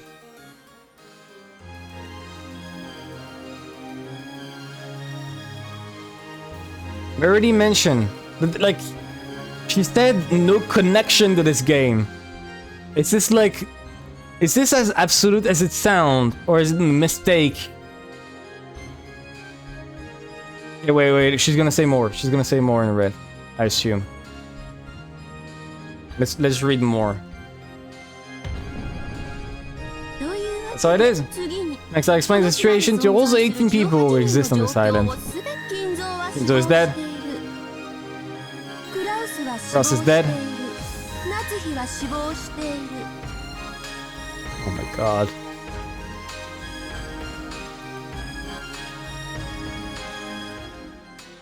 Oh, this is really bad.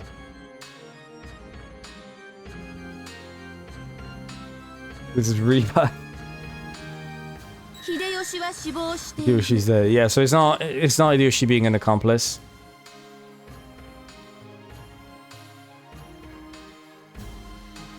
George is dead. Rudolph is dead.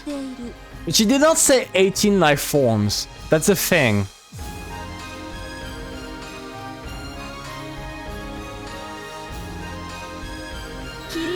Kiri is dead. Rosa is dead.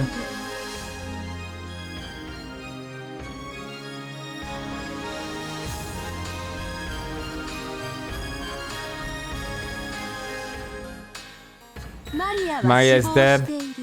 Genji is dead. I think that should be about it. She's gonna drop Nanjo soon. Shannon is dead. Shannon is dead.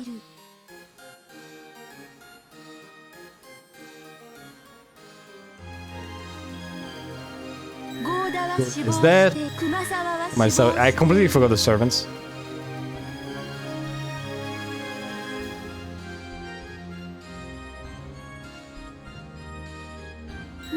Nanjo is dead. 15 are all dead.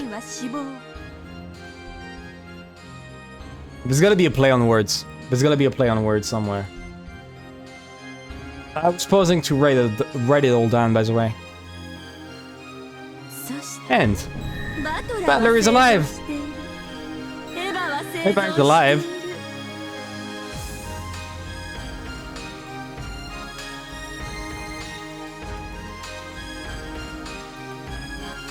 Eva is alive.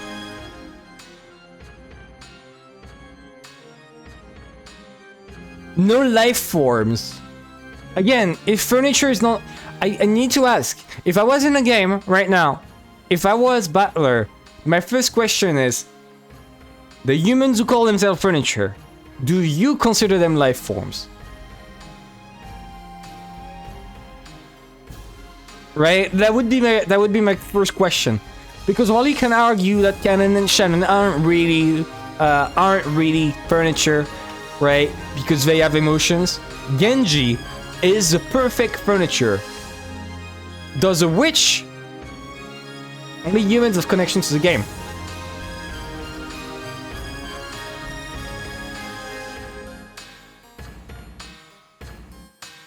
No, that's not what it said. That is distinctly not what was said. It did not say only humans have connection to the game. It said no life forms other than humans. Lopo, you got it wrong.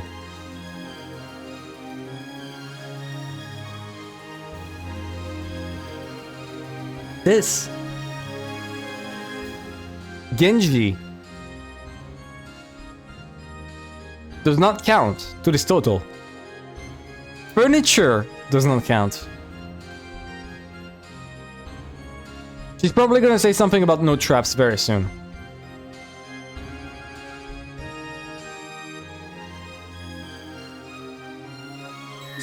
Jessica is alive.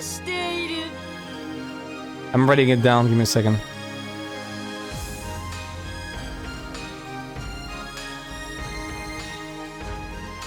That's everyone, all 18 of them. Didn't say that in red. Oh, which also looks like this now. Which is that when the last victim, Nanjo, died, only 3 people, Butler, Eva, and Jessica, were alive. Right? You did not say that in red. She distinctly did not say it. Only 3 people were alive. She's been mentioning who is dead and said 15 of them are dead. She did not say 3 are left alive. No. What do you say? Then you don't mean... Eva was with you the whole time. So committing a crime was impossible for her. Of course, Butler isn't the culprit. He wasn't forging an alibi for her, and he took the possibility that she was a culprit into account, watching over her actions carefully.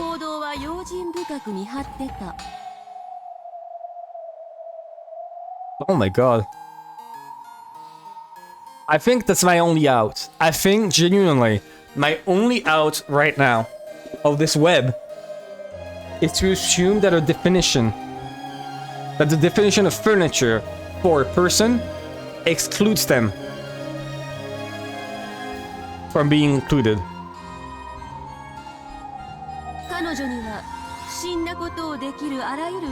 Web of Red is a banger. Is that the song that's playing? No chance existed for her to do anything suspicious.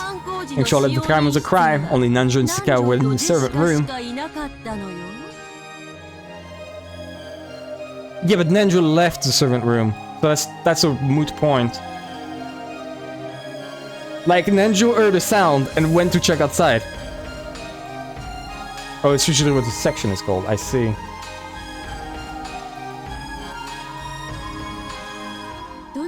I know what you're thinking. Your next move will be this, right?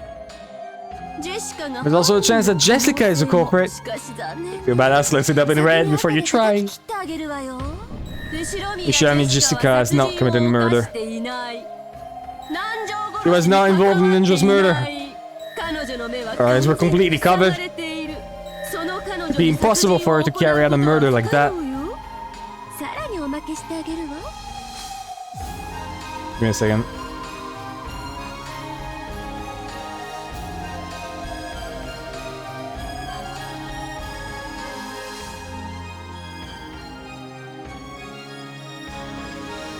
Yesterday, he only stuck his head out. That's enough.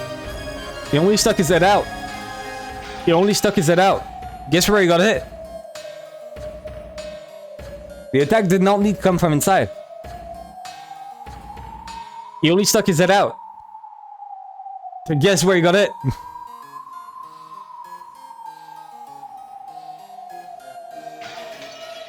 Hey, here's a bonus. Neither Eva nor Battler killed Nanjo. No were they involved.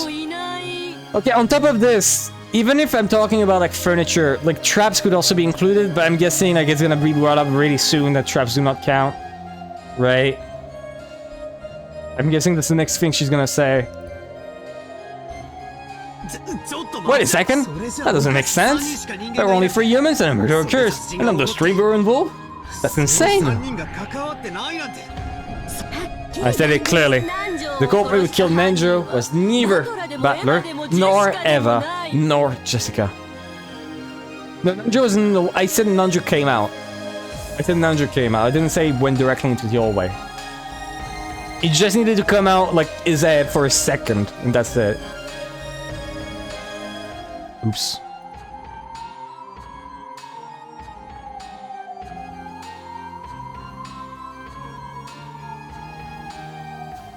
In other words, wasn't one of the survivors. Get it? No, that's right. What about multiple personalities? That's not how it works. It's like, you were originally another personality of one of us. I said Jessica had another witch-like personality, which took the name of someone other than Jessica and killed Dr. Angelo. Moron. I've already said it in red. Jessica's eyes are completely covered. Murder was impossible for her. No matter what kind of personality she was possessed by, murder could not be carried out with her body. I wonder if you'll be satisfied if I say it this way. I'm guessing it could be an illusion caused by Jessica's body and any relation to or influence the murder of Nanjo. I don't think this one cares. I don't think this one matters. Because if he died after sticking his head out, it's obvious that it's not Jessica. Right? If it's after he stuck his head out, it's obvious. It's not Jessica. This also applies to Battler and Eva. In other words, no matter how much you try to struggle and interpret it.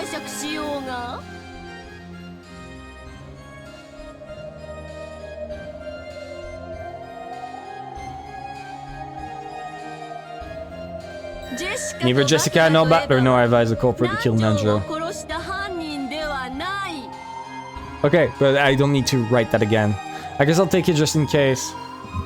Right? Just in case.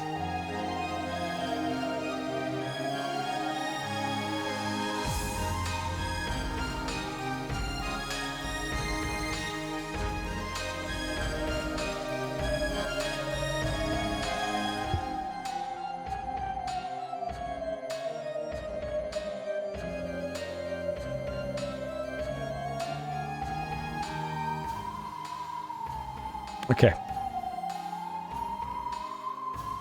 You've got to be kidding me! I mean, everyone else is definitely dead, right?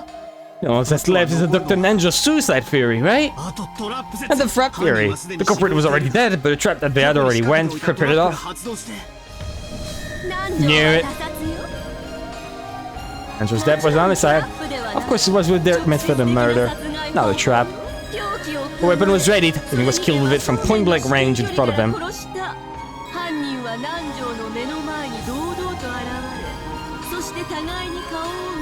No, I knew it. I knew it. I knew it wasn't a trap. They would have made it clear like instantly.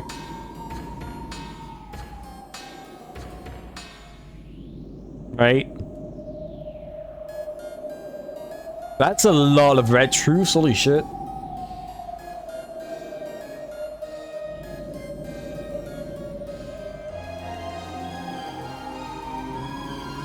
But wait! There are only 3 survivors! You said in red that everyone else is dead! You basically confirmed the life or death statues by 80 people. Furthermore, the existence of a 90th person has already been denied in red, not necessarily. Of course, no one can exist except the 3 survivors.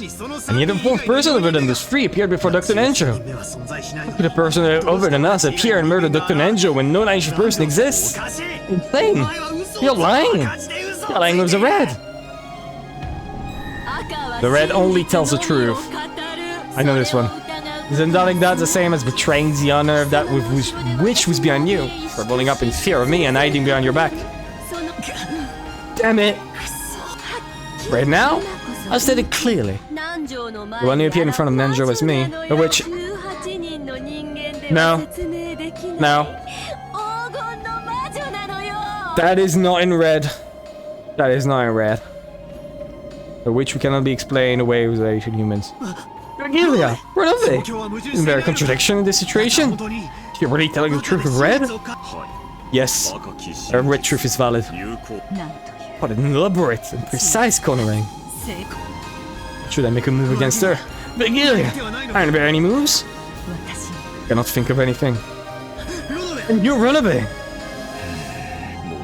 My apologies. However, in these last 1,000 years, I've never seen such an elaborately beautiful game ball layout. I hate to admit it, but it's beautiful. What a beautiful checkmate made in red. The witch's teacher, a demon butler, were both stunned. An expression of ecstasy rose to their faces. What do you mean, expression of ecstasy? Forget surrendering. Very impressed at this perfect checkmate, which simply had to be admired. May people accept defeat from the bottom of their hearts. You're right to neither regrets nor emulation. Nothing is born except feelings of respect. I no longer knew what was what anymore. There were absolutely no weak points in the red. Yes, there were. Just in red that all of 15 people have died. Yes? She said that she said no life forms other than humans. This does not exclude furniture.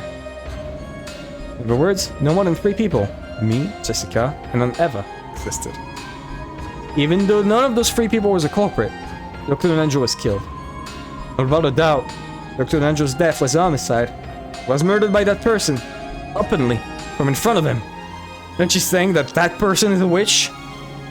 The culprit we called Nenji was not an animal or anything of the sort. That has already been dealt with in red, right? Everything other than humans has been completely removed from consideration. And things like robots don't work. No. Why would robots not work? I didn't even bring up robot because robot is bullshit. But why would robot not work?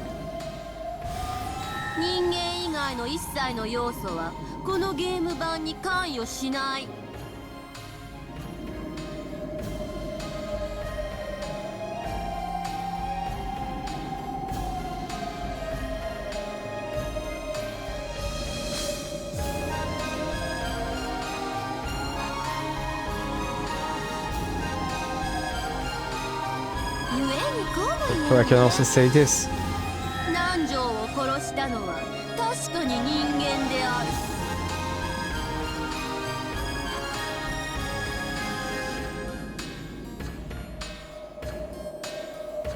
I'm stunned. Okay. I have no out. A man with feet on the ground held up a weapon and killed with it. Right before his eyes. The human may have been able to use magic.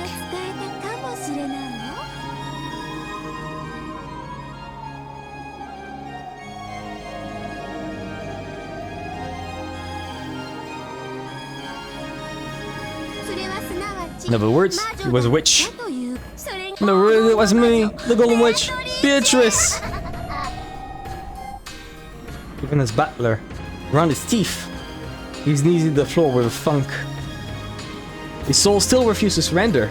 However, his knees had already started to accept surrender.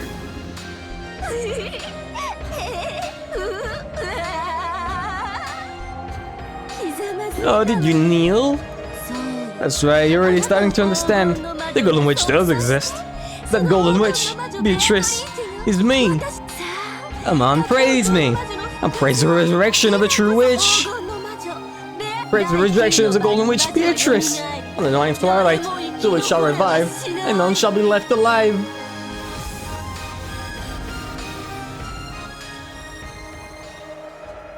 Come on, Butler, my goat. Man, I don't understand. After being so thoroughly immobilized by the red, I don't have a clue anymore. But, Butler, don't lose heart. You and I promised that we'd fight each other again, right? Will you surrender here? Will you disappear in a place like this before fighting with me again? I don't want to break that promise. However, I can't think of any move to deny her. In the first place, this isn't even a puzzle. Nothing exists outside the suspects. And all the suspects are innocent. I was told that they were innocent and red, right? So that it was a real homicide, and that the culprit was human, and that they did appear before Dr. Ninja's eyes and kill him.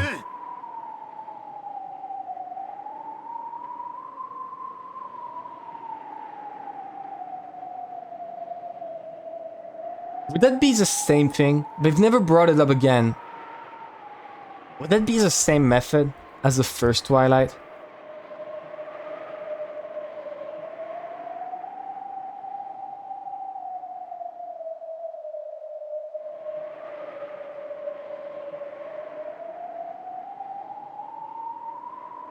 No, I doubt so, because then Beatrice would point it out. Give up, there's nothing I can do. Please, Butler, don't give up, don't lose heart. If you stop thinking, it automatically becomes your loss. I'm begging you, don't lose heart. I'm also cheering you on, so don't lose. I don't think of anything anymore. I find myself thinking she's gotta be a witch. Must have done it with magic, which makes all thinking pointless. It's useless. My head hurts. I'm inside. I'm starting to think it's pointless, so I should just stop. Butler, listen. In the game of chess, both sides do all they can to make the other lose. A single game takes a long period of time. However, if one side throws away victory from the beginning and makes move on from themselves, the game can end in the blink of an eye. That is called the Fool's Mate. Fool's Mate is, simply put, a strange way of playing chess, in which the fastest methods of losing are considered. Putting the area in front of your own king and inviting the opponent's queen in. Even though the average game time in chess is several hours, the game can be resolved in a scan 4 moves. In other words, if both sides try to win in a fight, they are compelled to take a painfully long period of time. If one side decides to lose, the game can be ended far too easily, at any time. The human side starts thinking, it ends the problem before it sides over to the witch. And even an apple falling from a tree can be immediately resolved as a work of magic. Give me a second. It is the same for the witch's side, which is use the red truth. By using that, they can explain the true form of magic for humans, and immediately lose. Bye, Tribuki, thank you for passing by. I wanted to stop, but like I'm fucking entranced. We've been going for so long. I don't know when's a good time to stop. When is a good time to stop? You don't have to tell me that. Telling me to not stop thinking, right? However, or should I consider that person's perfect bright red move? For me, for humans, it's no longer possible. Is it impossible? Is it really impossible for you, Butler? Please don't lose heart. And one more chapter. Okay, I'll finish a little bit of this then. A little bit of this and then I'll go. Sorry. I've reached my limit. It's crashed at the floor, crying Emily. Vito watched that with a distressed face. Then she stood up and spoke to the witch. I will make a move as a counter to yours. Huh? Oh, they're just... Oh, you could plan to cut up this perfect checkmate. How can this checkmate, one totally impossible for humans to break, be defeated by the likes of you? Beatrice, you don't mean to. Indeed, the human cannot make a move. I will assault you with a move I can use precisely because I am a witch. Move you can use because you're a witch? What are you planning to do? Use red. Wait.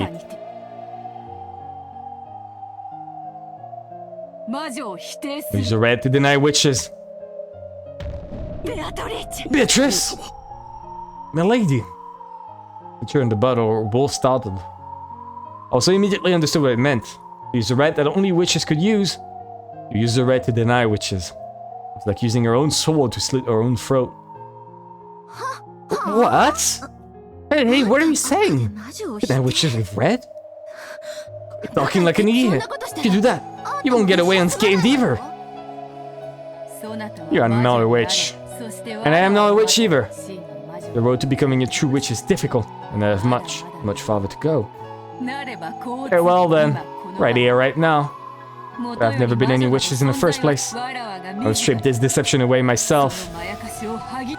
Aren't both of us real, obvious witches? Being able to use red is itself proof of witches. I don't know what the definition of a witch is, do you? But if you think that you alone will be able to get away unscathed, then... How could I make such a mistake? I cannot. What did you say? I never did manage to become a witch. I've done nothing more than finally begin to walking down the road to becoming a true witch. What I am right now is a witch, and I'm a false witch like you, one who's merely drunk on power. Rather than existing in that shabby form, how shall I raise this form of mine along with you, without any regrets? Are you insane? Stop it! I still want to be a witch! I hate being human! Witch Stana, please return to your seat. Please receive human-sized counter from your seat. What are you doing? Let go of me! Don't let that woman use the red! Make her stop! As the witch stood from her seat and tried to spring upon Bito, Renova pressed down on both of her shoulders, tossing her back into the seat. And even after that, he didn't remove his hands from the shoulders. Denying witches were the same thing as denying magic. That included demands such as Renova. However, instead of running away, Renova chose to act as a facilitator for the game. Holy shit, I fucking love Renova. To carry out the duty for his master's sake. Beatrice, you have no regrets, right? That's my line. Sorry, teacher. Battler is gonna stand up. Battler is gonna stand up and tell her, fuck off. This is not how I want to win this game. Though you taught me so much about fun magic and magic that brings happiness, I wasn't able to use it well at all. So I'll study from square one. Start over again. I'm truly sorry that you had to suffer for your stupid disciple's misconduct. I had a good disciple in the very end. Go, do what you believe in. I don't have a clue what you guys are talking about, but I do understand one thing, and I can say this. Bito, I don't know what you're trying to do, but stop trying to do it! You have no moves, but I have one. Let that move get away, she will be revived as a witch in the truest sense. And this time, she will control this whole island. All nightmares will be hers to do it as she pleases. This island will fall into the deepest hell of those evil witches' repeating delusions. For all eternity. Can you permit that? Don't you care if your dear relatives are toyed with for all eternity in the witch's nightmare? Still, you shouldn't have to sacrifice yourself. This is the game between me and her. You don't have to make your move and sacrifice yourself. I'll think of something. What shall I think of and make a ridiculous move? Don't rush into it.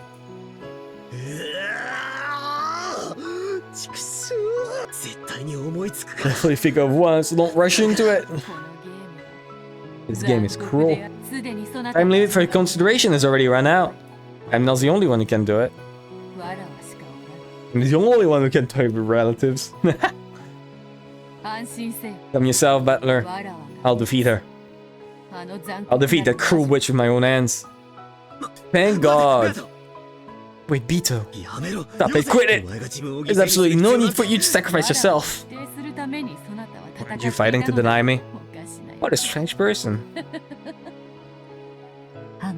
Let that child do as she likes. And please, watch her until the end. But... Butler, there's only one thing I ask. Would you cover your ears? My ears? Why? Starting now, I will deny witches in red. I will slice up the game board that she has laid out with her red. By doing that, I will probably lose my form as a witch as well. Also, here's the red truth I speak. You will understand my true form. You will uncover your ears. That truth will not change at all. However, even so, I want you alone to cover your ears. I at least want to be a witch. In your eyes. Dude.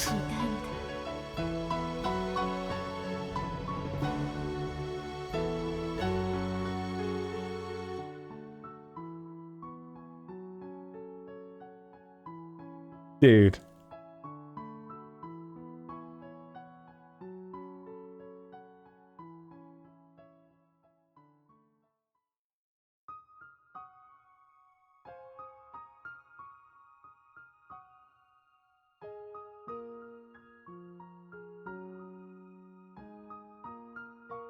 This is actually making me emotional, I'm not gonna lie. This is actually eating me. Please.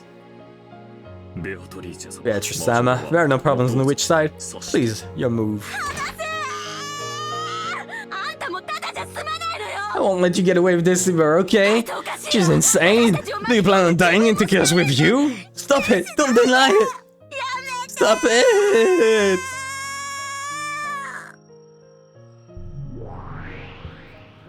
Come on. Go in slightly for a golden witch. Okay, are you ready? I will remove your check in Battler's stead. What happened on the chessboard where 15 died, only 3 remained? Starting now, I will expose it in red. For that red truth, I'll pierce and kill both fake witches. Please tell me they don't tell me. I beg you, do not be actually telling me. I need to not know. I personally need to not know. I want to try and solve it once this stream is over. Vito turned around and smiled at Butler. Most likely, no one would believe that the witch who had gone to the limits of cruelty would try to leave a smile, as the last expression showed Butler. But that smile signified her last wish. She wanted him to cover his ears. Denying witches in red was the same as knowing a shot before. Butler put both of his hands against his ears. To protect the final bit of honor as a witch, he put his hands against his ears, rejecting the truth. And he howled, so that not even a bit of what she was saying would slip into his ears. Keeping him seated to read what's about to transpire.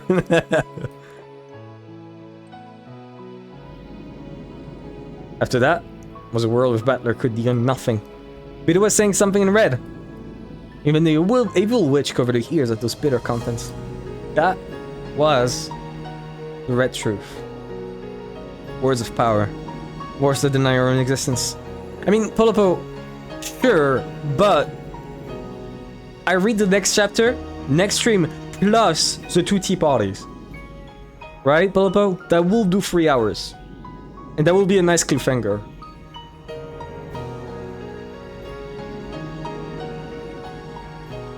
What do you think?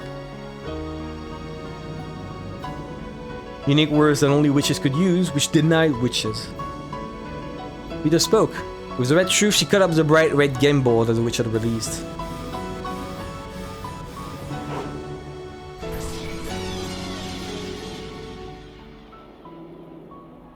She explained difficult problems that could not be solved by humans, with moves that could only be solved by witches, and began cornering the witch. The truth that Butler was not permitted to hear. Butler had broken his promise and sneakily eavesdropped. In an instant, Butler would probably have been able to become the victor in his game for Bito. He would probably have understood all the riddles in the island, all the magics and tricks, closed rooms, spells, curses, legends, and the entire tale of anger and sadness. However, Butler will only learn that what that was when he reached the truth by himself. Yes, from the beginning, Beatrice had wished that Butler would reach that truth by himself. Was something one shouldn't reach by being told it. But the truth that Butler would have to drag himself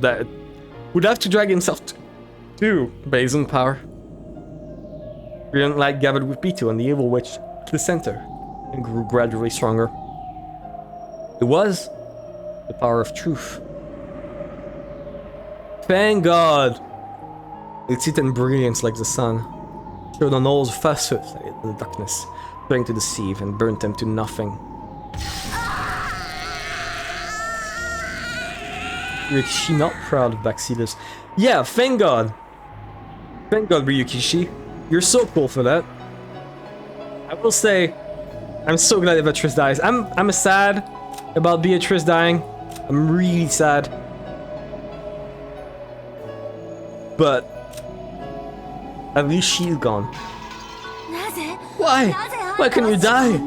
Why can you tolerate your life when you have such incredible power? You hold the power to control gold, magic, and everything at will. Why can you so readily throw that away? Learn that even with a mountain of gold, even with magic to split the sea, there are some things you can never obtain. Come, show yourself. Show your true form. Show me Eva.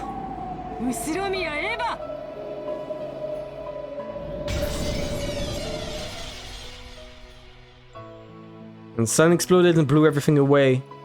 Eva could be seen there, holding a gun. Here's the culprit. Oh, Eva. Took you long enough to notice, Battler?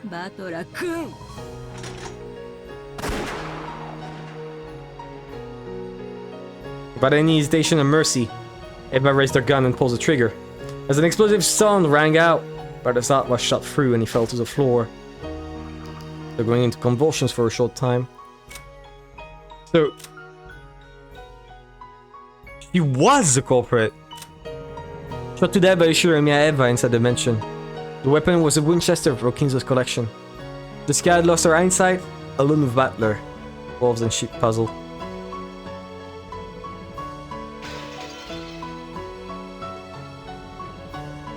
Blood dripping from his mouth. Battler died. But in his last moments, he realized without a doubt that she was the murderer. And not just for killing him. There have been many murders, and they don't have a clue if they were carried out. However, all my ears were covered. We exposed all of them with red, blasting away all magic. In other words, even though I didn't understand it, was that nothing more or less than proof that magic can all be explained with humans?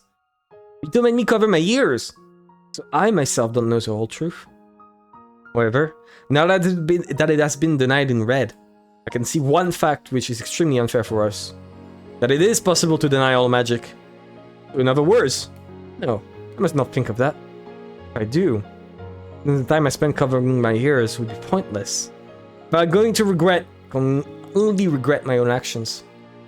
If at that time, I thought of some move to spin things around and counter the witch's final move, would have been no need for Beetle to sacrifice herself. It was my own worthlessness that brought about this conclusion.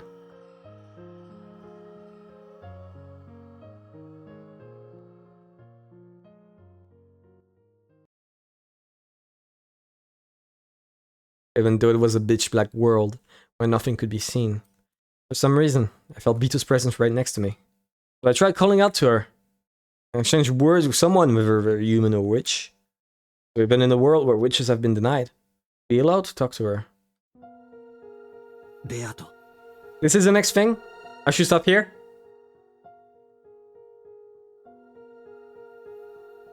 Right here would be good, okay.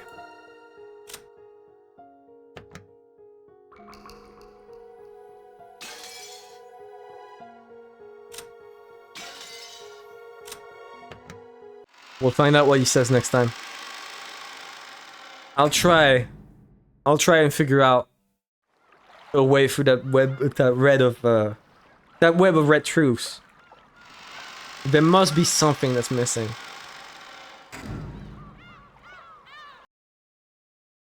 There must be something that's missing. That I'm missing. And it's upsetting me. So, I'll stop here for today. Thank you everyone for coming. I have a lot of thinking to do on my own. Have a good night, everyone. Bye-bye.